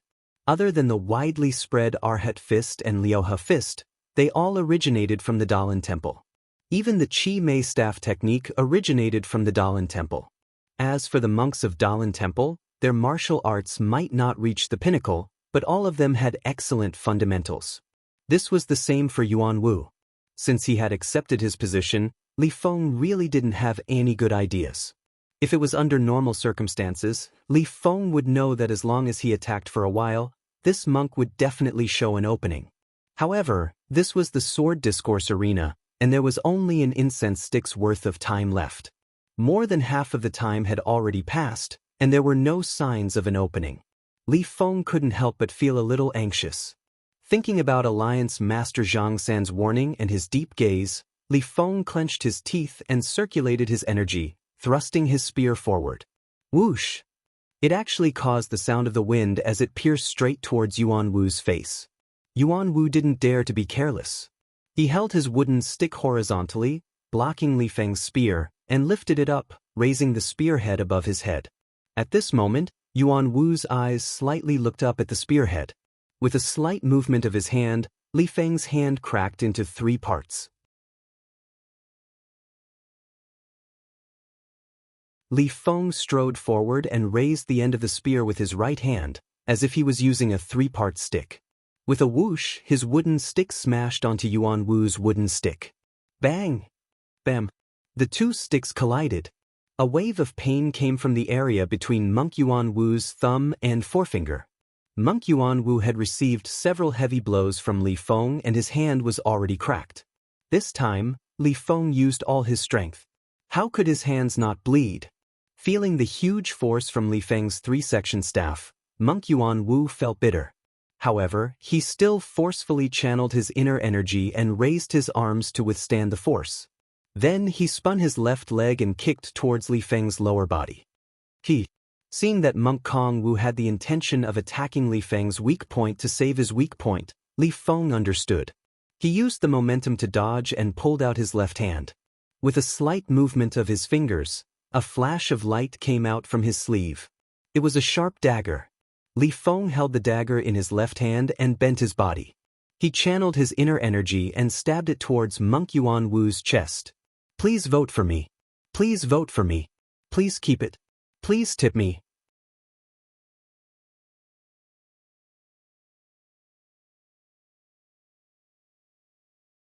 Chapter 1043. Monk Yuan Wu's heart sank when he saw Li Feng's dagger stabbing towards his chest. He knew that if he did not pull out his wooden stick, he would not be able to block the attack. However, Li Feng was still holding the spear in his right hand and he was still holding the spear tip. If he pulled out his wooden stick, he would still be stabbed by the spear tip. Therefore, Monk Yuan Wu made up his mind. With one hand holding the wooden stick, he pulled out his other hand and leaned forward. Facing Li Feng's incoming momentum, he grabbed Li Feng's dagger with his bare hand. Li Feng's attack was very fast. He did not expect Kong Wu to be so reckless. He was stunned. Just as he was hesitating, Kong Wu's hand grabbed the dagger. Immediately, the sharp blade cut Kong Wu's palm and blood dripped down the dagger. Ah! Although the monks of the Daoist temple were calm, they all exclaimed. Even Abbot Chongqing, who was watching from afar, was stunned. Amitba! It's not good to have too much anger. Ah, you old monk. This brave monk is bleeding for the sake of the Daoist temple's reputation. How can you say that? I like it. If you don't want it, you can give it to the Tenryu sect. Garuda laughed. The Daoist temple's reputation is not something that can be determined by this sword competition. Even if he loses, what can he do? Elder Chongqing shook his head. Alliance Master Zhang San's face was livid. Kong Wu was just a junior disciple of the Daoist temple, but he had such a strong disciple. He was able to tie with the outstanding disciple he had selected in such a short time. This was something he had not expected. At this moment, a voice shouted, "Time's up." Li Feng from the Alliance of Righteous Sects and Yuan Wu from the Daoist temple are both eliminated. Li Feng was anxious when he heard this. When he looked again, the arena was already as high as the ground. This sword discourse was considered to be over. Li Feng put away his dagger and spear and smiled bitterly. Little monk, you really wanted it. I admit defeat. Yuan Wu endured the pain and clasped his hands together.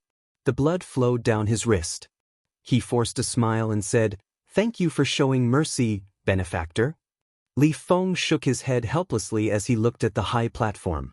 Alliance Master Zhang San's ashen face had disappeared and was replaced by a smile. Thump. Li Feng was startled. He knew that Alliance Master Zhang was beyond furious. But what could he do? With the righteous alliance's Li Feng as an example, in the future, no one dared to hold back in the sword conference. As long as they went on stage, they would all use their ultimate moves, afraid that they would be eliminated because of the delay. The monks of the Daoist temple, on the other hand, seemed to have received instructions from the great master Chang'eng. They no longer fought as fiercely as Yuan Wu. Whenever there was a slightly dangerous move, they would immediately withdraw. If the opponent forced them, they would immediately jump off the ring and admit defeat. But even so, under the mercy of the incense cult and the Daoist temple, when the winners of the last 8 rings were determined, except for the disciples of the 5 great sects, the disciples of the other sects were all eliminated. Of course, even though these disciples had been eliminated, they were still able to exchange blows with the experts of the 5 great sects under a situation where their lives were not in danger. This was extremely beneficial to their cultivation of the martial Tao. This was probably even more precious than the Jade Restoration Pill. Therefore, even though they had been knocked out of the arena, their faces were still flushed red and they were in high spirits. There was absolutely no dejection. The 8 disciples of the 5 great sects were Xia Qing and Hu Ben from the incense cult, Liang Zongxu, He Su, and Qin Yang from between the clouds and the water, Yuan Tong from the Daoist temple, Qin Shiriyue from the Tenryu sect, and Wu Shanghong from the Righteous Alliance. In terms of the number of disciples, between the clouds and the water, who went all out and sent out a strong lineup, had 3 disciples who won. Similarly, the Righteous Alliance, who were determined to win, only had 1 disciple. The strength of the 2 sects could be seen from this. As for Xia Qing, as an inner disciple, of course her martial arts were much better than the average disciple. It was very normal for her to win. When the list of the 8 people came out, 4 of the 8 arenas were retracted into the ground. The supervising disciples of the fragrant religion sent the list of the 8 people into the small holes in the arenas.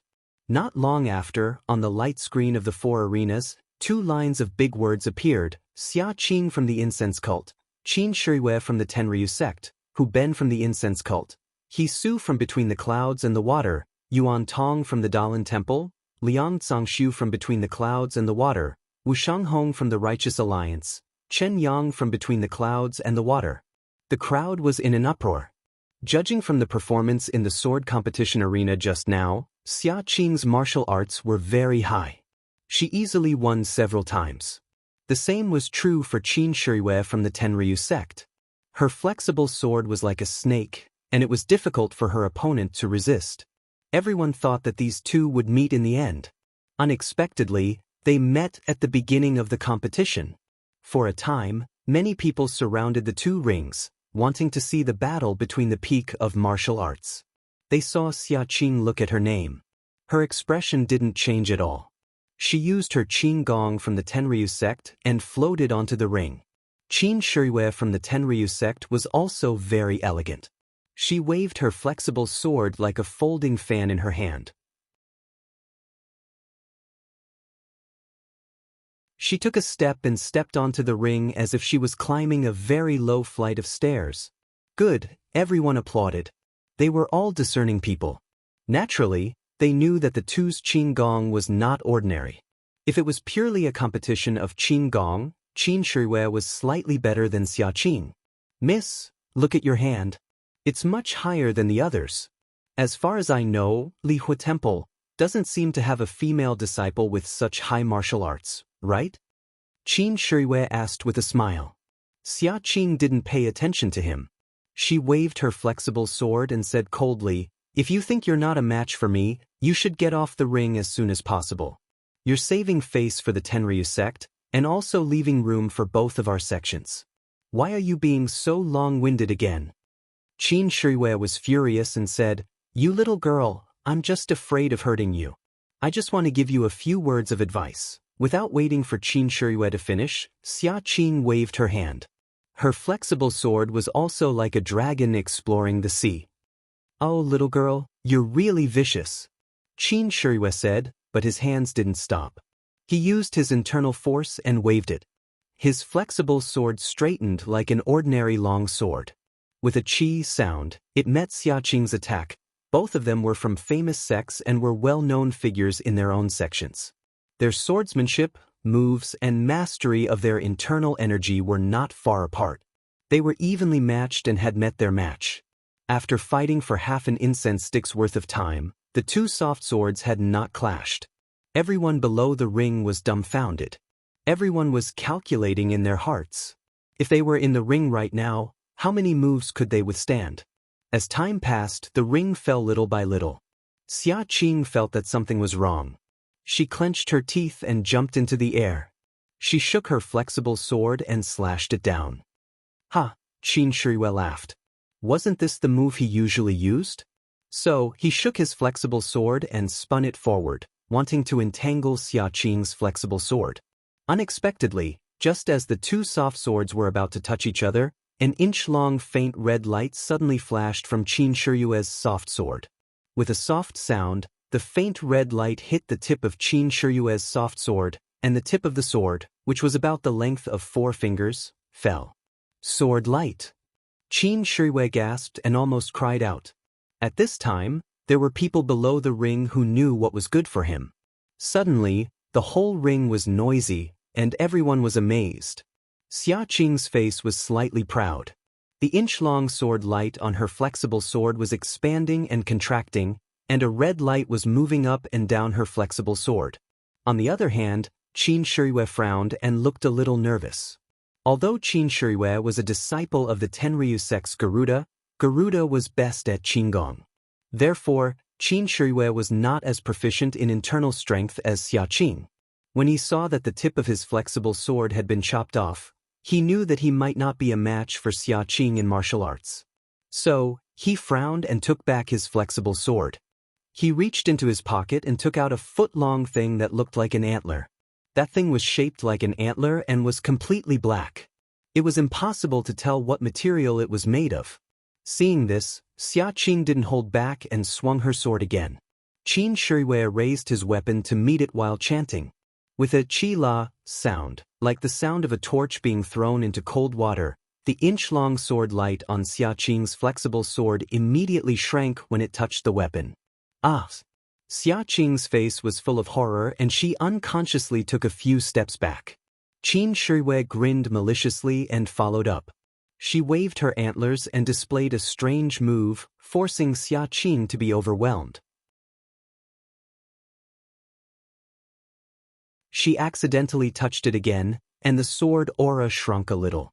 As a result, the sword light on Xia Qing's flexible sword had disappeared, and Qin Shiyue became braver and braver as he fought. He stretched out his hand and the weapon went straight for Xia Qing's throat. Xia Qing seemed to have something wrong with her heart. She covered her heart with her left hand and wanted to block the antler with the flexible sword in her right hand. However, she was afraid that the antler would break the flexible sword. She had no choice but to roll the flexible sword and stab it under the antler towards Qin Shiyue's chest. The flexible sword was very fast, and seemed to have the idea of besieging Wei to save Zhao. "Go down!" Qin Shiyue shouted and threw out the antler in his hand. At this time, his antler was only about 4 inches away from Xia Qing's throat, and the flexible sword was more than a foot away from him. In any case, it was impossible for Xia Qing to stab it first. However, at this moment, a sudden change occurred. A faint brilliance flashed out from Xia Qing's chest, and a faint light shield blocked in front of Qin Shiyue's antler. With a soft poof, the light shield blocked the antler, and the antler couldn't move an inch further. "Jade talisman?" Qin Shiyue cried out and immediately tried to use his hand to knock the soft sword away. Who would have thought that before he could use his antlers, another sword light would appear on Xia Qing's soft sword? Although this sword light was much dimmer than before, it was still able to hit Qin Shiyue's major acupuncture point at a distance of 3 inches. Seeing that the flexible sword had succeeded, Xia Qing floated up and kicked Qin Shiyue's chest, kicking him out of the ring with a "pa" sound. At this time, the time limit for burning a stick of incense was up, and the ring had just fallen to the ground. If you like this work, you are welcome to come to Qidian.com to vote for recommendation and monthly.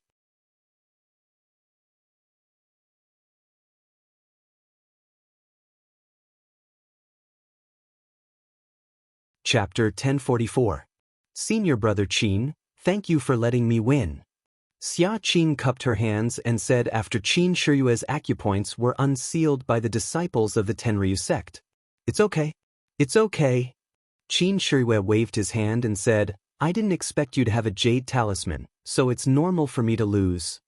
Hehe, I also didn't expect Senior Brother Qin to have a magic tool, so I had no choice."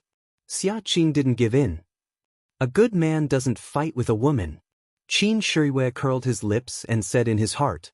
He turned around and comforted Su Jiaodong. He didn't finish what he promised, so he was afraid that it would be difficult to report back. Xia Qing and Qin Shiyue were evenly matched, so they fought for the longest time. The other 3 arenas had already been decided. Although Hu Ben was a disciple of the Ruijin Palace, he was born with great strength. His crazy devil staff technique could change the wind and clouds. Although between the clouds and the water's martial arts were also very strong, he was still defeated by the staff. The battle between Yuan Tong and Liang Cangshu was the most interesting. As soon as Liang Cangshu took out his long saber and waved it a few times, Yuan Tong knew that he was no match for him, so he immediately jumped down from the arena and admitted defeat. He really had a good attitude. The battle between Wu Shanghong and between the clouds and the water's Qin Yang was basically not on the same level. Qin Yang was similar to Hu Ben, he was also tall and strong, and his arms were very strong. He held a bronze statue in his hand, and when the bronze statue danced, Wu Shanghong, who was holding a long sword, couldn't get close to him. Wu Shanghong wanted to use Qin Gong to fight, but Qin Yang didn't give him a chance and sealed the entire arena. Wu Shanghong was helpless and was forced to jump down from the arena by the bronze statue. So far, the 4 disciples of the Righteous Alliance were all defeated. The sword competition of the Fragrant Religion's Wulin assembly started in the morning, and now the sun was setting. Only 4 people were chosen. They were Xia Qing and Hu Ben from Fragrant Religion, and Liang Cangshu and Qin Yang from Between the Clouds and the Water. In the middle of Huayu Palace, a platform that was several times bigger than the previous one slowly rose up. Nun Shuizhen jumped onto the arena and said with a smile, "Everyone, after a day of exciting sword competition, we have finally chosen 4 disciples who are qualified to fight for the 3 rewards. There are still 4 more competitions left. For transparency and fairness, here are 4 jade tokens with the names of the 4 disciples written on them.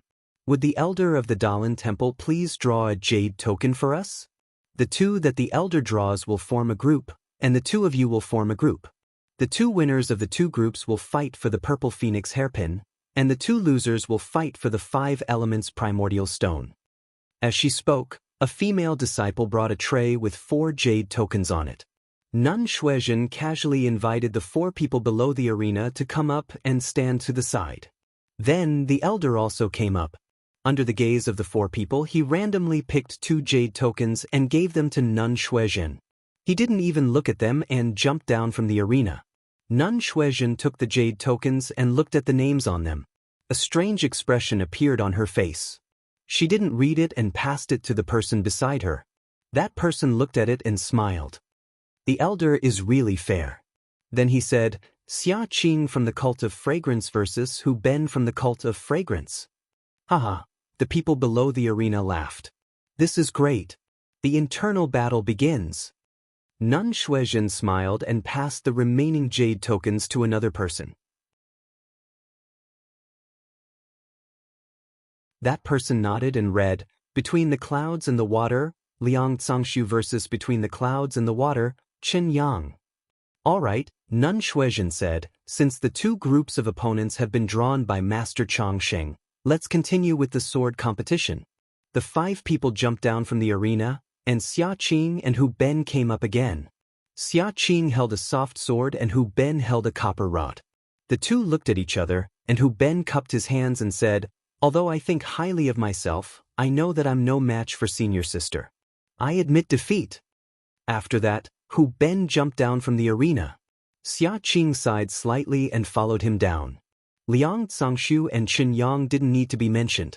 Qin Yang didn't even say a word and directly jumped down from the arena.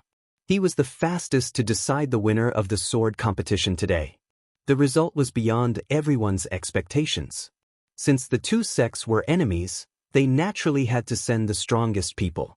Between the clouds and the water questioned the cult of fragrance at the beginning of the sword competition, saying that they couldn't take out the blade-breaking force as a reward.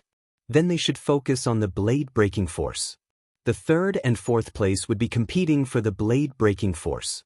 Why did Qin Yang admit defeat? Qin Yang was indeed strong, but he was still inferior to Liang Xianxia. Wouldn't Liang Xianxia have a better chance of winning the blade-breaking force than Qin Yang? Could it be that the imitation purple phoenix hairpin was more useful than the blade-breaking force? That's what most people thought. At this time, Nun Shuizhen, who had just jumped down from the arena, jumped back into the arena again and said with a smile, I didn't expect the winner to be decided so quickly. Then, the next battle will be for the 3rd place of the sword competition. Whoever wins the sword competition will get the blade-breaking force. As she spoke, she waved the blade-breaking force in her hand and turned around to stand at the edge of the arena. When Hu Ben and Qin Yang stood on the arena, Qin Yang's words made everyone understand what Between the Clouds and the Water was planning. Qin Yang cupped his hands and said, Senior brother Hu, I didn't have enough fun in the battle just now. I think senior brother Hu didn't have enough fun either, right? Hu Ben was stunned and said, That's right. Junior brother Qin, what do you mean? It's nothing. I just want to add one more rule to the arena. I don't know if senior brother Hu is willing to accept it. Tell me about it. Hu Ben was not fooled. It's simple. The time in the arena is short, the task is heavy, and we can't kill people. It's really difficult. Since senior brother Hu is good at physical strength, why don't we compete in physical strength? We can't dodge from the first move until one of us is knocked out of the arena. If one of us dodges the first move, then he loses the battle. What do you think? Everyone under the arena suddenly understood. Although Hu Ben's martial arts were not as good as Liang Xianxia's, his physical strength was much greater than Liang Xianxia's. His copper rod was also a very powerful weapon. Although Liang Xianxia's saber had the blade qi, he was not sure if he could avoid killing people in the time it took to burn an incense stick. When Hu Ben heard this, he laughed proudly. Good, except for a junior brother who used his strength to subdue me, I have never met anyone who is stronger than me. Junior brother Qin, what you said is very good, let's do it. As he spoke, he swung his copper rod. The terrifying whistling sound swept towards Qin Yang's body. Qin Yang silently circulated his internal strength. His mind was clear, and the copper man in his hand swayed. With a dong sound, the two heavy weapons collided. The sound was so loud that it deafened everyone's ears.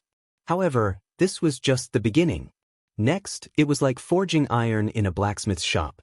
The dong-dong sound was endless. The two people collided with each other. "Ha, good." Hu Ben laughed. "This is a real battle."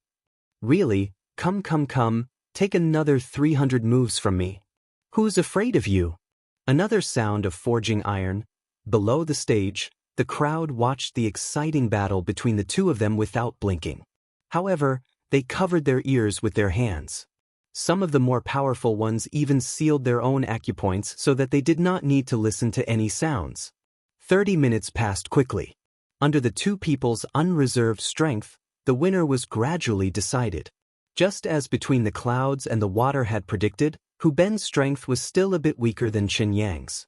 If he didn't fall into the trap between the clouds and the water and use the crazy demon rod technique, he might have a chance to win. However, now, Hu Ben's arms were numb, and he couldn't even hold the copper rod.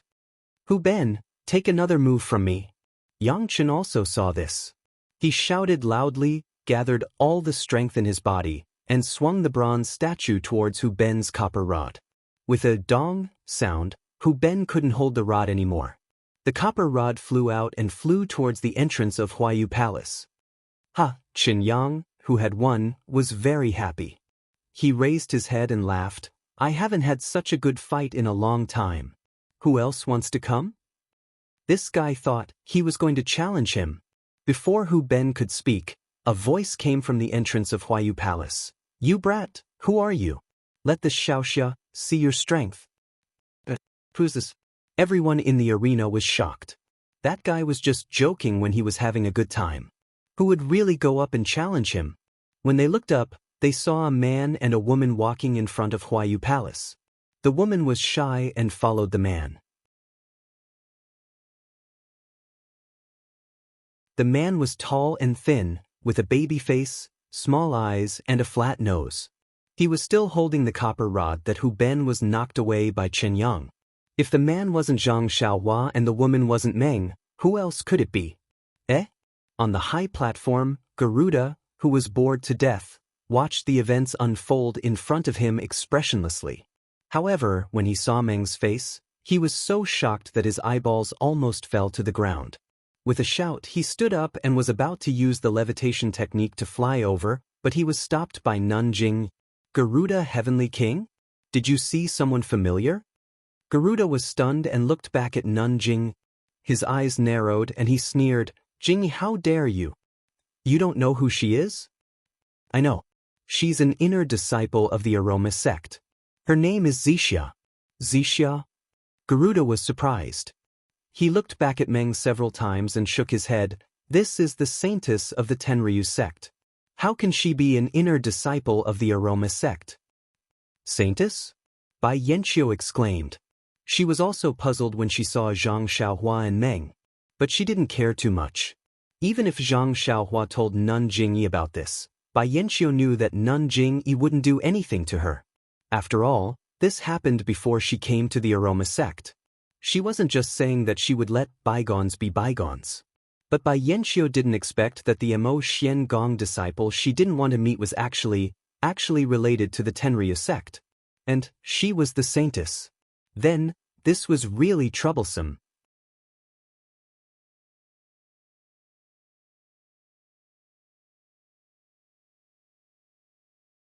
Chapter 1045. Bai Yanqiu's heart was in a mess. He regretted that he didn't meet this disciple of Mo Sun Gong. Zhang Xiaohua walked to the side of the ring with the copper rod in her hand. She got on the ring in a flash. She cupped her hands and said with a smile, "Senior brother, you must be a disciple of Between the Clouds and the Water. I came back late this time and heard your challenge. Hee, my hands are itching. I want to take this opportunity to exchange pointers with you. What do you think?" "Oh, right, I haven't asked your name yet." After Zhang Xiaohua finished his words, Qin Yang regretted it just like his by Zhangman. He didn't have any reason to boast. Now he really got the disciple. Although this disciple didn't look good, was very young, and might not be good at martial arts, but this was a mistake. He had completed the task given to him by the head. He only needed to slap his butt and jump off the ring. Why did he talk so much? However, Qin Yang had already thought about it. He cupped his hands and said, "Junior brother, I am Qin Yang of Between the Clouds and the Water.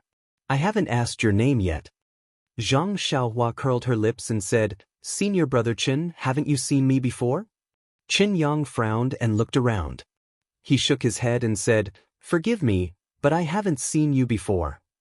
"Hee, well, if you haven't seen me before, then so be it. I am Ren Xiaoyao, a disciple of the protector of the incense cult." Zhang Xiaohua's words surprised the people below the ring. These people were, of course, Qin Shiyue and Su Jiaodong. Qin Shiyue had just been defeated in the arena. She did not complete the task that Su Jiaodong had assigned to her. She only lost because of her carelessness. She did not know how many humiliating conditions she had agreed to, but she did not manage to make Su Jiaodong happy. Just as she was feeling depressed, she saw Hu Ben's copper rod being knocked away. Zhang Xiaohua entered the arena. When she saw Zhang Xiaohua's familiar face, she did not care what she was thinking. She immediately shouted, Jiao, look!" This was a way to divert attention. In fact, he might not remember Zhang Xiaohua, a child from 5 years ago. However, Su Jiaodong had some impression of Zhang Xiaohua. Not to mention the old man pushing the cart, that day, which made her feel ashamed. Zhang Xiaohua risked her life to save Qin Shiyue, which gave her the opportunity to be with Qin Shiyue.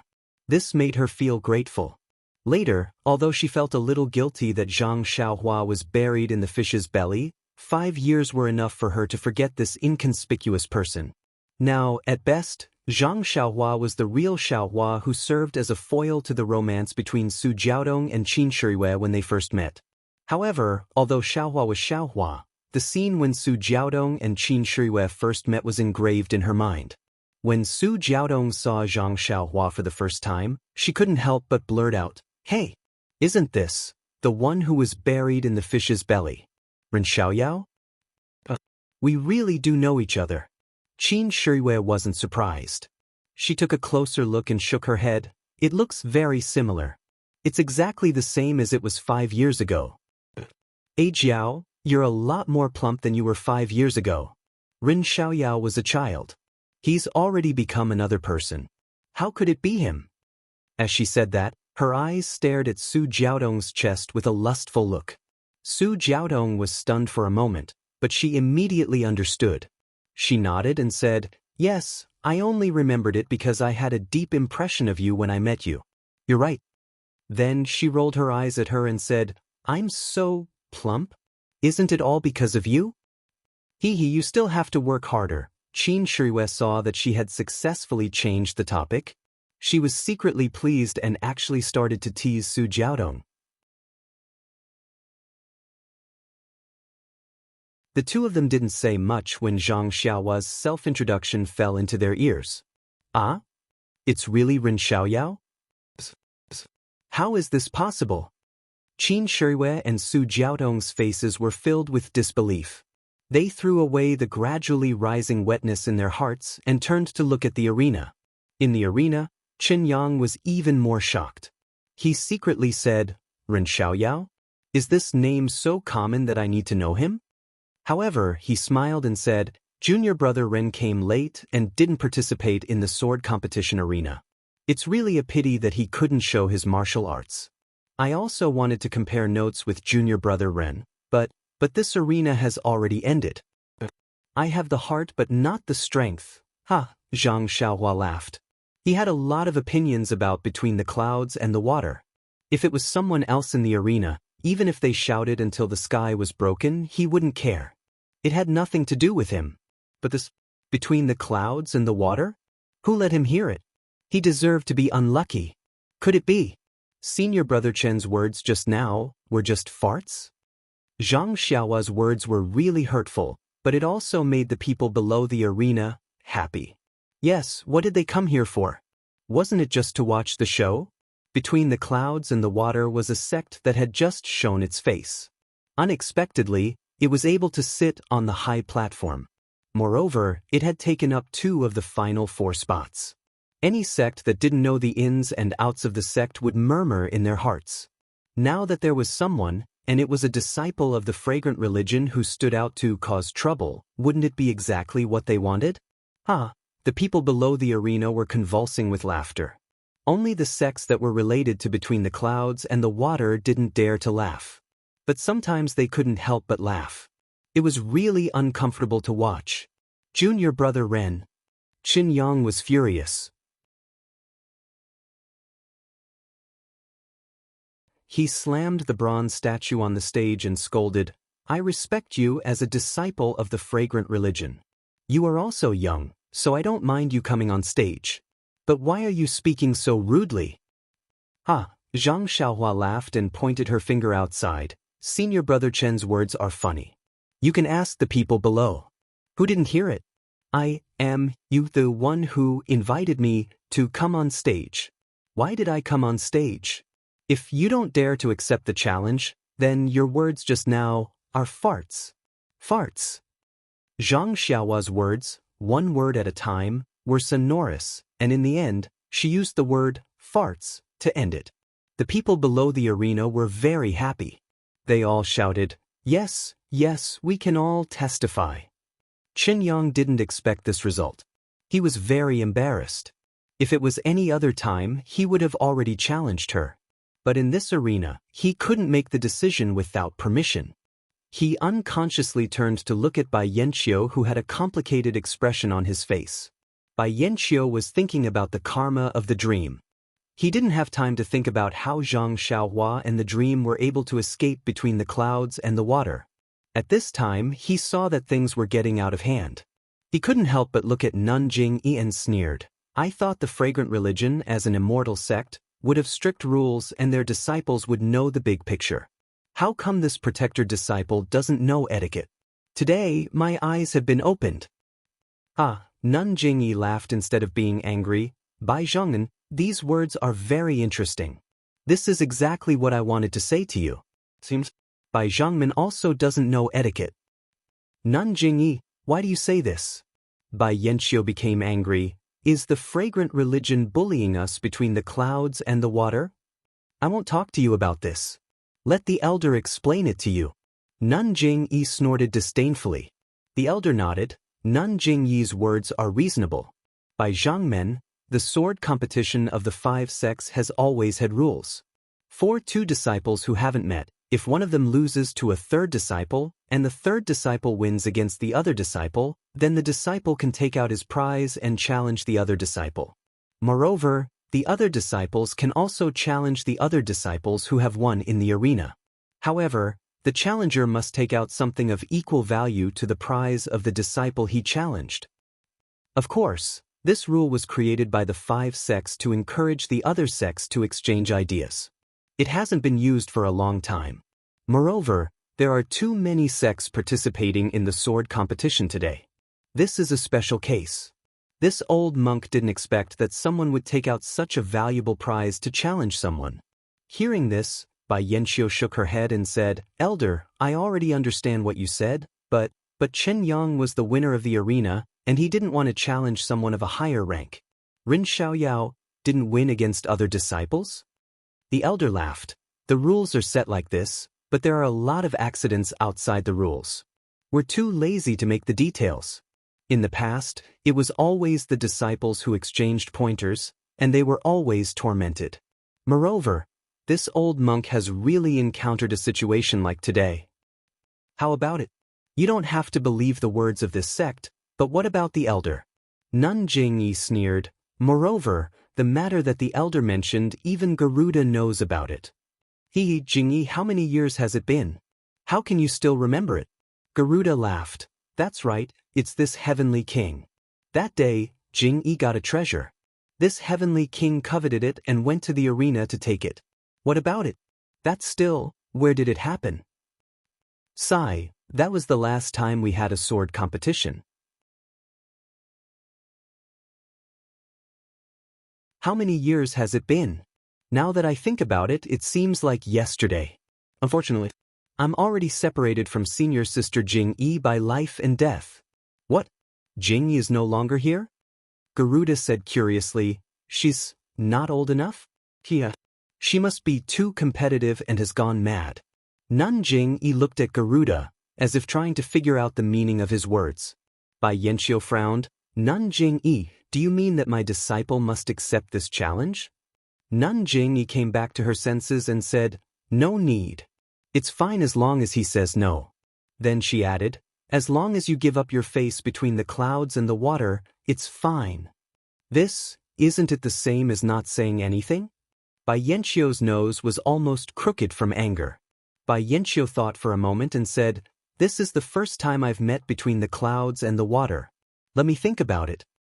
No problem. Anyway, even if it's a challenge, your disciple has just had a fight. It's impossible for her to continue now. Nun Jing-yi was secretly pleased. She ordered her disciples to call Zhang Xiaohua and Qin Yang down from the arena. Please vote monthly, please vote recommendation, please collect, please tip. If you like this work, you're welcome to come to Chidian. Come to vote.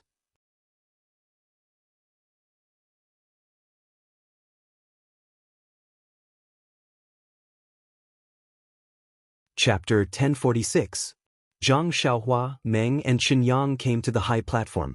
Qin Yang walked to Bai Yanqiu with a long face. He sincerely admitted that he had learned the serious consequences of careless talk today. Then he stood with his hands down and quietly waited for the consequences. Jing-yi Nun smiled and asked in a gentle voice, Xianxia, Ren Xiaoyao, why did you come back so late? Why did you come back to Huayu Peak when you saw that the distinguished guests of the Daoist Temple had arrived and the martial arts convention was about to end? Zhang Xiaohua looked at Meng and then squinted at Bai Yanqiu.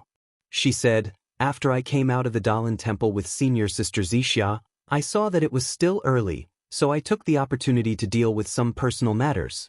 But just as this disciple was about to return to the incense cult, I ran into this sect leader Bai's subordinates, who insisted on inviting this disciple to the Water Cloud sect. This disciple wanted to report back to the sect leader, but dozens of disciples from the Water Cloud sect had invited this disciple, so this disciple had no choice but to go.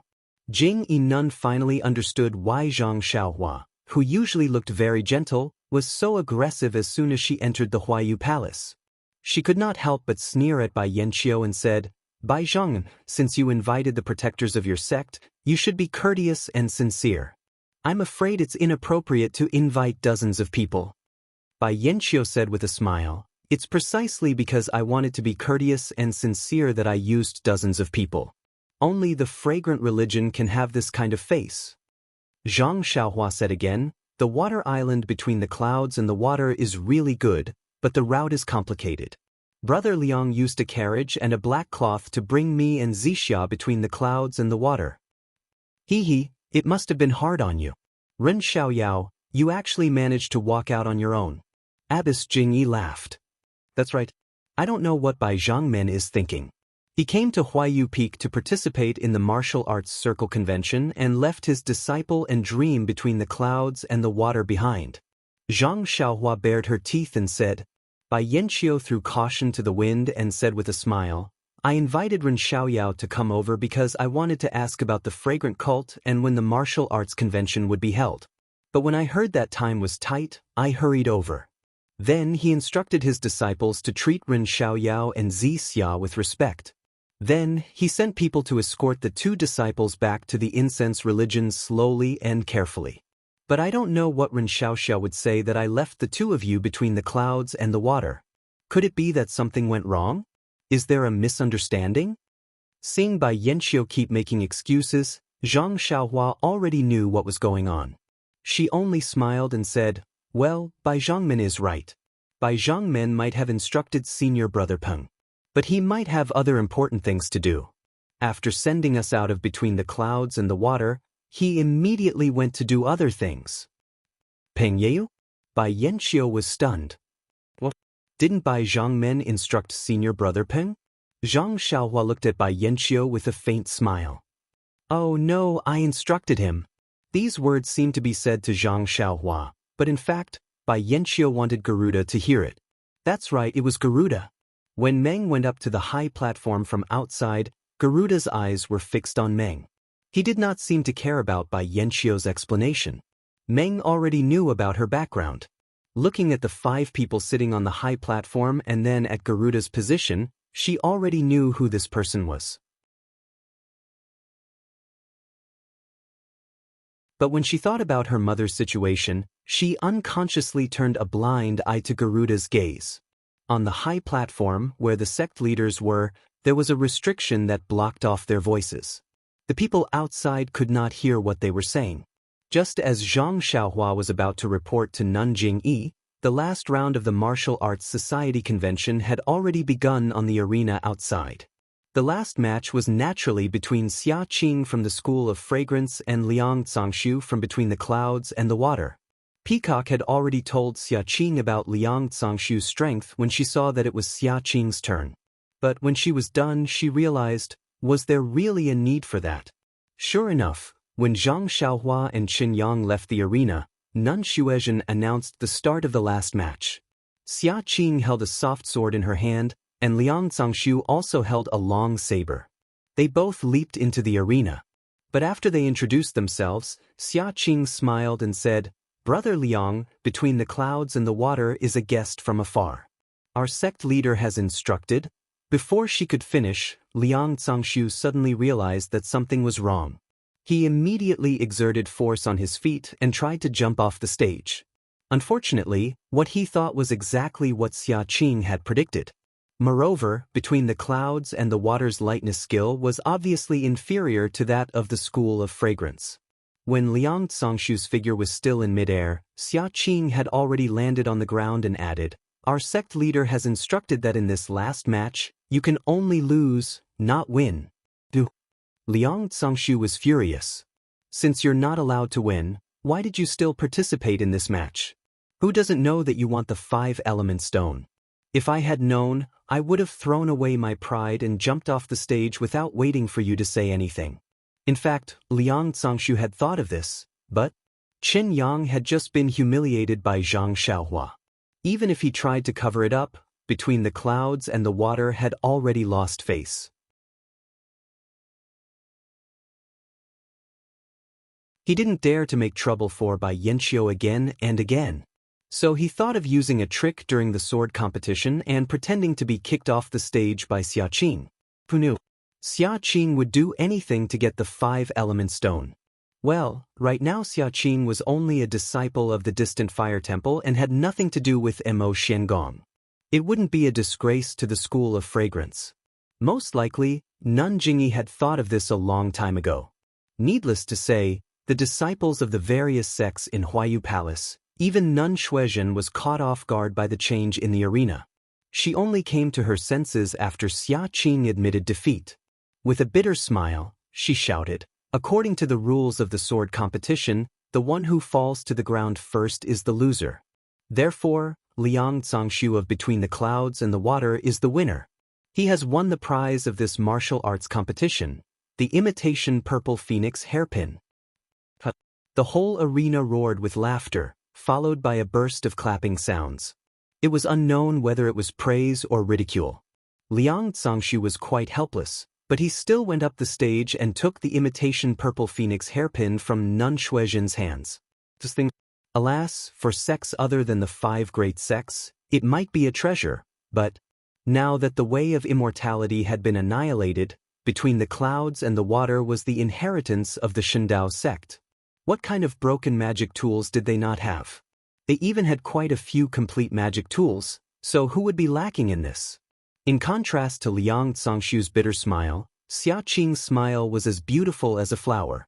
It was impossible to tell that she was the loser of a battle. Abbess Shuezhen was also smiling at this time. She handed the jade box with 5 primordial stones in it to Xia Qing and said, "Congratulations, disciple Xia Qing from the Fire Palace. I hope you will continue to work hard in the future and make further progress to become the champion of the Sword Conference." "Thank you, Nun Shuezhen." Xia Qing could not suppress the smile on her face. Seeing the two of them like this, even an idiot could tell that the value of the 2 items were different. Everyone in the arena was a little curious about why Nun Jingyi made such an arrangement. Then, they looked at the high platform where Nun Jingyi and the others were standing. They wanted to see how the protector who suddenly appeared would deal with Chen Yang. Of course, Qin Shiyue and Su Jiaodong were also looking forward to it. They also wanted to know if this Ren Xiaoyao was the Ren Xiaoyao they knew. However, after some discussion, they agreed that this was just a coincidence. It was impossible for a young man to grow from a person with poor martial arts to one of the top masters in Jianghu in 5 years. Nun Jingyi looked at the farce on the stage and laughed in her heart. She looked at the unhappy Bai Yanqiu and sneered. She turned to Master Chongsheng and said, "Master, according to the previous rules, we have decided to provide Ren Xiaoyao with a manual of the same value as the blade breaking force. He will have a sword competition with the disciples of Between the Clouds and the Water. What do you think?" Master Chongsheng nodded and said, "Of course, but I wonder if Bai Zhangmen is willing to accept?" When Bai Yanqiu heard this, he was moved. He looked at Ren Xiaoyao, then at Chen Yang. He thought about Zhang Xiaohua's performance Between the Clouds and the Water and said, "That's great. Since I'm participating in the sword competition of the 5 sects Between the Clouds and the Water, I naturally have to follow the original rules of the 5 sections. I have a request. Please speak, Bai Zhangmen." Master Chongsheng said with a smile. "That is, there is no time limit for this competition. What do you think?" "What do you think, Nun Jingyi?" Master Chongsheng asked. "Of course," Nun Jingyi said without hesitation. Seeing Nun Jingyi's quick response, Bai Yanqiu felt that he had been tricked. However, when he thought about it carefully, there was nothing he could think of. Would Master Chongsheng be the supervisor of this competition? Bai Yanqiu stood up and said. Master Chongsheng nodded and said, "This matter involves the incense cult and Between the Clouds and the Water, so of course I have to be the supervisor." Below the arena, the crowd saw that the host of the Daoist temple had come to the arena in person, and they were all interested. Nun Shuizhen walked to the front and told the whole story. In the end, she took out a small booklet and said, "This is my incense cult's martial art, like water. It is also a martial art, but it is more for women. Now I give it to my sect's disciple, Ren Xiaoyao. If he loses this competition, this like water will belong to Qin Yang Between the Clouds and the Water. If he wins, then Qin Yang's blade-breaking force will belong to my sect's disciple, Ren Xiaoyao." "Great!" the crowd shouted. They realized that this was the climax of the martial arts circle convention. However, they were all whispering. Ren Xiaoyao was so young, how could his martial arts be comparable to Qin Yang's? However, when Ren Xiaoyao and Qin Yang went to the arena again, they saw Zhang Xiaohua holding the wrought copper staff. She looked like she knew everything. Everyone had a feeling that this young disciple was not as simple as he looked. Sure enough, Zhang Xiaohua waved the wrought copper staff and shouted to the crowd, "Senior brother Hu, lend me your wrought copper staff." The people who had just regained their confidence in Zhang Xiaohua were immediately discouraged. This weapon, could anyone borrow it?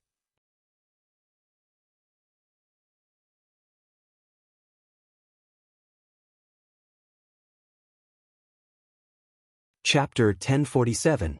Hu Ben was also amused and said, "Take it, take it. Smash this guy until his peach blossoms bloom. Well, if you win, I will give you this cudgel." Everyone laughed out loud. Zhang Xiaohua weighed the copper cudgel in her hand and said to Qin Yang, "This cudgel is really light. I have no choice. I can't find a suitable one in a short time. I will just have to make do with this for now." As she spoke, she waved the cudgel, which seemed a little jerky. Damn, seeing Zhang Xiaohua like this, Qin Yang's eyes were almost burning with anger. He had been scared for a long time and was on tenterhooks when Bai Yanqiu gave him a good face. How come this guy's cudgel was not used at all? Since junior brother Ren wants to fight with me, then I have no choice. I'm older, so I don't dare to take the lead. Please make your move, junior brother Ren. Qin Yang said politely. Well said, well said. Zhang Xiaohua smiled and looked at the elder next to her. I have just learned a new cudgel technique and was looking for someone to test it out. After she finished speaking, she waved her copper cudgel and displayed the Tong Tian cudgel technique. This move seems to be the Luohan cudgel? Tong Tian cudgel technique. The elder's eyes were so sharp that he could see the problem with Zhang Xiaohua's cudgel technique at a glance. However, after 2 moves, he found something wrong again. This is not right. Why is it so different from the moves of the Luohan cudgel? It seems to be more like the twin dragon cudgel technique. This young benefactor Ren has learned so many things. The elder was confused and stared at the competition.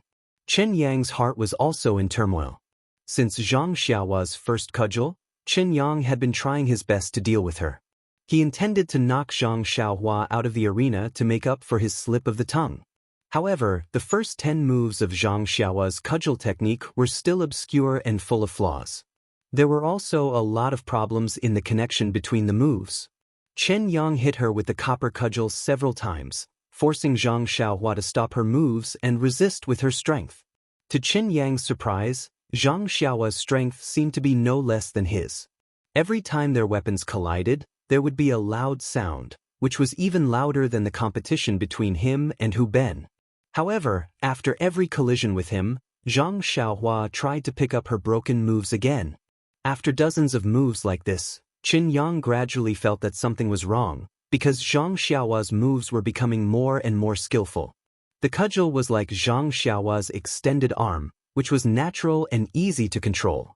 And the cudgel technique displayed by Zhang Xiaohua became more and more mysterious. Not only were there no flaws, but the moves were also as smooth as flowing water. The overwhelming cudgel waves hit Chen Yang from all directions, making him feel breathless. With a loud bang, Zhang Xiaohua's cudgel hit Chen Yang's copper cudgel. She laughed and said, "Cool, such cudgel technique only exists in heaven."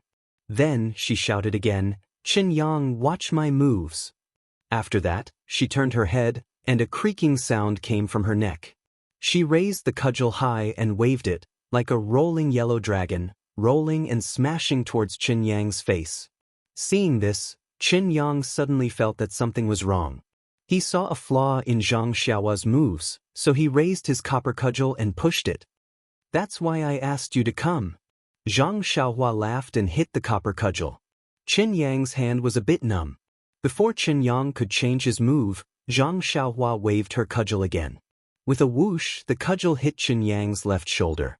Chen Yang had no choice but to raise his copper cudgel to block it.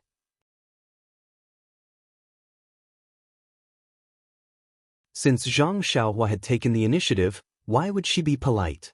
Chen Yang was being hit by Zhang Xiaohua's copper rod from head to toe. Cracking noises were almost audible. Chen Yang was hit by Zhang Xiaohua's copper rod from head to toe.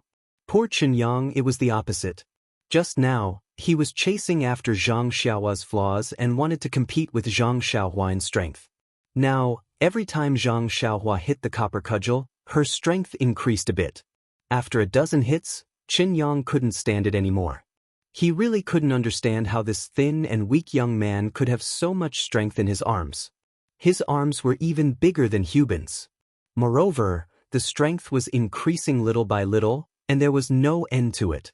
Zhang Xiaohua became more and more excited. He had always used prajna, and had never used cudgel techniques. Today, when he used it, he felt that this cudgel was a weapon that a real man should use. It was his strong suit to win with strength. "You brute, if you can block this move, I, Xiaoxia, will immediately jump out of the arena."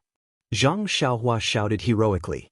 He raised his cudgel to the sky and smashed it toward Chen Yang's face. It was the heaven-shocking cudgel move that he had learned long ago. Yang Chen was also emboldened by his words. However, when he saw the cudgel that seemed to fill up the sky and earth, his momentum was already weak. He wanted to dodge, but the cudgel seemed to have locked onto him. No matter how he moved, the copper cudgel kept hitting him bit by bit. Good. Chen Yang made up his mind. He waved his copper cudgel, gathered all his strength, and faced the cudgel head-on. First, there was a loud bang, which was louder than the countless sounds that people had heard before. Chen Yang felt pain in his hands, and his arms were numb and numb. He loosened his grip, and the copper cudgel was knocked away. At the same time, there was a cracking sound. When people saw that the cudgel, which was as thick as a goose egg, was bent by Zhang Xiaohua. Ah!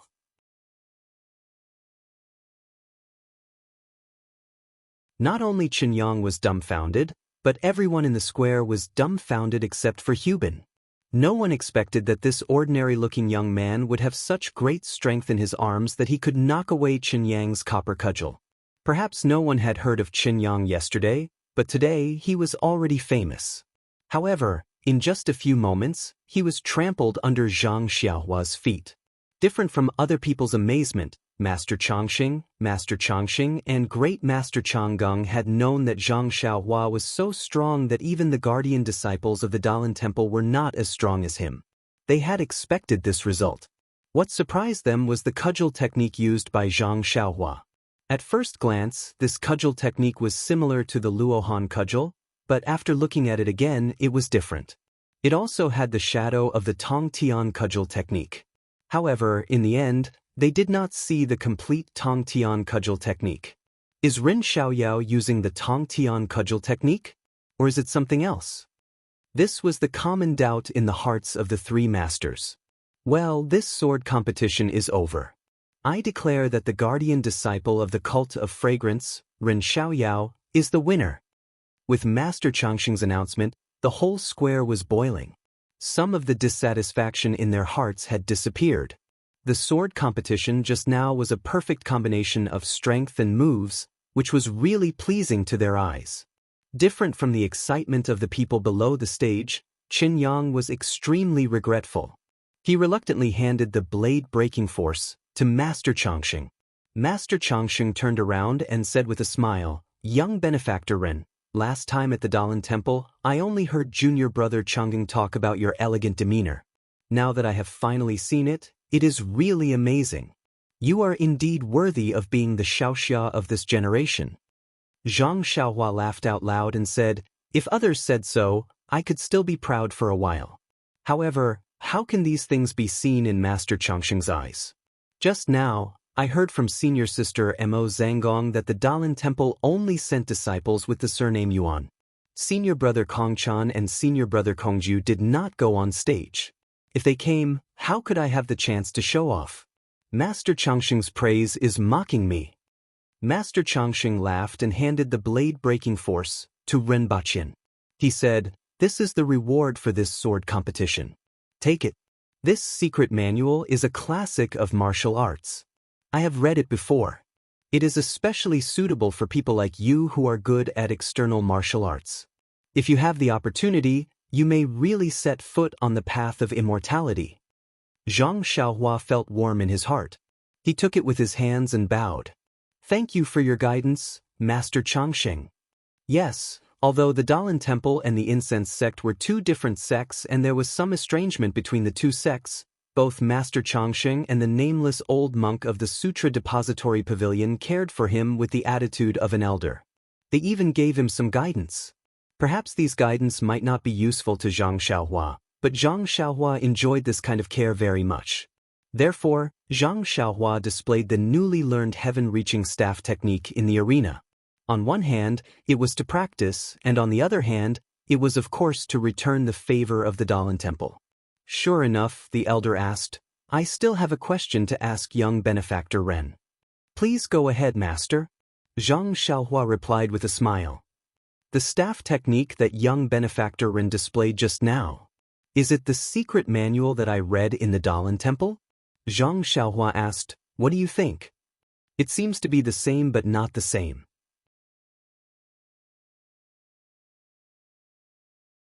It seems to be a mixture of many staff techniques." Zhang Xiaohua said again, "I heard the great Master Changgung say that the world's martial arts originated from the Daoist Temple. This staff technique should be the same, right?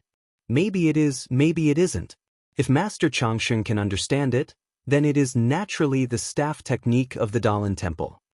Zhang Xiaohua did not directly mention the heaven-reaching staff technique, but Master Changxing did not ask again. He was slightly stunned and said meaningfully, "Young benefactor Ren, you have a deep affinity with Buddhism. If there is a chance in the future, I would like to invite you to the Daoist Temple for a chat." "Go to the Daoist Temple?" Zhang Xiaohua was stunned. She thought of the lotus platform, bamboo, and wind beads that she had taken directly from the Daoist temple. She immediately wanted to shake her head like a rattledrum, but then she changed her mind and said, "I would like to thank Master Chongqing. If there is a chance in the future, I will definitely go." As for when there would be a chance, that was up to Zhang Xiaohua. Master Chongqing smiled and did not say anything else. He returned to the platform first, followed by Zhang Xiaohua. At this time, Meng had already seen Zhang Xiaohua's power and secretly gave her a thumbs up. Zhang Xiaohua smiled knowingly, but this made Garuda frown slightly. On the platform, Zhang Xiaohua took out the sword-breaking force, and like water, and handed them to Abbess Jing. She said, "Disciple did not disappoint you. These 2 secret manuals."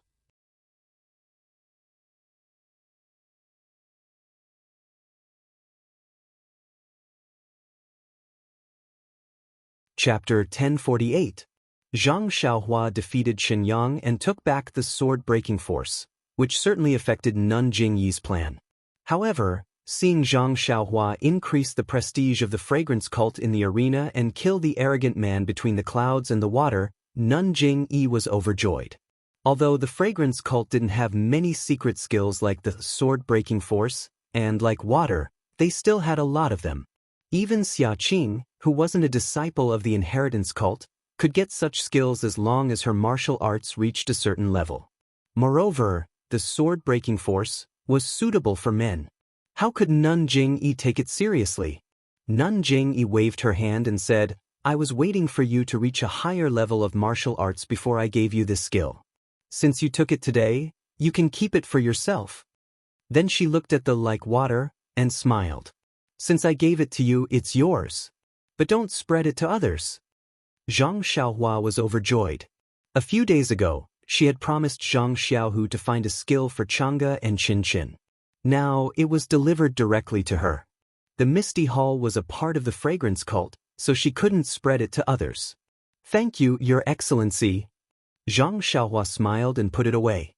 Nun Jingyi smiled and looked at Bai Yanqiu, whose face was livid. She waved her hand and cast a spell to remove the restriction on the high platform. Then, the high platform gradually moved forward. At the same time, the arena in the Huayu Palace gradually shrank into the ground.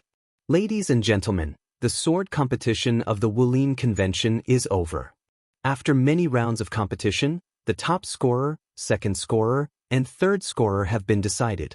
They have all been rewarded. Of course, this is just a simple gain. What makes me the happiest is that I can see the growth of the new generation of heroes in Jianghu through this sword competition. In the future, the entire Jianghu will prosper in your hands. The cultivation of martial arts will rise to a new height. Nun Jingyi turned to look at Bai Yanqiu and said to the crowd, "This Wulin Convention is not only a ceremony for our fragrance cult to re-enter Jianghu, but also a starting point for Between the Clouds and the Water to enter Jianghu. I hope that in the future, Between the Clouds and the Water can become a big family in Jianghu. I hope that in the future, Between the Clouds and the Water can become a big family of Jianghu and take on the responsibility of a big sect." Everyone clapped their hands, and Bai Yanqiu smiled. He stood up and cupped his hands and said, "Between the Clouds and the Water is a new sect in Jianghu is a new sect in the Jianghu. I hope that we can establish a good relationship with the other sects in Jianghu and make an effort Jianghu prosper. I hope that we can make Jianghu prosperous together. And I hope that in the future, Between the Clouds and the Water can receive guidance from the other sects in Jianghu so that we can do better and become stronger." Good. Some of the sects that were related to Between the Clouds and the Water began to praise them wholeheartedly. Bai Yanqiu continued, "There is one more thing that I need to explain to everyone in Jianghu. Between the Clouds and the Water is the legacy of the Shendao sect. Although we have now appeared in Jianghu with a brand new face, Between the Clouds and the Water will accept everything related to the Shendao sect." When Nun Jingyi heard this, she couldn't help but smile and said, "Bai Zhangmen said it very well. Between the Clouds and the Water has been reborn from the ashes, and it is time to create a new world. Once again, Fragrance Cult wishes that Between the Clouds and the Water can develop smoothly and reach the heights that the Shendao sect reached in the past." Thank you, Bai Yanxiu said with a smile.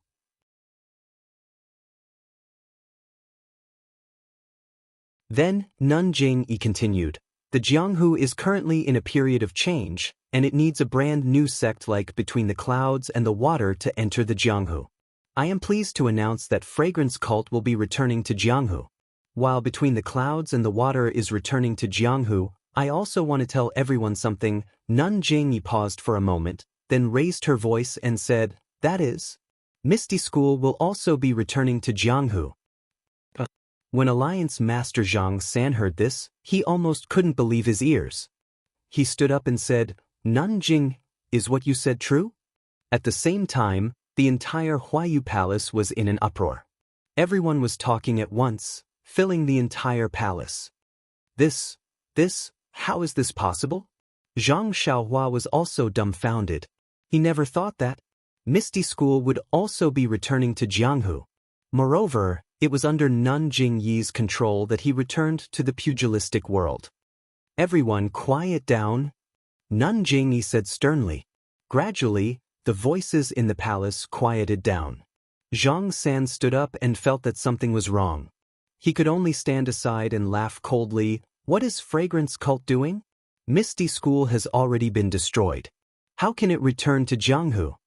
Nun Jingyi laughed. Alliance Master Zhang San, what are you saying?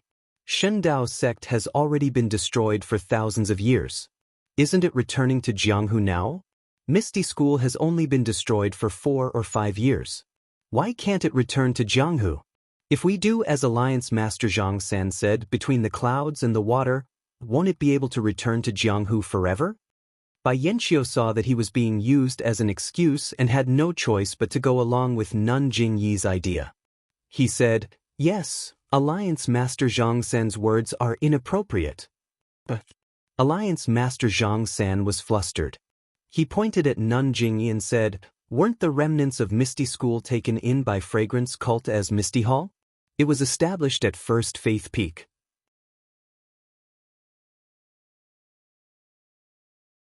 How can it suddenly return to Jianghu? Nun Jingyi laughed coldly. I'm afraid that the Righteous Alliance can't meddle with the internal affairs of Fragrance Cult. Even if the Aroma Cult had absorbed the Ethereal Sect into the cult and became the Ethereal Hall, but no one can say that the Aroma Cult had trapped the Ethereal Sect's disciples in the Shirxin Peak all this time, right? Furthermore, the reason why my Fragrant Cult took in the disciples of the Ethereal Sect was because the mistress of the sect master of the Ethereal Sect was a disciple of my Fragrant Cult. Moreover, she was a direct disciple of my cult. If my cult didn't take her in, wouldn't she have been killed? Great harm to Jianghu? Right now, Misty Hall is in Fragrance Cult and doesn't fit in with the other branches of Fragrance Cult. There's always trouble. Moreover, our disciples have fulfilled their duties as elders and used their own strength to protect the remnants of Misty School's disciples for 4 to 5 years. It can be said that they didn't let down her late husband. She herself told us that she was tired and didn't have the ability to lead Misty School anymore. She begged us to release Misty School's disciples from Fragrance Cult and let them grow in the melting pot that is Jianghu. We've thought about it over and over again. It just so happened that Fragrance Cult's restrictions were lifted. It can be said that the heavens are helping Misty School, so we've decided to let go. To let Misty School become their own Misty School again. When did this happen? Misty School's disciples will also return to Jianghu with Fragrance Cult? Alliance Master Zhang San had an ominous feeling in his heart. Of course not. Nun Jingyi waved her hand and said, Misty School may be an immortal sect, but it's already declining. How can it compare to Fragrance Cult and Between the Clouds and the Water? They don't have the right to hold a martial arts convention. You're saying? Alliance Master Zhang San said anxiously, they have already left Fragrance Cult? Let me think. Nun Jingyi tilted her head and thought for a moment. Maybe 3 months, maybe 2 months, but it won't be less than a month. We've already let them leave Fragrance Cult. Ah, Alliance Master Zhang San was shocked. Oh, that's right. After the Misty Sect disciples left Dianxi Lake, they headed north. As for where they went, I don't know. Anyway, I've already let go of the Incense Cult. It's not appropriate to meddle too much. Alliance Master Zhang San stuttered. He didn't know what to say. Since they were heading north, what else could he say? If they didn't go to Pingyang City, where could they go? And this was something that happened 2 to 3 months ago. Why didn't he receive any news? Thinking of this, Alliance Master Zhang San calmed down.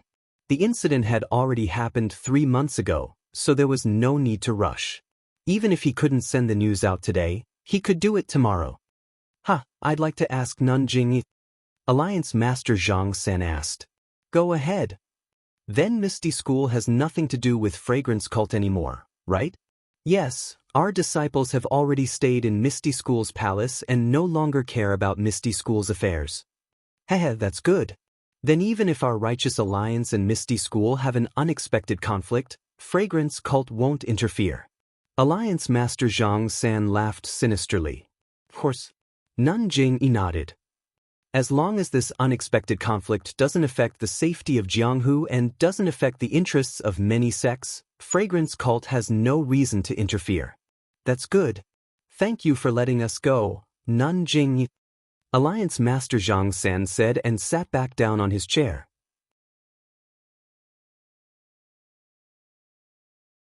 Then he seemed to have thought of something and asked casually, "Oh, right, Nanjing, since your disciples no longer care about Misty School's affairs, who became the leader of Misty School?" Didn't I already say?